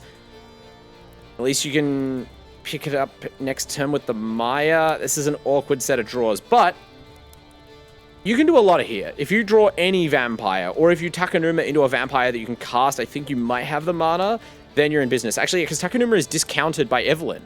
Costs 1, all of these Kamigawa lands cost 1 less to channel per legendary creature you control. A line of text that, you know, is just on the card under all the other lines and sometimes missed. Which does make it a little bit nicer to be able to use, but at this point, he does pull a duress off the top, so Otawara maybe might be worth to get rid of Evelyn. But Ben's got so much mana and nothing to spend it on. Kiki Jiki your token and attack, and you get an extra treasure. You might want to hold Otawara basically to fizzle your opponent's next reflection activation. Yeah. So you wait until they commit that Kiki Jiki, because that's their biggest single resource, is like when you tap Kiki Jiki and what you pointed at. And if you just mess that up, it's probably worth whatever. Even if that means resetting Evelyn to hand and she gets to come down again. We'll see what happens. Bent might spend a lot of mana and kind of end up snookered after the Otawara activation. Penchair going to sit on that one. So much mana available. Yeah, I was going to say, he just has so much mana, as Pilski said, so much mana and nothing to really do with it. Sorry, Ben. If Bent draws a Magma Opus here, this is so many, like, you just start... unleashes. Hard casting Magma's Opus. Magma's Opie. So many Opie. Oh, there it is. That's a vampire. That's so good. That might be the game. So this is going to come down. Bent just sort of looks briefly to God to check if, you know, what did I do to anger you? So this is another blood token, which is all the way, you know, also just replace my bad card in my hand. This is 2 more Evelyn draws. Which also makes the removal as 6/6. Then you activate Kiki Jiki, and you make another Blood Tithe Harvester, which makes another blood token, and you can immediately use it to remove your opponent's best card, their Reflection of Kiki Jiki. It's also a vampire, so you're going to draw another 2 cards with Evelyn, effectively. And this is... Yeah, like, you pull the trigger now, but you're like, oh, it's kind of over. Because now they just... I mean, is this even the... I guess it's the play because your reflection stays alive. So now you're just like, I must top deck exactly Goldspan Dragon. And even that I don't think gets there. But, like, you know... You have to preserve your Kiki Jiki, but now you just play Blood Tithe Harvester, Evelyn... And there's a Voltage Surge that's going to kill this reflection anyway. Yeah, this is... if you wondered whether or not Evelyn the Covetous is like a standard viable card, I direct you to this game state. It's pretty good. Just look at this clip it, ship it, chuck it into whatever you want to have as your research file. Yeah. Like, yeah, okay, Reflection of Kiki Jiki, obviously here, like Atlas holding up the Earth. But, you know, both players have that card in play, and only one of them is massively winning this game now. I guess the real question is just like, if you're Bent, you're just hoping to top deck an Opus, right? Like, that is literally all you're looking towards. Yeah, it kind of has to be Opus into Dragon. That's, yep. I don't know if Bent's got a witty card to hold up to the camera for this situation. Out of time. 11 mana to take into the next game. Excellent. Just, scoop it up, brother. Is it just a big feels bad, man? I mean, there's no way out here, and like, we've seen someone lose by going to time in the ANZ Champs before. Very true. Not a player that ever struck us as being in danger of that. But this set could go a while. So, especially if Bent needs to win 2 games in a row to bounce back.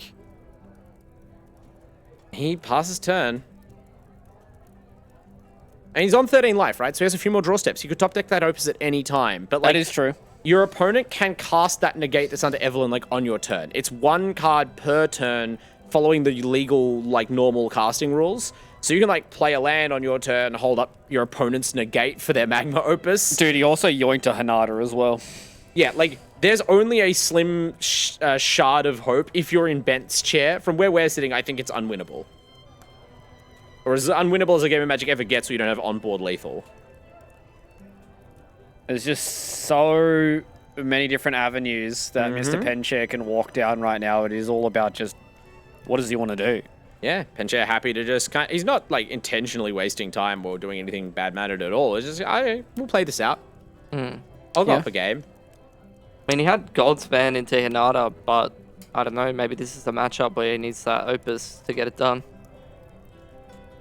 Yeah, it certainly feels like it, right? Like, it certainly feels like the dragons in and of themselves, they kind of need to do a whole lot of damage early on, and it's all about kind of, I don't want to say all about like hitting the Opus, but the Opus certainly does like give you just so much more advantage over this grindy Grixis deck than much what a dragon or Hanada does, considering we saw how easy it was for him to get rid of Hanada.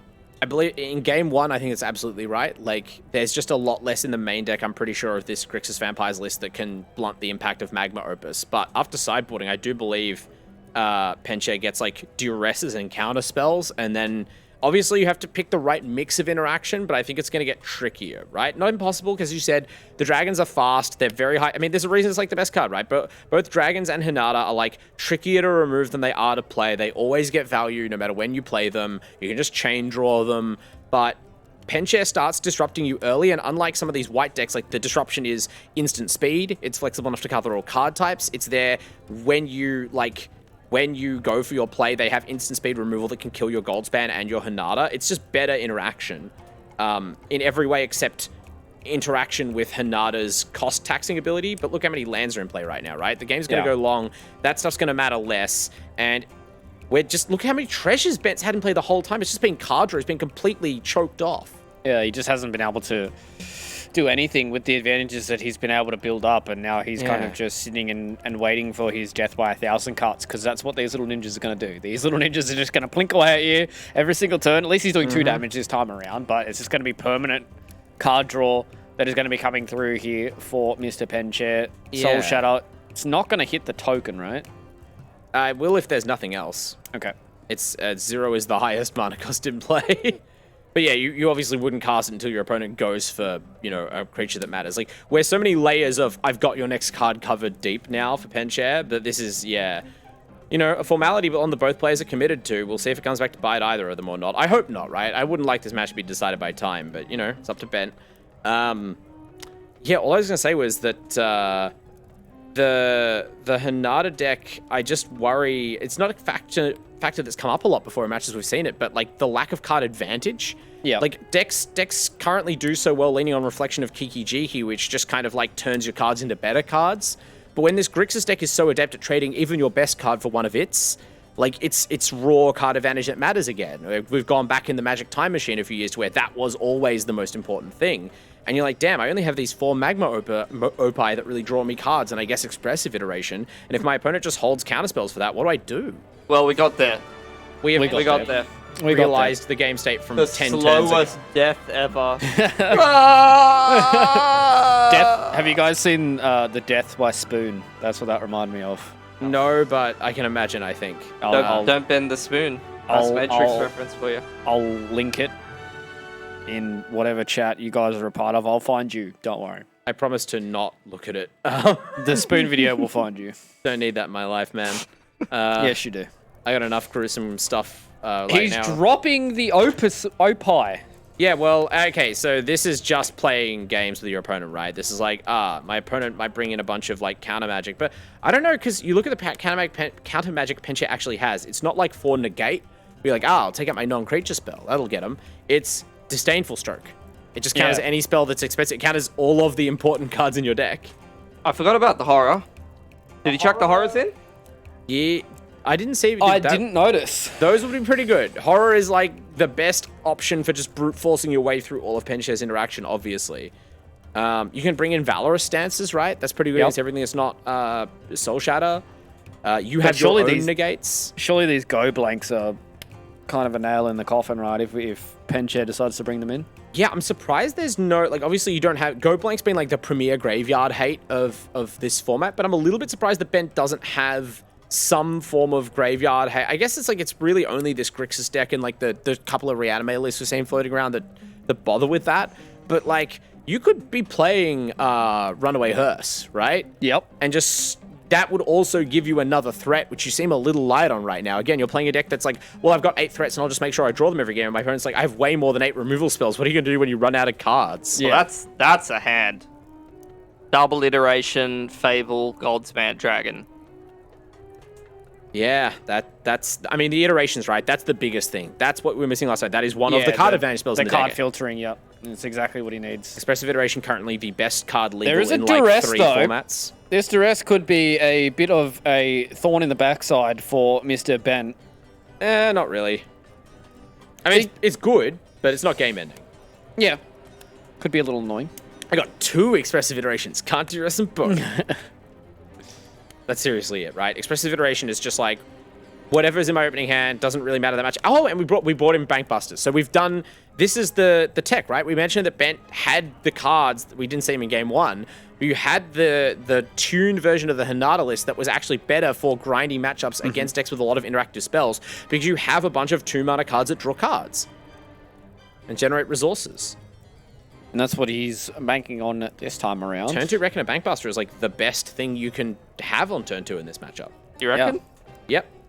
Because then you can iteration off the top. Iteration is a turn 3 card. Imagine an extra Phantom Mana symbol next to that, because you want to be able to play a land. Yeah, because you want to hit your land drop off the top. Card that you play this turn, yeah. Because it is very stinky if you hit iteration on turn 2 and it is 3 lands that you pull off the top and you go, well... Even if otherwise, if you iteration on turn 2, you're definitely wasting the card advantage part of the card, because what are you playing? You don't have 0 mana spells in your deck. What are you playing this turn? Hey, it's my boy. It's your boy. And Penshare has Duress, not, check for traps, so that is an unduressable threat. That is very true. Better than Opus in this situation. And you can see that Penshare he's holding off on this Duress for a long time. At least now he's having an idea about what's going on. So one of those expressive iterations goes bye-bye, but this is all after the Fable got played. And I think that's a pretty big thing, right? Yeah, it's kind of interesting, right? Because in the other situations where we've seen Duress, it was like, I really need to stop you counterspelling my turn 2 spell, because I need to get on the board and I need to get the ball rolling. But Penshare is like unconcerned with the pace of play. So it's like, I'll just give you 3 draw steps to draw the card I actually want to Duress, because like, you're not casting Magma Opus on turn 3. Yeah. So I can just hold this Duress for a while.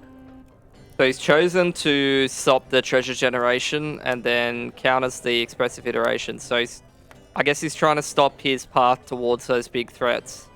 Right back to those Elrond's Epiphany matches, right? You got to cut off the resource stacking. Don't let them have treasures. Don't let them draw cards. However, Raikkonen Bankbuster does both these things and is already on the battlefield, and I don't know if there's even a card in Penshare. Penshare has some Abrades, probably. Yeah, he has an Abrade, right? You got to draw those Abrades pretty fast. Here come 2 Bankbusters. This is the Bankbuster matchup.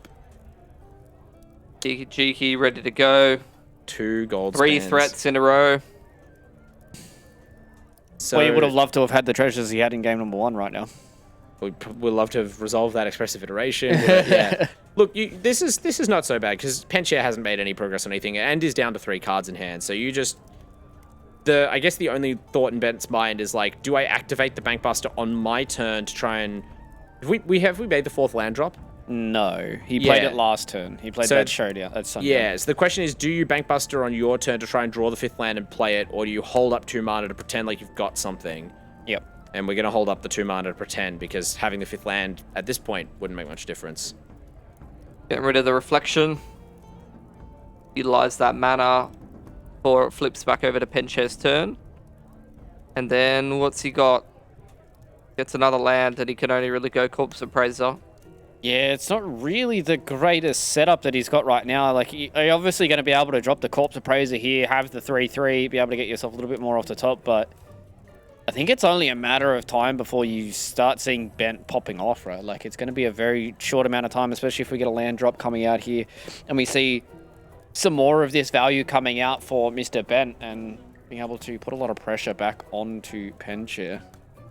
The Corpse Appraiser, once again, beginning... This may not be the most powerful card in the deck, but this is definitely the reason why the deck's called Grixis Vampires, because this card is like both unique to the deck and so thoroughly emblematic of like all of the things that make it good and different to other lists. And I honestly do think it's probably the strongest mid-range list around, especially if you don't count like Hinata as like the same kind of mid-range list. Certainly, like, I like this Grixis Vampires deck over all the like Jund decks we saw. As cool as all the like the spicy one of Zeatora and stuff is, and the Obnixiluses people were trying earlier before they sort of realized the card just, unfortunately, it commits the cardinal sin in present Magic of not doing stuff to the board enough. Yep. But Corpse Appraiser, that does something to the board. That's a 3/3, and also I'll draw a card. Thank you. And also drawing the Go Blank, pretty big. It will be able to stop a lot of the pressure that's going through, especially what he can... Yeah, he can Infernal Grasp here and then Go Blank, so he's going to be able to deal with the other Goldspan Dragon and the Hullbreaker Horror. Yeah, Penchair.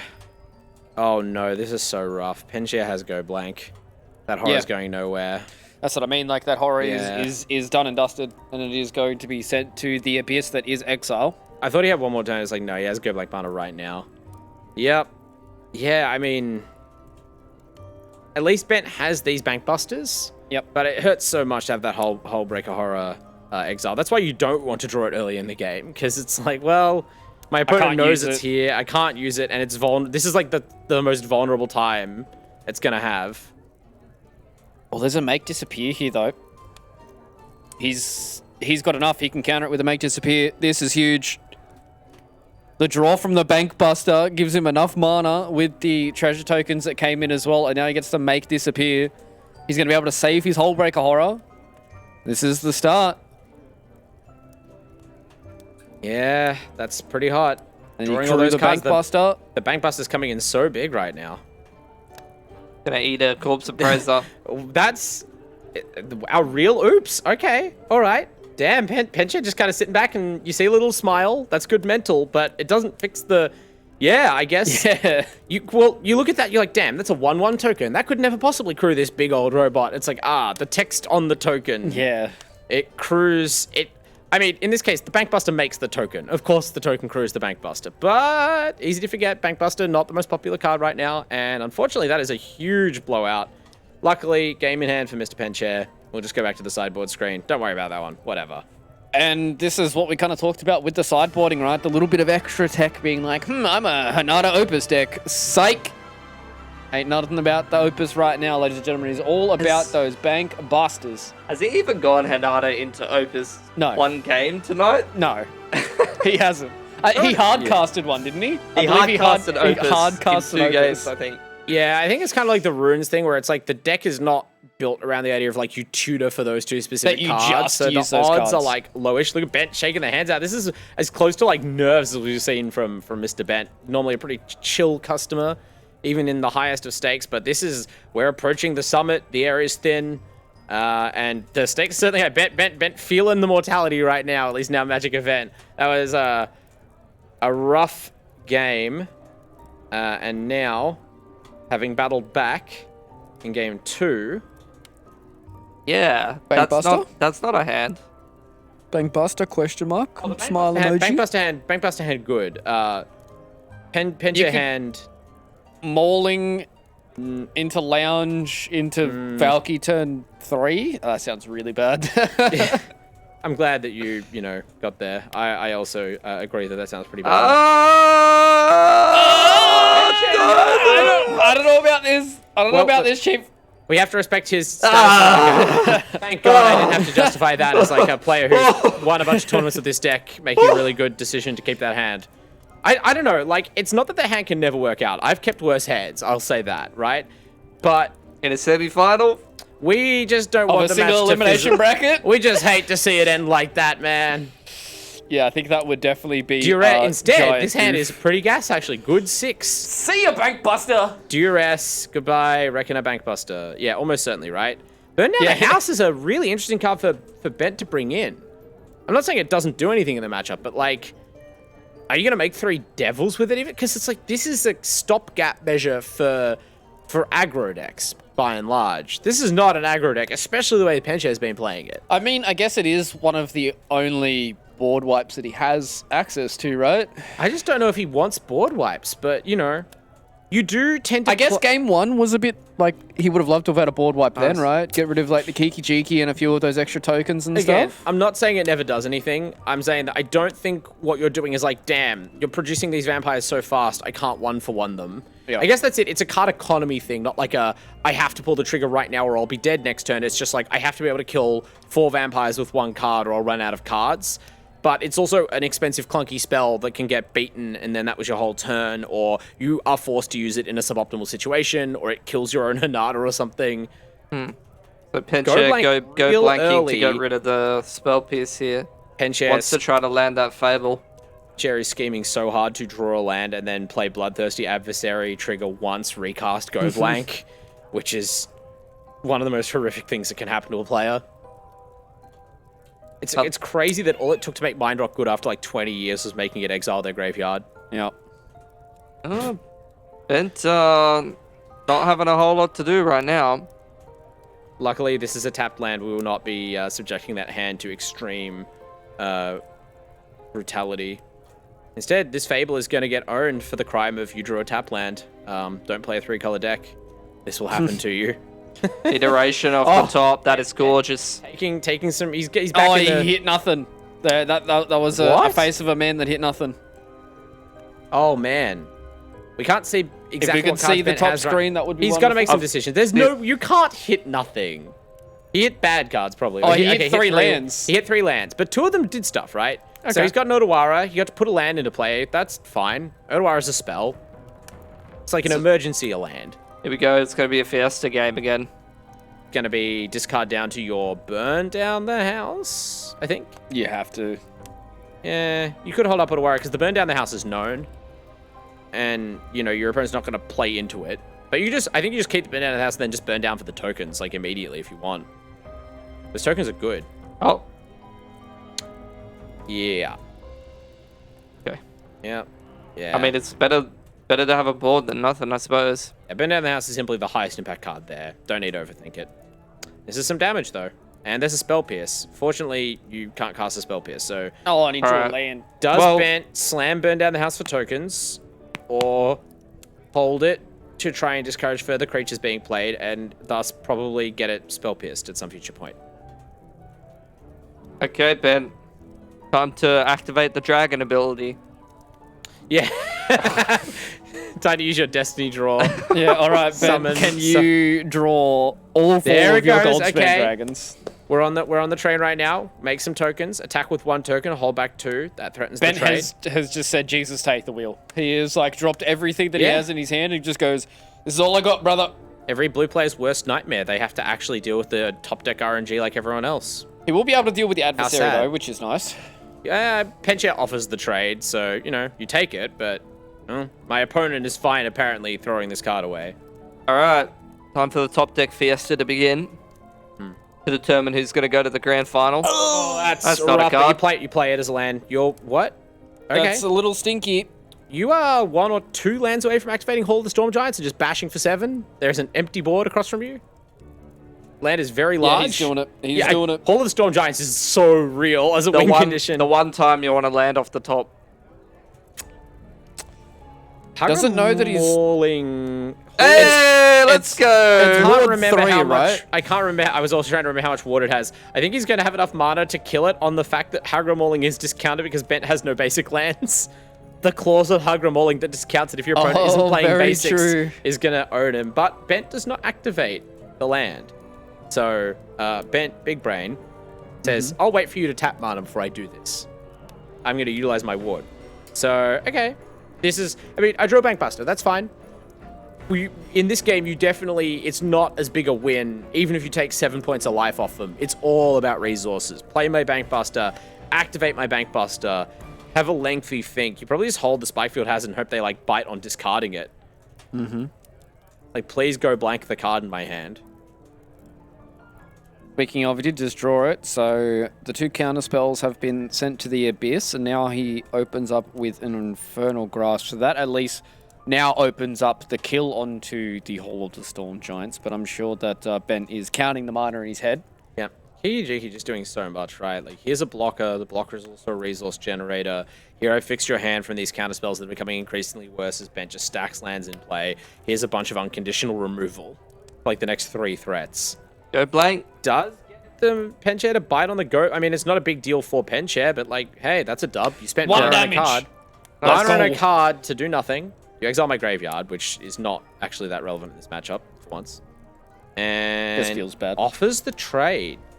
So okay. You can okay. I mean, he really wants that extra treasure for the ward potential, right? Yeah, but like, yeah, I guess you only have 5. Yeah, you get Infernal Grasp and pay for the ward anyway.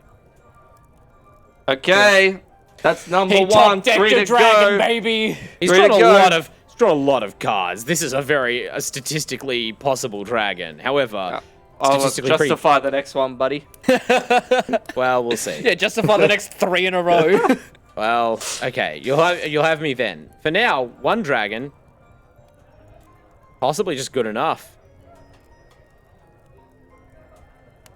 He's only got 1 mana up as well, so at the end of the day, it's really not going to be able to deal with anything. So this dragon is going to come in, it's going to swing hard, it's going to swing fast. So 4 extra damage. What have we got going forward? The cool part about this, as opposed to if we think back all the way to the first match of the night where we saw the Opus deck lose, is that this Grixis Vampires deck, for all its grinding potential, has not begun to grind on your life. It beats you on resources first. So now that you just immediately kickstart the race with your 4/4 dragon that also makes you a treasure and stuff, you're just ahead. You're meaningfully leading the game. You're not constrained in your actions by defending yourself. You're just trying to tax your opponent's hand before they draw into like an Evelyn, basically. Because this is Evelyn's time of game. And that's the real kind of weight that both these players are on right now. A whole lot of mana did just get used to get rid of the dragon, but the beautiful part about the dragon is it creates so many of these treasure tokens. Next turn, do you just swing with the Hall if you draw something Wax Sauce from Ben? I think you have to do whatever it is that pushes it the hardest. Oh Hey, my God. dragon! How many cards left in his deck, though? That's the thing. But yeah, it is another dragon. How do you... Well, he hasn't drawn any Hanadas, right? Like, he hasn't drawn Hullbreaker, you know? Like, 1/5 of his deck is these big creatures. We're getting into hard casting Opus territory again as well. I don't think we cited it back in, but we're getting it. We're definitely in hard casting. Oh, yeah, I forgot about that. He only has 1 Opus in his deck. 1 Opus? He has 1. He's in hard casting Hullbreaker territory. True. And we are also in drawing a card off of... Oh, we're activating the Storm Giant with all the treasures, I guess. We have just enough. Yep. That's a big attack. That's lethal, so you're forcing the block out of... That is true. Okay, so he has to get rid of his reflection now. In the block out of Kiki Nah, Jiki. surely you just Infernal Grasp the dragon. Yeah, I guess. But then he's just going to draw another dragon, and then, like, what are you supposed to do against the third Yeah, dragon? I mean, Infernal Grasping the Dragon, not a bad plan, but then your opponent's going to have so much mana. They're going to get to... But as of next turn, they can start attacking you with Bankbuster and Hall, which is also lethal.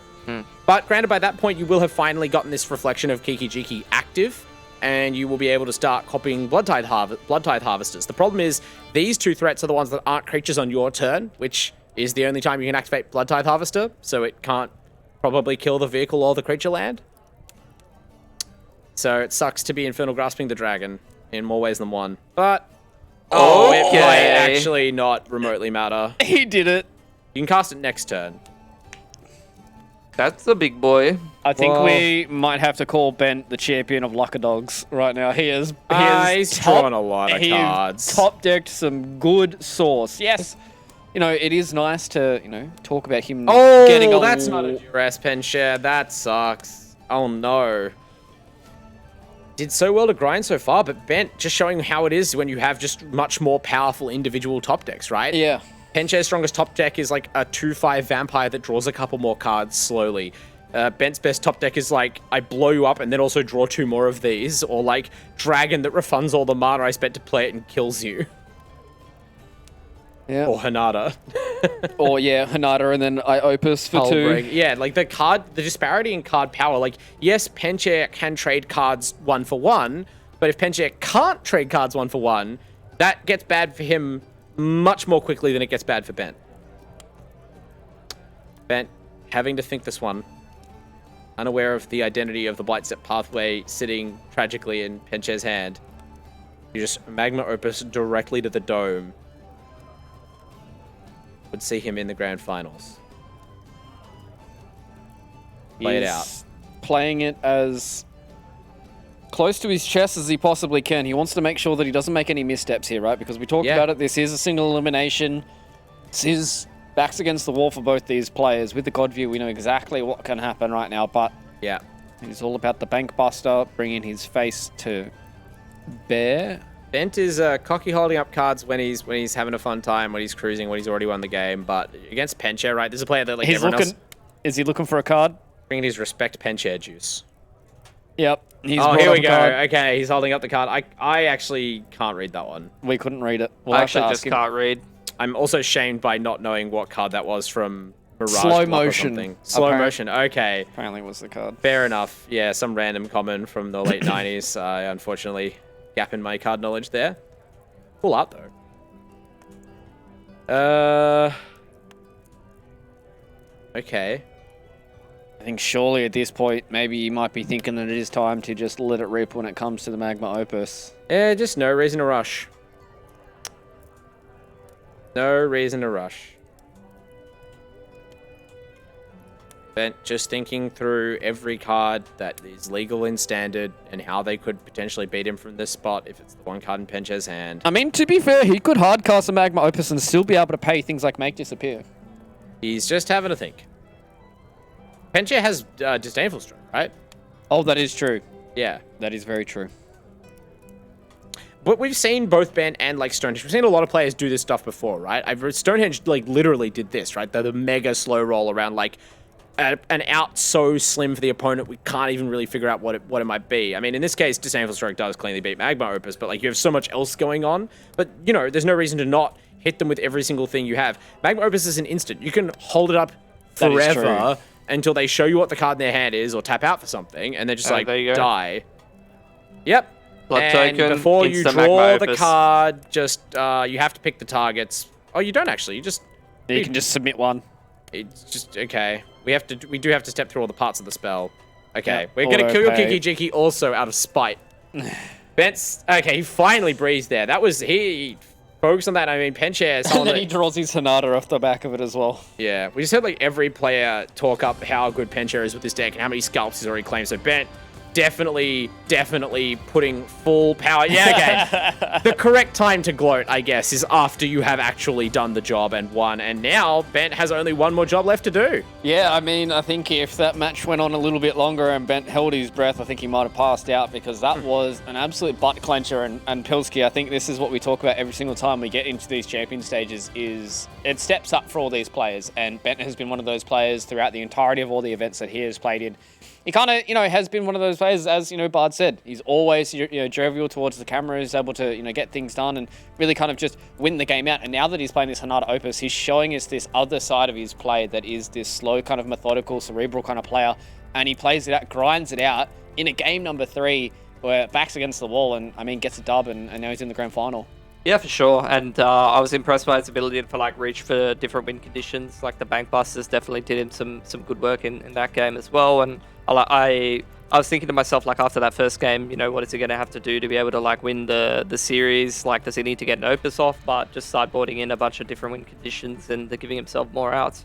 Yeah, I mean, at the end of the day, we talk about sideboarding a lot, and I think this is the reason why we enjoy watching these best of threes, because as soon as you start getting deeper in the series, game number 1 most of the time, it is all about just kind of what you brought and what kind of general stuff that you have floating around. But Bud, going into that sideboarding, we talked about it. Magma Opus is coming out, Bank Busters coming in, and just being able to play across different parts of your deck, meaning that you didn't have to rely on this one big combo to get the job done. Yeah, and look, as the person who normally tries to play down the role of luck, obviously luck is still a factor. Not just the gold spans, but you can side in Reckon a Bank Buster, and you can have 2 pre-mainboarded, right? You have to give credit for understanding what's important.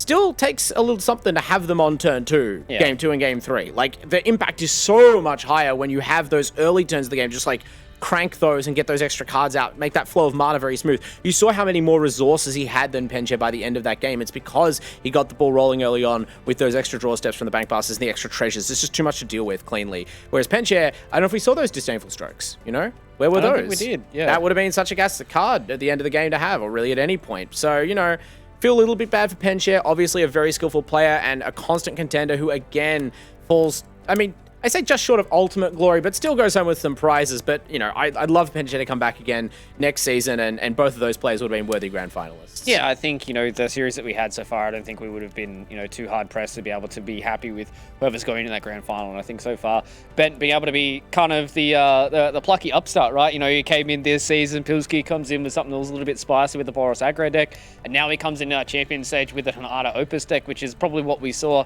as going to be the meta deck going forward into the champion stage, and just shows us this extra style of play. You know, in the first event that he won, he talked about just turning his card sideways and getting the job done, and now he comes into it and has to play completely different style, and he gets it done, and now he's going into a grand final where, again, he's going to have to try and make those hard decisions going forward, and, you know, maybe it might be a bit of luck, but, I mean, so far he's proven to us that he's got the champion blood.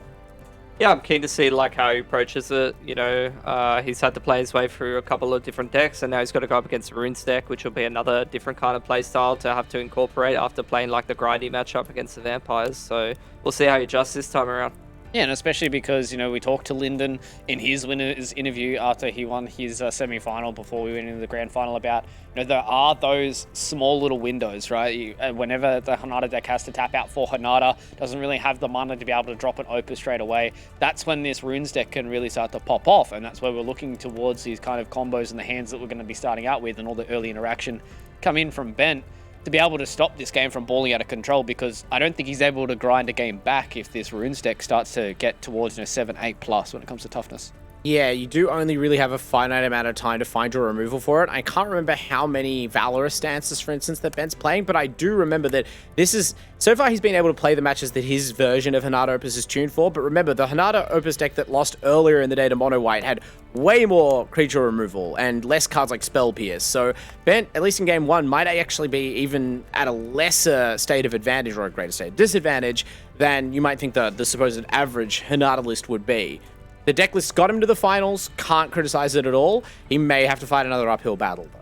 Yeah, and I mean, that's kind of what the champion stage is all about, though, right? It's about fighting these uphill battles, and it's kind of the conversation that we had at the start of the broadcast was about, you know, do you kind of come into the champion stage getting yourself your first dub, securing yourself a top 4, and then kind of just saying, Jesus, take the wheel and see where we go? Or do you try and play a little bit more generic and get towards these latter stages? And that's where Pilski, I think this grand final is going to be all about the sideboarding. You know, game number 1, yes, might fall one way or another, but I think after what's Bent showed us so far and what Lyndon showed us so far with their sideboarding, I think this could be a really interesting matchup for matches 2 and hopefully number 3. Yeah, I'm keen to see if he like leans further into the combo or not, because like, you know, I don't see him waiting around for like one of these big rune creatures to build up and just start slapping him in the face. Like, he needs to have a big explosive turn probably pretty quickly. So we'll see if he leans further into the Opus or how he's going to kind of approach it.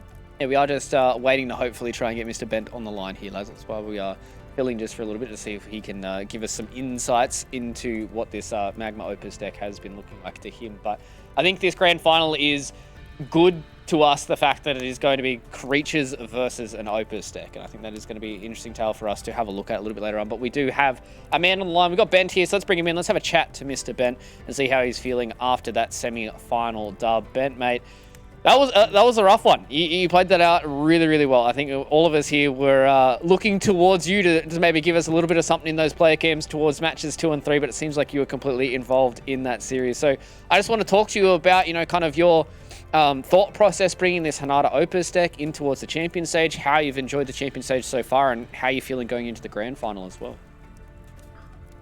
I really don't like my deck. I wish I was playing Boros aggro. I wish I was playing Rakdos Anvil. I wish I was playing something else. But I looked at what I thought everyone was likely to bring this weekend. I thought Boros aggro was incredibly poorly positioned, so I eliminated that early. And then when we got the draw, I just looked at my first round opponent, who was playing Jund, which is the worst matchup for the Anvil deck, and there's not much point picking a deck that can't beat your first round opponent. So I pivoted to the deck that I could not win with to save my life at the time, Hanada, and then practiced a lot with it.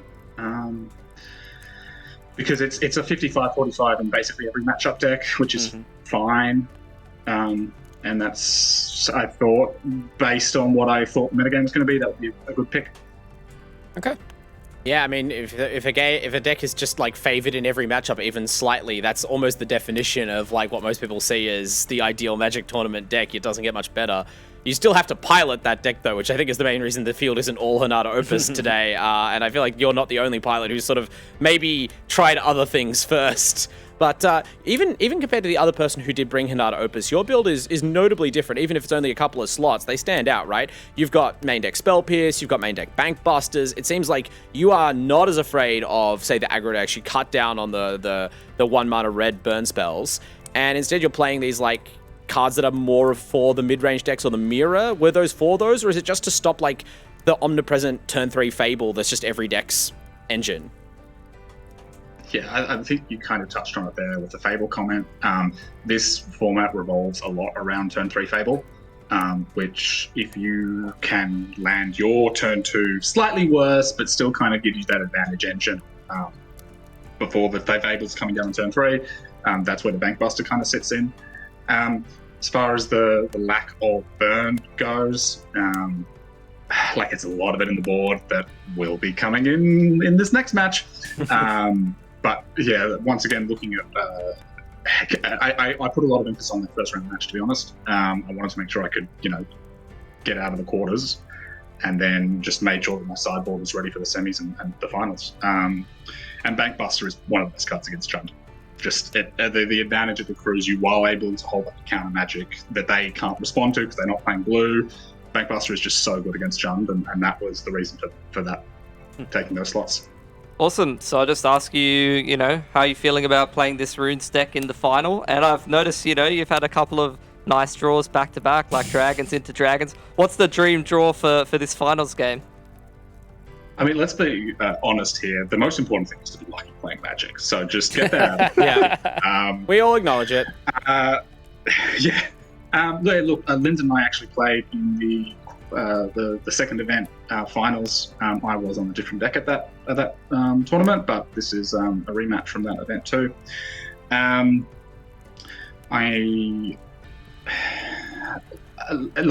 This is as if I have the right removal at the right time, that's what's going to matter here. So obviously the Runes deck can snowball. I'm sure this is repetition at this point, but so I'm really hoping to leverage the removal I do have in the main deck, and plenty of it in the board, as well as my Force Spike technologies. Between just to kind of slow them down just enough that Hanada can do some work, right? Because the Runes deck is all about targeting your own creatures. Well, Hanada puts attacks on that. So, let's see. True. That is some interesting tech that is going forward here. So fingers crossed, Mr. Bentmate, we have a wonderful series between you and Lyndon in our grand final. Congratulations on making it to the grand final as well, and good luck in that grand final. Thanks very much. Thanks, Talk mate. to you guys soon, hopefully. Fingers crossed, Mr. Bentmate, because I want to see what he can bring out on the player cams with the cards, what other Magic cards he's got floating around. That is some interesting tech he did talk about. Obviously, we hadn't touched on it all too much, is the Hanada tax that can go forward as well. We talked about a little bit of the counter Magic as well, but, I mean, that tax on top could be something special. But I'm going to give you a couple of minutes to get all your thoughts together so you can come back with a nice little written thesis about how Hanada is going to do work against the Naya Rune decks. Because, ladies and gentlemen, it is time for our final break of this evening. That means we're going to go to a few-minute break, and on the other side of that, it is grand final time. We've got Lyndon, and we've got Ben, and they're going to be fighting it out for that uncut sheet right there behind me. And you guys are going to sit there, and you guys are going to enjoy it, because we're going to be back in a few minutes from our ANZ champs. Dragon extraordinaire. There were some pretty powerful Goldspan wizards in the Elrond's Epiphany season, but you're right. Yeah. Ben has mastered the Goldspan Dragon in a shockingly short span of time as far as our broadcasts are concerned. This is a lot of damage. Magma's Opie. So many Opie. Oh, there it is. That's a vampire. That's so good. That might be the game. So this is going to come down Bet just sort of looks briefly to God to check if, what did I do to anger you? So this is another blood token, which is all the way, also just replace my bad card in my hand. This is 2 more Evelyn draw. At least Bet has these bank busters. Yep. But it hurts so much to have that whole Breaker Horror exile. That's why you don't want to draw it early in the game, because it's like, well, my opponent knows it's here. I can't use it, and it's This is like the most vulnerable time it's gonna have. You look at that, you're like, damn, that's a 1/1 token. That could never possibly crew this big old robot. It's like, the text on the token. Yeah. It crews it. I mean, in this case, the Bankbuster makes the token. Of course, the token crews the Bankbuster, but easy to forget. Bankbuster, not the most popular card right now, and unfortunately, that is a huge blowout. This dragon is going to come in. It's going to swing hard. It's going to swing fast. So 4 extra damage. What have we got going forward? I think you have to do whatever it is that pushes it the hardest. Oh, the dragon! How many cards left in his deck, though? So it sucks to be Infernal Grasping the Dragon in more ways than one, but. Oh, it might actually not remotely matter. He did it. You can cast it next turn. That's the big boy. I think we might have to call Ben the champion of Lucker Dogs right now. He's drawn a lot of cards. Top decked some good sauce. Yes. Hey, look, menu pong.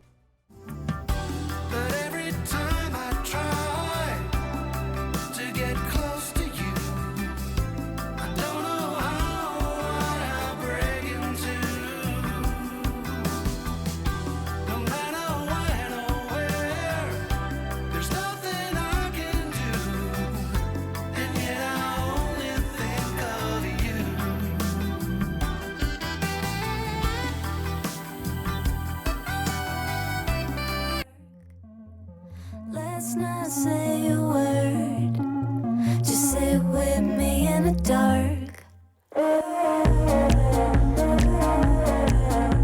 Just sit with me in the dark. Just sit with me in the dark. I know some people think I'm shady. They don't see that I'm walking with my demons. So if you wanna be my baby, beware, it's so heavenly, it's evil. Follow me to the deep end. Been looking out for a close friend. Let's make some bad decisions. Snuggle on my rope, fuck the boundaries. Don't want you to light up my world. Just sit with me in the dark. Let's not say a word. Just sit with me in the dark. Just sit with me in the dark. Just sit with me in the dark.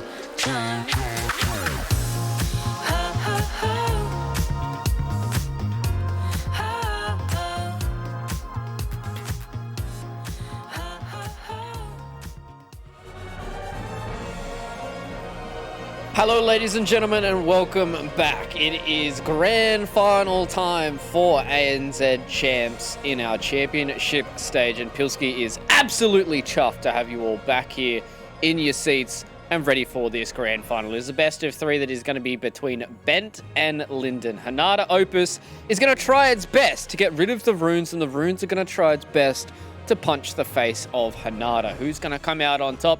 That's a question for our best of three to answer, and maybe the two magic brains sitting on your couches talking about Dare Ice Coffee might be able to tell you some answers, because we've got a little bit to chat before we get into the game, lads. These guys are ready and raring to go. They want to get in. They want to start playing some Magic the Gathering.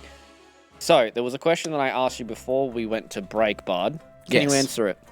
So to recap for those who left early for break, the question was, did we consider the fact that Hinata makes all the runes in the rune decks cost one more when it's in play because they target your creatures? And the answer is, I did, but to be honest, because Linden was so confident that you have this great window to play runes after Hinata comes down and they're tapped out, I was like, I'm suddenly questioning my own Magic knowledge, right? That's how much you got to respect these players. But both players can be right? Bent is correct to say that Hinata is good tech against runes, especially compared to most large creature threats, because most large creature threats aren't also like Thalia accidentally for your opponent. Yeah. But Linden is also right in that, as you can see, it's not usually like you're playing 25 runes in one turn and having them cost 1 instead of 0 is a massive blow, right? It just means you play like 3 different runes and you're tapped out. But it does mean that if this is happening like on turn 4, you can't just, or turn 5, you can't just play champion, play naturalist, cast all the runes in your hand like we've seen him do a couple of times already tonight. So there is a complex interplay in this matchup, to be sure. There's certainly a little bit of tax to be paid here for the rune deck, and that's the real question for you guys at home to decipher, because it is for the final time. Time for the Dare fan vote. You guys at home can use channel points to predict who you think is going to win at this grand final. Who will be the ANZ champ? That's the real question for you guys at home to try and figure out. Is it going to be Bent? Is it going to be Linden? That is the real question. It's for the entire series, not just each game. Please do keep that in mind when you predict with the Dare fan vote. Predictions here. Everything is on the board. Not only is it for the championship, it is for my pride. Formal, unfortunately, will be sleeping in the dungeon for the next 2 weeks. But let's reveal the predictions for the grand final. Bent team, let's go! Linden fans, unfortunately, this will be a loss. Yeah, I mean, Chris got this. What he said, but like, what is happening? Okay. Just want to show off the ink. I wasn't quite sure if I could flip off Chris, so I kind of just left it. You finally hit that like instinctual self-preservation barrier. Like, wait, that's my job. Wait, this guy can mess with me quite hard for the next hour or two, so I probably shouldn't do that. But either way, Pilski, defend Linden's honor. He make very big guys go hit face. Very fast. Gonna win. Nothing to say to disagree with my esteemed colleague's analysis. He seems to have it dead on. Seems like that is the tale of the tape has been make big creature hit face or Goldspan Dragon. Oh, lifelink good. Lifelink large creature good. Don't need But- lifelink if you're killing them. There is also one thing that we haven't talked about. No reach. How are you supposed to hit the fly, boys? Lifelink more than dragon damage. Seems like you guys have an answer for everything. Okay, Kogito Ergo Sum. Like, it's lifelink 2020 trample good, dragon bad. But I'll tell you what. Yeah. Bent's gonna wanna rune away. Okay, everyone. It is time. The grand final for ANZ Champs Season 1 2022 is about to begin. Bent taking on Linden in a full best of 3. Let's get ready to rumble!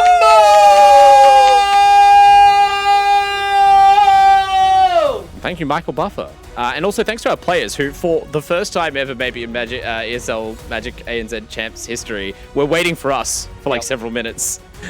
Bent was trying not to hold his breath for the foreseeable future because he was stressed to the nines. Yep.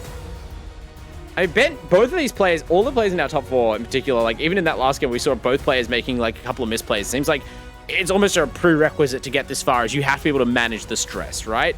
Not, just of like being in our tournament, which is so special fans, but just like playing Magic against really good players for a prolonged period with money on the line, right? That's always hard, even if you've done it a lot before. So Linden and Bent facing off in what both players have acknowledged is a bit of a rematch, and my favorite sequence of play already at the start of the match, cycling a rune by slapping it on a land. All right, boys, before we start getting a little bit deeper in this grand final, Pilski, I know you have wonderful analysis right now. I did just hear that Rotars did just beat Penshare with the 2-0. So Rotars will be our third placing bronze medalist for ANZ Champs. And unfortunately, Mr. Penshare will be going $100 poorer.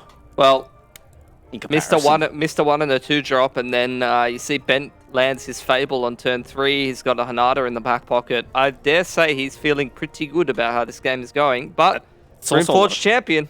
There is a lot of champions from casting Runeforge. the first of 4 copies of Runeforge champion in his hand. He wants to be the ANZ champ. ANZ Runeforge champion. Paradoxically, that's like too many Runeforge champions. I don't know. Unfortunately, it's not like it's a terrible hand, right? And you've even got Showdown, you've got Borrowed Time for fixing, but you can see it's very awkward trying to get all of these onto the battlefield where they can count, and you don't have the real payoff cards. You don't have like a Kami or a Generous Visitor growing things while you do this. You know, you don't actually have that many runes in play. It's taking your whole turn to cast this champion every time. You need to hit like a land and then just Showdown and have that be like a land and, I don't know, Jukai Naturalist. Then you can play. But if Bent gets Hanada down in the meantime, we're going to actually see that interaction. On the other hand, Bent has no white mana. So, you know, both players. An oopsie. Maybe just needs to discard. It's like, is it worth biting the bullet? I mean, you can always attack with this Goblin. Yes. It's just always there. Bless you, Fable of the Mirror Breaker. Yep. Permanently be able to get... Never mind what I'm saying about the value. Colors. Yeah, I mean, he has to lose the Goblin for it, but at least he can get that Hanada down, and that's going to make it very difficult to start to pop off with the champion. Voltage Surge to clean it up as well. That's a nice turn indeed. Zap. Yeah, I'll take turn 4 Hanada with turn 5 Opus and kill your guy. But Linden, this is why we're main decking 2 Borrowed Time, from winning an event with no main deck interactive spells to check out my Oblivion Ring. And that is going to be completely a lifesaver. Now we're back to the spot of, do you toss away Magma Opus to try and cast Hanada? Because, you know, clocking them while they don't have any creatures down yet is like actually a pretty feasible path to victory, depending on Linden's hand. With this many cards, I think Bent respects the probability that there's going to be some sort of explosive runes play. And you're just like, I'm just going to trust the top of my deck to give me a white mana. Yeah, it would have been absolutely wondrous for Mr. Bent if he was able to pull himself a white mana source off the top. Probably would have been pop-off central. That probably would have been a Hanada into Opus, right? Oh, I guess there's not enough creatures on the board to really be able to get all the triggers. You can always cast it. You can split the damage between... I guess you lose 1, right? Because you can target Hanada itself and both players for 3 targets for the damage split. The second part is tap permanent, so you're never like short on that. So it'll be a 3 mana Opus. Especially now that he has unfortunately not drawn his white source once again. Kami sticks, you're going to get the Runeforge champion in now. Yep. He's kind of stuck on these 3 mana though. Yeah, both players are struggling. Linden has drawn another land, but it's an ETB tapped land, so he's going to... Again, both players kind of like... Yeah, this is a rough start, you know? Wet noodle fight. Exactly. We're both having a bit of nerves or whatever our shufflers are at the start of game 1 of the grand finals, and we're being a little bit awkward, but I like awkward magic. We've seen what these decks do when they're humming along. This is another non-white source. Well, this is what happens. He can hard cast Magma Opus next turn. True. You can activate Hall of the Storm Giants this turn, and does, not even worried about having it on defense, just goes in. Nice. Yeah, you look Bent just shaking the head like, I guess, 7 you? Is this correct? I don't know. But I kind of get it, right? Like, you assume that if you're getting attacked, the creature attacking you might probably just eat your 7/7. Yeah. What do? Well, Linden... Throw down. Oh no, he's going to start popping up with the runes. Yeah, I think you kind of just have to make some big boy creatures right now, especially with the threat of just this Hall of the Storm Giant whacking you in the face the next couple of turns. The thing about Hall of the Storm Giant is that it doesn't have trample. So with Tamio safekeeping especially, like I guess you assume you can just block it when you have to. I'm a little surprised there was no effort to go for the lifelink rune, but you're respecting the possibility of removal or interaction. Because Bent's not playing stuff, right? Like, Bent's plays look weird. Both of these players are probably looking at each other with a bunch of cards in hand that aren't, like, doing stuff and being like, well, this is a bit weird. I mean, Bent visibly doesn't have white mana, but that, apart from Valorous Stance, which I think is a one-of main deck, only stops Hanada. Like, there's only a couple of white spells in the deck. So, you're like, damn, this could be a bunch of removal. I gotta be careful. or a bunch of counter Wow. spells. Gonna accept 12. You don't want to block with Kiki Jiki. I might need that to copy a Goldspan Drag. That's At white least source. gets his white source, A so that's... turn too late, arguably. You can Valorous Stance, but you can't Valorous Stance and Hanada. Can you Hanada and Opus, I guess, but it won't kill the creatures. I was You can gonna Opus say. on their turn to tap. Yeah, that could be useful. You know, the Magma Opus to tap the 2 attackers to at least save you Cameo's for... safekeeping would let you keep the Kami untapped, and it has Trample. You make it You would quite probably large, make it... but you have to make it really big, because there's going to be a 4/4 Elemental to block with. You can clone the Elemental, probably. You have enough mana to do that. So... We'll see what the plan is right now for Mr. Hanada. Ben. So he's going to Hanada it up. What is going to be the sequencing from here on out? We talked about one of the outs with the Magma Opus on the enemy turn, it being instant speed. Well, Bent has 2 cards in hand, both instants. The only thing that you might activate this turn is Kiki Jiki, but you can't activate Kiki Jiki on legendary creatures, I believe, this version of Kiki. There's not much point to do it anyway. Yeah, I believe it's non-legendary creatures. Yeah, you can't even do it even if you wanted to just make a Hanada to immediately die. So you're, if anything, holding it to use on the elemental token, which you are about to get. So yeah, in your upkeep, before you draw, to deny you the chance of drawing a safekeeping or whatever if you don't already have one, and to tap your lands before you can use them for mana for spells in your main phase. Target you. Target me. Target. And you just target your opponent and each creature, right? Do you need to target yourself? I guess you're tapping both of their creatures. That's fine. Fair enough. Yeah. Okay, of course. Yeah, with the 2 tramplers, I guess you have to. Yeah. I forgot that we have to spread the damage evenly. It's not just target 4 and then like 0/0/0/4. Yeah. So, you know, this really is a Hail Mary, but it's a pretty strong one as far as Hail Marys go. What are the cards that he wants off the top? Anything. Dragon, I think. Dragon? Right? It depends on what Linden does, right? Does he now just die? Linden has made the Kami able to trample through, and yeah, pinging. Well, He you've got found a his 4/4 white sources again. You've got a 4/4 of blocker from the elemental. Oh, token. yes, that was the yes, important yes. part. I think the white source is actually decent now because you've drained Linden's hexproofing Damn, spell, yeah. and you still have Valorous Stance, which is live as removal.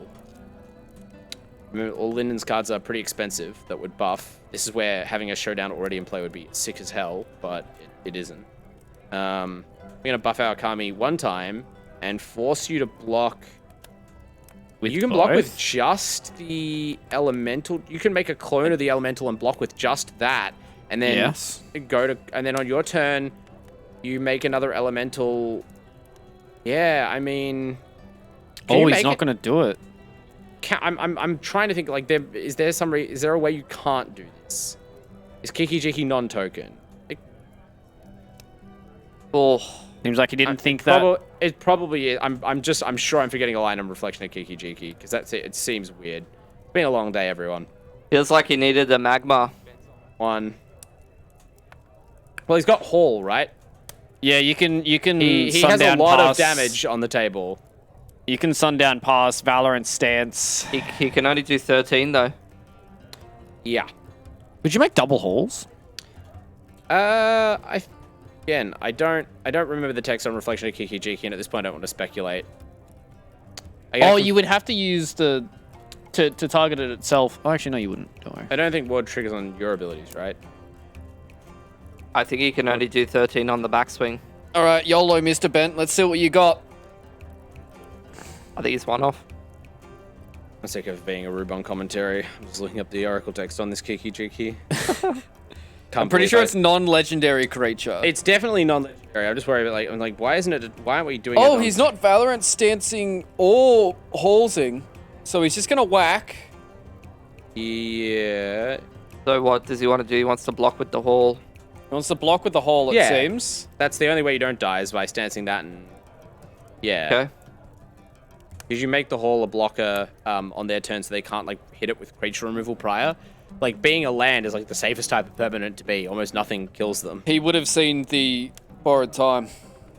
All right, back to Linden now. He's going to throw down another Kami and try to scale them up. But, like, I mean, that's the great thing about having the Hanada here is you are definitely a little bit more limited in terms of how big you can make everything and how much you can pop off this turn. Selection is just create a token that's a copy of another target non-legendary creature you control except it has haste. So... Definitely could have been double Storm Giant. I think that could have been the game. Double Storm Giant and a Hanada hitting. That probably would have been game, right? Or even just making a copy of the Elemental on the block the turn before. Like, there's reasons why you don't do these things sometimes. Like, you don't want to give your opponent the chance to do, like, some instant interaction. But, like, Linda's deck's incredibly light on instant interaction. I'll have to ask about this later, because you don't want to be the person who's like, why did you do this play that turns out to be not legal? But, yeah, Bent, this reflection being real quiet. We have, again, a situation to block. Is Hall's not legendary, right? It's just a giant. It's just a creature land. Yeah. Okay. Someone is going to pop up in the chat in 15 minutes from now and explain very gently why this is stupid. And why we've been ragging on it for the last 5 minutes and be like, Karsh is... But the important part is that Bent is still alive. He's hanging in there. Unfortunately, he's becoming like further away from winning. He's got a dragon. Of value. But the problem is, this is the problem we keep seeing, right? The dragon, you can make so much mana, but like, how are you drawing cards? That is true. He can drag in here, and then he can create a treasure token, and then he can voltage surge this Kami of Transient, so then it at least, you know, brings him back to neutral standpoint, I would imagine. You don't have that Alrund's Epiphany to just buy infinite time. You don't have, like, a bunch of card draw filtering You don't spells. have any life gain either. I mean, yeah, that's kind of a prerequisite. Wait, would the ward matter if you wanted to make a copy of it? I don't think it works like that. I think it's only opponents triggering. We gotta move on from this, because the time for that play, if there ever was, has passed. Saw it coming. What is definitely not your own stuff. Ben saw it coming. Yep. Did he see the dragon coming? That is the real question. Mm-hmm. Back for a lot. Well, actually, no, because this Kami is only a 4/4, so now we have Voltage Surge exactly. Yeah, he was. That's why he got the treasure tokens to be able to Voltage Surge and sacrifice one of them off the top. Hasn't got a Lair of the Hydra in play. That's very awkward. Can't just like animate a creature land and kill. And then you can see that's why he's allowed to. So to is go Ben for just these gonna swings. win? Ben's feeling like things are looking up. Oh no, he just rune forges and gets a haste rune. Yeah, okay. It's still game 1. I forgot he still has these. Yeah, rune of speed. Okay. It seemed pretty far-fetched that Ben could win from that situation. Yeah. No cards in hand versus 10 cards in hand, 1 life versus 18 life. Ben just confidently swinging out, but, you know, Ben is that kind of, as you mentioned, sort of, to me in the break, Ben seems more, Ben is happy, as a lot of good Magic players are, to accept there are scenarios where you are just dead. Yep. And you just go like, yeah, whatever, you know, when to roll the dice sort of thing. And I think that certainly was, you know, if there wasn't 15 Runeforged champions that were sitting in hand for Linden, that probably would have been a scenario there. Maybe Bent might be able to make something of it. But hey, that is how the cookie crumbles. And game number 1 going the way of Linden. He is only 1 game away, ladies and gentlemen, from getting himself an ANZ championship. Look at Ben. This is what players who really enjoy serious Magic are in it for. And it's unfortunate to hear that Ben like doesn't love his deck. Which is not to say that he thinks it's bad, it's not his style, right? Which you wonder just not about it. It does matter sometimes, right? Maybe that makes him uncomfortable in these sorts of tight situations, even with a lot of practice. Clearly showing as he's been able to like crush his way through the grand final. But, you know, this is still a really cool game of Magic to watch. You know, good players trying their level best with quite well-positioned decks in a matchup that's not like really decisive one with the other. And we are going to get to see Hallowed Haunting. A card that has been in sideboards this whole season. I think we've seen cast maybe 1 time and do, like, nothing. Nothing? Yeah. So, Hallowed Haunting, 4-mana enchantment. Whenever you play an enchantment spell, you make a 2/2 Spirit Cleric token. If you have enough spirits in play... Oh, sorry, and the Spirit Clerics have, I think, power and toughness equal to the number of enchantments you have, or the number It's power of toughness by the amount of spirits you have? Sure, okay. And if you have enough spirits, every creature you control has flying. 7. It's 7 enchantments. 7 or more enchantments. They have flying and vigilance. Tremendous. Do you keep this many land with the Fable? I guess you do. For what it's worth. So you got double iteration here for Bent, and you've got Is that just lands galore? Yeah, lands into a Fable is what Linden's kept. Well, yeah, and Hallowed Haunting. Yeah, and the Haunting. Yeah. Yep. right part of the game to have the Haunting, right? Well, we just saw Linden like struggling to convert the value because there's ways to deal with these creatures, or like you just can't. Your critical massive enchantments isn't that big. Hallowed Haunting is actually a pretty great way to like make sure you have all these flying blockers and double a braid. He wouldn't have stuck anything anyway. It is true. Ben going for the red turn. Is this turn 3 iteration? This has to be, right? Yeah, turn 3 iteration. Yeah, Ben on the plane. Lost, yeah. I was like, there's no way on Earth. Okay, Nice. Sundown Pass. Hold up, Flame Blessed Bolt. This is what Ben said, right? Like, game 1, we all acknowledged he didn't have as much removal, but he's like, there's a lot in the sideboard. And he has it all right now, but Linden, I feel like we've seen this multiple times from Linden on the Runes deck. Obviously, he can't control exactly what's in his hand other than by not mulliganing this, but he's just kind of, okay, my opponent is probably scrambling and bringing in every piece of removal that exists. I'm not going to obsess over, like, mulliganing to have Naturalist Runeforge Champion, like, on turn 2 and 3, because those are just going to get wasted. I'm going to keep a hand that just has a ton of lands and card filtering, and I'll play my way into the game, and my opponent will lose tempo. And It's nice. Kind of working out like that. Yeah. He's going to get a big treasure advantage here. Getting some discards in from Linden. Try to find something worth playing here. Get any treasures, but it's still an advantage to make your opponent like abrade this 2/2, as you are no doubt about to either make another one or Hallowed Haunting. Bent is not super chuffed to see that. There are, I don't even know if there's cards in the deck that kill that. I don't think there is any enchantment destruction. Yeah. And this was, this was Linden's plan. It's curved out exactly how he wanted to from his opening hand. And I think that's kind of the reason why that Linden kept his Hallowed Haunting, right? He knows that if he gets to turn 4 and he's not completely dead, that he's going to drop this Hallowed Haunting, and there is nothing in the sideboard or in the main deck that actually deals with an enchantment. So, yeah, I mean, this card has its problems. It's the definition of like a do-nothing most of the time, depending on when you draw it. But like, if you draw it and cast it on turn 4, it's pretty great. It's just like the Record of Bankbuster. If you draw it and play it on turn 2, it's pretty incredible. Bent, as he said, it's pretty important to be lucky in Magic if you really want to go all the way and win an entire tournament of very stacked players. And, yeah. Visitor into Fable. Getting a whole lot of triggers now. At the beginning.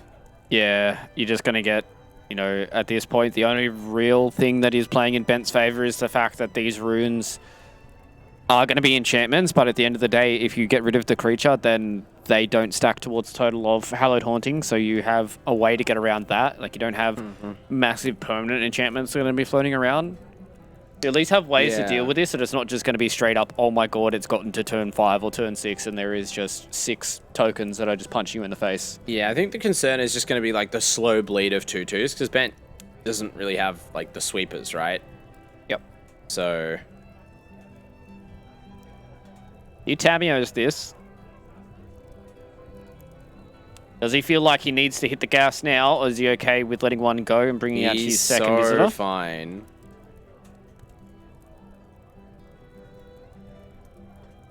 That's the Tamiyo's. Definitely want to keep that reflection around. And Linden with the wily cunning of a veteran. It's just like, that card's not important. This card's important. Thank you. And he's right. However, Voltage Surge, Valor Stance, Abrade. I may not have enough removal for every single one of your spirits, but it doesn't matter if I have enough removal to just, like, put you back 2 turns and then I quickly punch you in the face with Goldspan. That's a lot of treasures as well. Like, we're getting close to hard casting Magma. This is like again. a 3-turn clock. We're going to have Magma Opus on your turn again to, like, block life. Get, like, Bent in this somehow. And the thing is, with all these Goldspan Dragon tokens as well, there's just a whole lot of mana that's floating around. You talked about it, right? And now the Abrade comes down. You don't have that other Tamiyo's. I'm seeing it. I'm seeing it come together. There are some lines here. Oh, the borrow time's big, though. This borrow time is big. Yeah, that's unbelievably, ridiculously huge. Yeah, that's completely game-changing. Because, like, if it was any other removal, you could just do Valor Stance it. But, like, nope. You can exile that dragon and bye. And that's all you can do about it. Just watch as the time gets borrowed. Because that even reduces the amount of mana available to cast Magma Opus. So it takes it off the table from second to second. Everything is so impactful here. Wait, hang on. No, he's going to swing with the Goblin, then he's going to use the... Bent can kill the Goblin before combat. Oh, that is very true. This is greedy to sequence this way. I think he's targeting. Is he targeting the spirit? He's waited for the trigger to be I mean, it doesn't matter because you Whoa! Yeah, he voltage surged the spirit. This is like 7 levels deep. He voltage surged the spirit because he was afraid of the life swing, but like, unfortunately, Bent can't know that last card's borrowed time. He's gonna regret that targeting. I think you would rather fight the life. Like the lifelink is scary. This is really bad. Yep. I think maybe I'm wrong. Maybe I'm missing something. But this seems so rough. You need to just top deck another dragon, bro. I was about to say you basically need to top deck another dragon. Yeah, Bent immediately, hand to the mouth. Great difference between happy Bent and pressure Bent, and this is a lot of pressure. That's it's one short. After combat, he can. Yeah, you can even before you can attack and then before blocks Magma Opus. You don't really want to though. Although your opponent, you can only really kill the visitor. Killing the visitor is pretty big. He's swinging with Kiki Jiki. The visitor is a spirit, so that shrinks the. You can kill all of those. You put 1 damage on the visitor and 2 damage on one of the spirits and 1 damage on the other one. The visitor dies. I'm pretty sure that's a spirit. That shrinks the other 2. So then the second one with 2 damage on it dies, and then the last one dies. You kill the whole... you are so smart. Oh, me having to look up the most popular card in Standard like 2 seconds ago. Anyway, do you know who else is too smart? The guy in the Grand Finals. Bent unleashes Magma Opus in Declare Attacker's step, wipes out the block. How is this match still seesawing? Ridiculous. Crazy stuff. For 2 decks that like didn't look like they had a lot of ways to interact with each other, they sure are like slobber knocking. Now the Runes deck has run out of steam. Yeah. There's another lifelinker. It's a problem, but not too big a problem. If it gets to be a big problem, you can Valorous stance it, I guess. Hikiji. So, okay, Bent, if he didn't know before, he definitely knows, right? I knew there was some reason. I gotta go back and watch that VOD. But the important part is, we are making 4/4 token copies. And we are slinging them at people. Everything in. Bent knows he absolutely can't let Linden like ever untap and draw like a lifelink rune. Or, I don't know, a champion. Or a... Is he gonna Valorous stance this? That's the real question. Oh, 100%. Yep. He's gonna keep the bad boy alive. Of course. Well, you can't Valorant stance to remove their cards otherwise. This is the best possible trade. Bent is going to take the Grand Final to a Game 3, it looks like. I don't want to jump the gun. Oh, this top deck. Cycle? Oh, it's rough. Cycle. Into what, though? Borrow time? Nope. Kami of Transients, that is just not it. Blocker. But he swings with everything. Make disappear. Oh, you just make disappear. You just make disappear it. Yeah, that was. And then you swing with everything. Bent's like Bent is also like, can I be happy? Can I be happy? Is this okay? I feel that so bad. Every time I'm about to win a game of Magic, I've never been so scared in my life. I'm like, attack with everything into like complete tap. I'm like, no. What if something bad? What the floor opens up and swallows my cards? Like the pressure. He knows. He makes it disappear. Yep. And that's... Linden has a bad time. I thought maybe you might... Oh! What a game. Okay. Copy my 4/4, go to combat, aggressively swing at you. You have to block both the 4/4s. Make... I don't even need to make them indestructible. Yeah, okay. Wait. Right, he didn't block the 4/4. You gain 2 from the Jester. He gains 2 from the Naturalist. Yeah. Don't even need a Valor stance. You're 2/2 at this point. The game is so close to done. Basically, the only thing that saves Linden is like Runeforge champion that gets like a lifelink rune. And it's a land. That's not it. All right, wow! Game 3. Let's go! Game 3. What a game! Any changes? Any changes? Any changes in chat? Probably some, right? Like, it's pretty regular to see between Game 2 and Game 3, but man, the players definitely having a think. Yeah, this is probably a very, very, very important sideboard. Linden doing some soul searching over that one, I think. He's gone dark. He just said, okay. He's just clicking okay. No sideboarding for Mr. Linden. Again, there's not that much that you can do with that deck, but like, Just need to draw. I think the answer is I just need to draw more borrowed times. I don't know. Yeah, I mean, we talked about the fact that... yeah, we've belatedly 15 minutes later been informed that if you copy the land, it makes a copy of the land, the base thing, not the creature, which does make sense. But you can copy the token. Yep. Yeah, that one, there was probably some other reason not to copy the 4/4 token. And I should know this because I've done the Kiki Jiki copying a land thing. I have already made that mistake on Arena myself. You know. So Linden on the play here. And has the hand looking. Borrowed times, showdown. No, Fable one or turn two 3. drops again. Oh, there's white mana. Sorry, that's a Sundown Pass. I thought it was another red green land. Yeah, those are both keepers. Yep. But Bent's hand, he's got that Spell Pierce. That damn Spell Pierce is back. It just killed like 3 people today. Yep. Double borrowed time, though, that comes out here from Linden. And Yeah. Showdown of the Skulls. So both these players playing a little bit slower. And I think that's kind of what we've seen coming out from Linden, right? He is more than happy to play a little bit slower in this matchup. I think Bent is in a position where if he just holds Spell Pierce and gets to Spell Pierce Showdown, like that would, depending on what time frame it happens in, be like a game tilting moment. I mean, he could even just draw a disruption in it Yeah, as well, we're right? disruptioning this. It depends on the turn.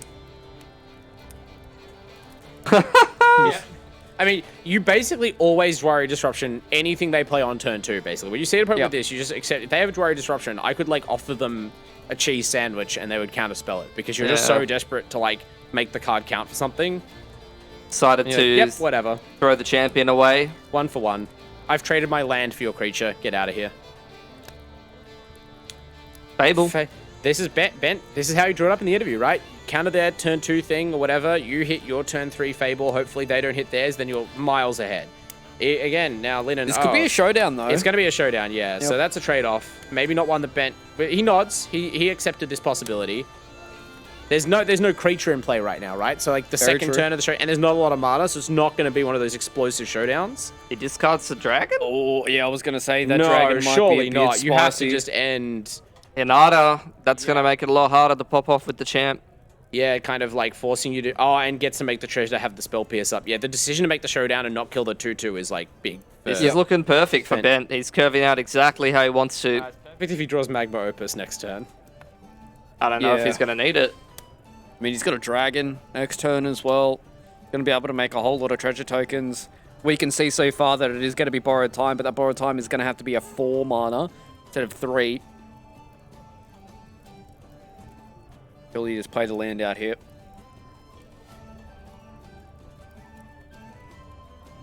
Borrowed time.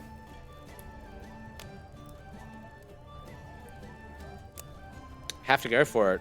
Bent, looking at the 2 untapped lands, like, is it worth making you tap out for this? I think the answer is no. Well, it's tough, right? Because you have to consider, is there going to be a point in this game, if you're already established to be playing around Spell Pierce, are you ever going to give me a chance to Spell Pierce you? Yeah. But even if not, you can discard that Spell Pierce to a future, like, Fable of the Mirror Breaker. I'm big on not just throwing He cards drew the away. Opus. Oh. After his That Hanada got makes it gobbled up. less perfect, but still not a bad draw. But yeah, the danger of just like, oh no, it's there. You have to kill the Sonata or you're dead. Gonna be making a lot of treasure. Does he just whip the Goldspan Dragon? I would like my chances statistic. If this were like an AI learning thing, it would like have already played Goldspan. I feel like it's one of those things where everyone like rationalizes themselves ways in which it's not good to play Goldspan, and then every time you play Goldspan, you win 20% more than you did before you played it. And you're like, the answer is to play this card all the time. But don't hate that either, right? What's the cardinal rule we've always established for playing against these rune decks is just like don't let them Don't let untap them with a pop off. creature. Yep. Yeah, deny any possibility of pop off as hard as possible, even if it seems like it's overcommitting. He's You don't holding get a up second mana for chance. the Abrade. He's even going to have the Yep. Spell Pierce as well on the back end of this. Like, it just feels like there is like he's trying to get this engine Lennon running. can't play around the borrowed. Can't play around the Spell Pierce, but he can besiege you the Reflection. It's an enchantment.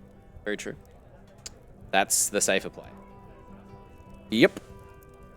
But you get a land out of this, so that's not quite Magma Opus unless you top deck a land, in which case it is. Yeah. And if not, you can slam Goldspan and then say next turn. Yep. Slam the Goldspan, have enough mana to hold up things like Abrade and your Spell Pierce. Yep, and then say I'm opusing you no matter what. That's a land you just opus. I don't even know if it's better to opus or dragon. If you dragon, do you have mana for opus? You have 6 treasures. You have 6 mana of treasures. No, you don't. No, you And do. you You make- attack with yeah, the you token. make- you make Yeah, 2 never more. mind. Yeah. Never mind. You can do it all, baby. This is Linden. The thing about like Linden playing borrowed time as interaction is it's nice to have interaction, but borrowed time is pretty bad interaction. Yeah. It's pretty crap. I like Valorous stats, you know? Anyway. Enjoy your sorcery speed removal. Yep. No blocks. hold Magma Opus like the sword of Damocles over your opponent as you prepare to become the Season 3 champion. Linden, a powerful wizard, but with a pretty finite set of cards to use here, and some pretty bad stuff to overcome. Yeah, just not hitting any of his runes, and all that early interaction that came in from Bent just seemed like it was a bit too much of a hill to overcome. And I think at this point, like, what, you're just gonna like Jukai Naturalist, and then you're gonna hope that your borrow time sticks, and like we know this borrow time's not gonna stick, so like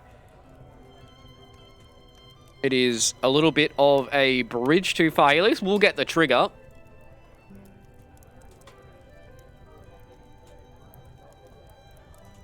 There was even a really cute window where, like, you could have, in response to them tapping for Naturalists. Oh, no, actually, no, I'm not. What am I saying? But, I mean, like, it's so hard to see a way out of this. You just melt everything.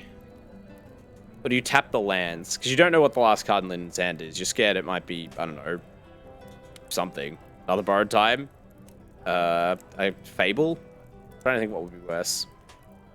They're just going to blow up the Kami of Transients here. Yeah, fair enough. I would have liked Magma Opus just to, like, have the 4/4 attacking, but fine. Oh, I guess he can't spell Pierce, right? Because he still has enough mana for it. Yes. He's going to lose his dragon. Yeah, bye-bye to the dragon. Just decided to hold the Magma Opus, I think out of respect for the fact that last card could be... yeah, I don't know. It's not like that's a bad decision. I'm not going to count Linden's mana to see whether there was some bit where you get owned by borrowed time again. Tapping all the lands. In case of... Does Linden have Valor? I'm assuming Linden has Valor Stance in his sideboard. It's been a while since we looked. In case of that. Oh my god. That seems like a pretty good 2 cards to draw. Yeah, I mean, you put them in your deck so that you draw them, but this is a particularly, we didn't script this, I swear, time to draw exactly Hanada Opus. And I love how earlier on today, Bud was talking about, oh yeah, you know, Hanada Opus, it's good, but like generally it doesn't really draw you into another combo card, and he literally just draws himself into I said it doesn't end the game on the spot. And it didn't. It's going to end the game next turn. It ends it right now. We're just going to drop the Hanada, and at that point, I'm sure if you're Linden, you are well aware of what is going on. It is all about the triggers right now, all about what is going to be happening with Mr. Bent becoming our ANZ champion. We'll wait for all the formalities, we'll wait for the good games, we'll wait for the claps from the player cams, but at this point, it is all a formality. Double draw comes off the top, completely open battlefield, and he's going to swing for game. Bent is going to be able to get it done here in ANZ Champs. Season 1 of 2022 will be our ANZ champ. The plucky upstart that comes in with Boros aggro talks to us and says he doesn't like Hanada Opus. Yeah. He has been able to breathe finally, and that grand final was a good showing of why Magic players play different stuff all throughout the year. And Bard, what a good way to do it. You know, I think when we first saw Bent, he was a good guy, you know, gave us a whole lot on these play cams, and now being our ANZ champ. Yeah, I mean, maybe that's why you're being charitable, right? Because you could interpret the whole, I don't even like this deck, it's some, like, real BM, but it doesn't come across that way at all. And Bent, like, played his heart out on that list. For a deck he doesn't like, he's like, no, I practiced, I trained hard. I went in the uncomfortable Magic cell, and I trained with this deck I don't like until I got good at it, because I thought it was the best. So... As a person appreciating, like, tournament Magic, I feel it's cool that gets rewarded. It would have been equally cool if Linden had been able to, like, navigate a deck that's seemingly as narrow and kind of passed over by the metagame as Naya Runes and win things. And luckily, this time, it's the champion stage. All of these players are going home with prizes. So, great to see, but good to have a gracious champion. Good to have such a clutch finals match. I would not have in any way called that my pick would have been correct deep in that game too with Ben on the ropes. But luckily... Bent pulls it out. Yeah, he pulls it out. He gets the luck of dog magic. I think Pilski is a good way to describe it. Obviously, a great Magic player in and of himself. He's been able to show us multiple different ways of getting multiple different victories across these events and even in the champion stage. And sometimes luck is just on your side. You know, even throughout this entire series, the way that he sideboarded, the way that he plays these decks out, it seems like he has a very in-tune knowledge when it comes to Magic the Gathering. And I mean, he's a perfect champion. And I mean, on the other side of it, Linden, fortunately, just wasn't able to get the chocolates today. But I mean, that's where the cookie crumbles sometimes. Yeah, interesting deck that Opus deck, you know, sometimes maybe go out in the quarterfinals, sometimes win the whole thing. You never know which way it's going to go. I was impressed by Ben's ability to win in all the different fashions across today, and especially there was like maybe 2 or 3 games where I thought he was going to die. So, you know, he was able to pull those out and able to take the whole thing. So really nicely done. Yeah, I think it is always really good for us to be able to see these players who, like, you know, even like on 1 HP and stuff like that. Like, that's where, like, you know, some inexperienced players probably say, nah, you know, that's kind of game over and stuff like that, whereas other people are able to play it out and kind of find outs and all that kind of stuff. Obviously, you know, at the end of the day, you get yourself a dub in the final game. Doesn't matter what kind of HP you were any of these other games. It is all about that final game and getting the championship. And I think it is just a good showing from both these players. And I think we had a magical day today, Bud. I think we had some really good matches. Yeah, I wouldn't like try to start comparing it to previous season finals, but obviously the season finals we're currently having, the best season finals we've ever had. But it doesn't sound fake for me to say that, right? We had such a great diverse range of decks. It's been a really great metagame. There's so much. Every matchup had like a quite different interplay. Like the white aggro deck has different matchups to the white-red aggro deck, has different matchups to the green aggro deck, and they're all very interesting. All of these players seemed like quite at the top of their game. We only saw like 1 or 2 very potentially minor mistakes that were just like shrugged off, and in the end what decided these games was a combination of really smart tech and deck building decisions and just some incredibly stoic clutch play under very high pressure. So I couldn't ask for more. Yeah, I don't think anybody could ask for more. I don't think Bent could ask for any more because we've got him here on the line. Let's have a chat to our ANZ champ. Let's see how he's feeling after that grand final. Bent, mate, you came into our last interview not feeling all too confident about some of the stuff that was going forward. You said you hated the Hanada Opus deck. How are you feeling about it now? How are you feeling about that series as a whole? Because I know game number 2 was a massive nail-biter for us here on the couch. I can only imagine it was a nail-biter for you as well. Yeah, the heart's definitely going on 200 beats an hour. A bit. Whoa. That's a lot. Yeah. No, that was tense. I think there was just a little bit of awkwardness, looked like, from Lyndon's side of the board. Look, I mean, I had an awkward game 1 where I just didn't draw the white mana until my eighth land or something. But that's magic. Yeah, stoked. Yeah, I mean, I was the one. I had some doubts about your sideboard plan, but you were so confident in the interview that I ended up predicting you, and boy, am I glad I trusted that confidence because you pulled it out. But I'm interested. You mentioned that you obviously prepared quite seriously for this event, or you went in with a focused prep time. How did that affect your playing of the deck? Do you have this really regimented idea of these are the ways the deck can win? I am playing to this Goldspan situation or this Hanada situation, or is it just you are taking each turn in its own right, and eventually the deck will just provide you with enough power to get over the line? Yeah, I prepped for a different end of the game. You're talking about the end game, and I just whatever happens. I trust. So you have openings to kind openings. of navigate the situation, but the start of the game is where really the decisions matter a lot. So this is mulliganing with the key cards in your hands. And in the aggro matchups, funnily enough, one of the key cards is untapped lands, right? Yeah. If you don't have those untapped lands, you can't cast your 4 spikes and your burn spells on time. That's a huge difference. So I've got a list of my key cards, my opponent's key cards, my sideboarding plan, the list of their breakdown of creatures, removal, card advantage engines. I've got a couple of quick notes on each matchup, and then what I'm looking for in my open hand on a spreadsheet to the side. Awesome. So those came in handy. Jesus. Very nice. So tell us about your expectations before even signing up for one of these weekend events, playing throughout this whole competition, and now compared to, before you signed up to now winning. How does it feel? I mean, I think in the first one, it was all just a bit of fun. I didn't really expect much going into it. I was just kind of sleeved up an aggro deck, turned cards sideways. This one was a lot more serious for me. As you've just heard, I've got a full prep plan. I did my homework. It's good to get back into competitive Magic. It's been 10 years since I really played seriously, and this was a great opportunity to get back into some competitive Magic. I mean, I think I speak for everybody here on the desk. It's good to have you back, mate, and be able to kind of put up a show that you have so far across all of our events. Now, before I let you go, Ben, obviously, as you can see in the camera shot behind me, that is the uncut sheet we're going to be sending to your house. What are you going to be doing with the uncut sheet? What are you going to be doing with 800 smackaroos you got here from ANZ Champs? Unfortunately, the $800 will probably go straight on the mortgage, Yep, so that's not the fun answer, but that's life. I'm going to have to decide what's coming off the wall, I think is the biggest problem. Looks like there's a pretty blank space behind you, mate.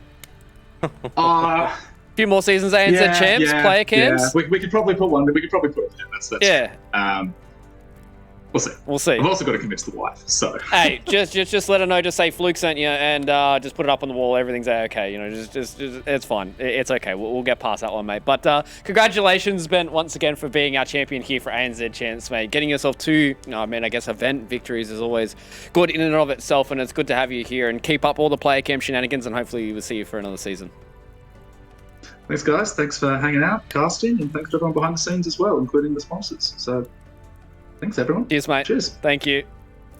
Wonderful champion, giving a shill out to everybody, everybody in the backgrounds, all the sponsors, everybody that makes ANZ Champs happen. Model esports champion. Absolutely beautiful player. Even had to ask for, the wife's permission at the end of it. Like, this man seems like a model citizen. Get this guy to the presidency or whatever. He's done better than me. The amount of partners that I've had. Babe, can I just please play an ODC this weekend? What's that? You got knocked out in the round of 32? Nah, just won the whole thing. Worth it. $800. Hashtag worth. But either way, let's have a look at our bracket from the champion stage. Let's see where our top 8 did end up. As most of you should already know, Ben got the dub, so that means that he went all the way through the bracket. But looking at this, a few of the 2-0s that we had today were relatively straightforward 2-0s, I think. Bardian, obviously, looking at Linden's 2-0 over Rotar's, that felt like it was just the Runes deck just kind of popping off and going hard. And even Bent's 2-0 over Mind Candy, that kind of just felt like there was, unfortunately for Mind Candy, he just didn't really have the cards early on to deal with the Hanada. Yeah, there's also another 2-0 because Rotar's 2-0'd Penchair in the third place match, but the Rotar's beating Penchair 2-0 and Bent, especially Bent beating Mind Candy, I would expect, I think, if there were any 2-0s, it'd be those. I expected Rotar's to beat Linden 2-0, if anything, right? We've seen, but Linden, I got owned. I was surprised. Linden said, I've figured out the sideboard plan for this matchup, and there was a bit of good fortune involved as well, but that shows you when a smart player has their mindset on something, they can figure out, okay, this is my problem matchup. I'm going to have a plan that gives me much better odds. And then if those odds come up, I've 2-0'd my worst enemy. However, maybe that meant that you had less of a plan for the Hanada matchup, right? The borrowed time's not looking so good there. They gave you some punch, but it's hard to get all the way through a Magic tournament and hard in a way that's beyond just like any one easy fix. So all you can do is come back, saddle up, right again next season. Yeah, exactly. Come back for more ANZ Champs. But this, Pilski, is what we're going to be handing out through the end of tonight. Obviously, 9th through the 32nd. That's what we're going to be giving it out to all our competitors that came in through the events throughout this season. And obviously, our top 4 today, which is what we're going to be able to give out. The uncut sheet, as we talked to Mr. Bent about, is going to be going straight to his house, and a collector box, as well as a set booster, an $800 redo. There's a bit of cash that's been floating around as well for all these other competitors. It's always nice. Yeah, this is what ANZ Champs is about. We have it in multiple different titles at the moment. It's all about supporting the grassroots scene here in ANZ and giving everyone something to compete for. So handing out prizes all the way down to 32nd is always fantastic. And hopefully we keep having good turnouts for a lot of these qualifiers because it feels like a lot of the Magic community is getting around it. Yeah, I think that's the best thing for me every season that we do here of MTGA for ANZ Champs. We're always getting new people, rotating through.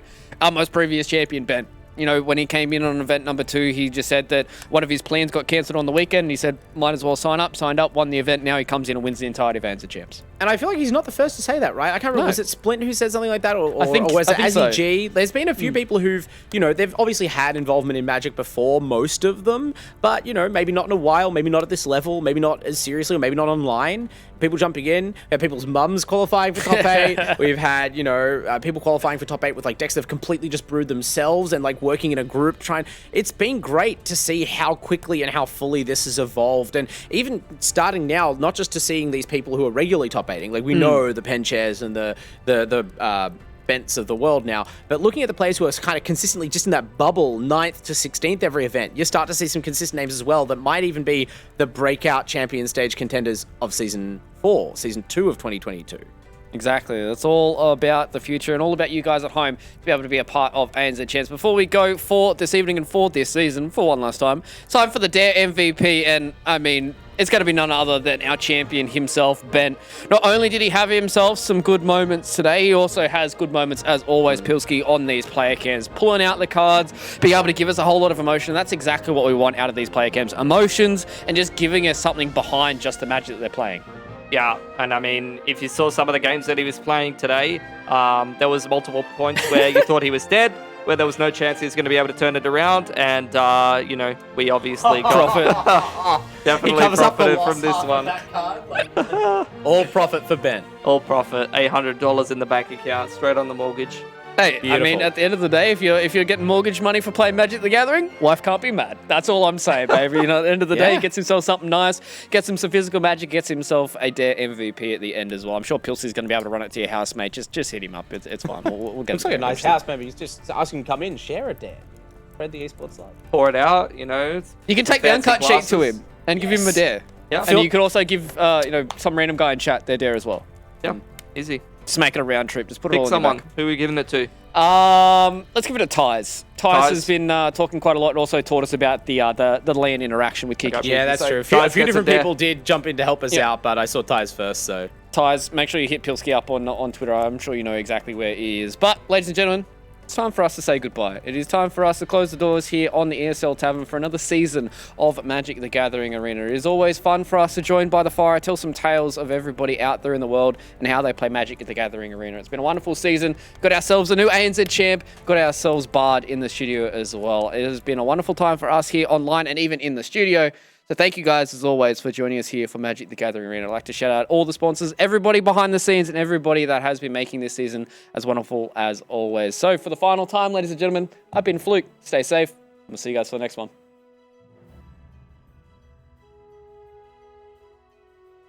Get to land a Brutal Cathar. It goes back to being date. Oh, he gets wait, no, 2 Shimara mana Disruption. off the treasure. No. 2 mana off the treasure. Goldspan Dragon is such a card. You get 2 mana off the treasure. You won't, and look at Rotars. Exactly. It really feels like that everything might candy. Oh, how does he do that? Every gold Ben knows. Ben's He feels bad. The absolute ANIS stinker Bugs Bunny expression on Ben right now is something to behold. But this is a man who, like Bugs Bunny, just doesn't do anything but win. Advancing forward to the next round. Ben, which deck did you bring? I brought Hinata Opus. How does the deck function? I planned 4 Gold Strand Magnets back to back. Lyndon to go that bad. How is he cycled into a brick? This deck doesn't even play that many lands. Yeah, that's the crazy part, is it feels like he has literally all of his mana pool plus more, and there's just nothing you can do. And now with the double... Oh my god! No way! Concede and go game 2, bro. The old Magic terminology of Goldfish. I've tested my deck to see how fast I could beat my Goldfish. Like, that's Kimchi right now. He's just an inert punching bag. Penchair he's only just now brought him below 20 life. Yeah. Draw a rune up my other guy, draw a card. Is that a... I got another rune! Oh no! He's doing it! He's doing it! Quickly, press the break glass. Break glass in case of doing it. I was going to say, if he pulled another rune off the top That's turn 3 again. Yeah, that's rough. I think you have to do whatever it is that pushes it the hardest. Oh, dragon! How many cards left in his deck? And he's going to swing for game. Ben! He's going to be able to get it done here in ANZ Champs. Season 1 of 2022 will be our ANZ Champ. The plucky upstart that comes in with Boros aggro, talks to us and says he doesn't like Hinata Opus. Yeah. He has been able to breathe finally. And that grand final...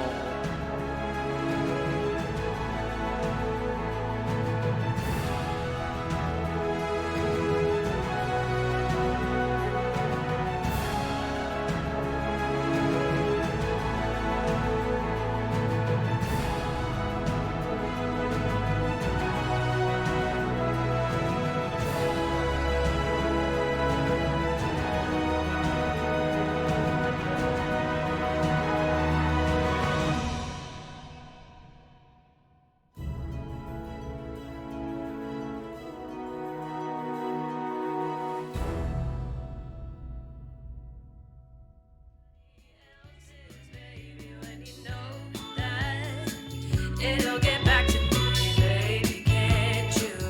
You see that it's way too hard to meet you. Oh, and it's way too hard to see you. I've been feeling high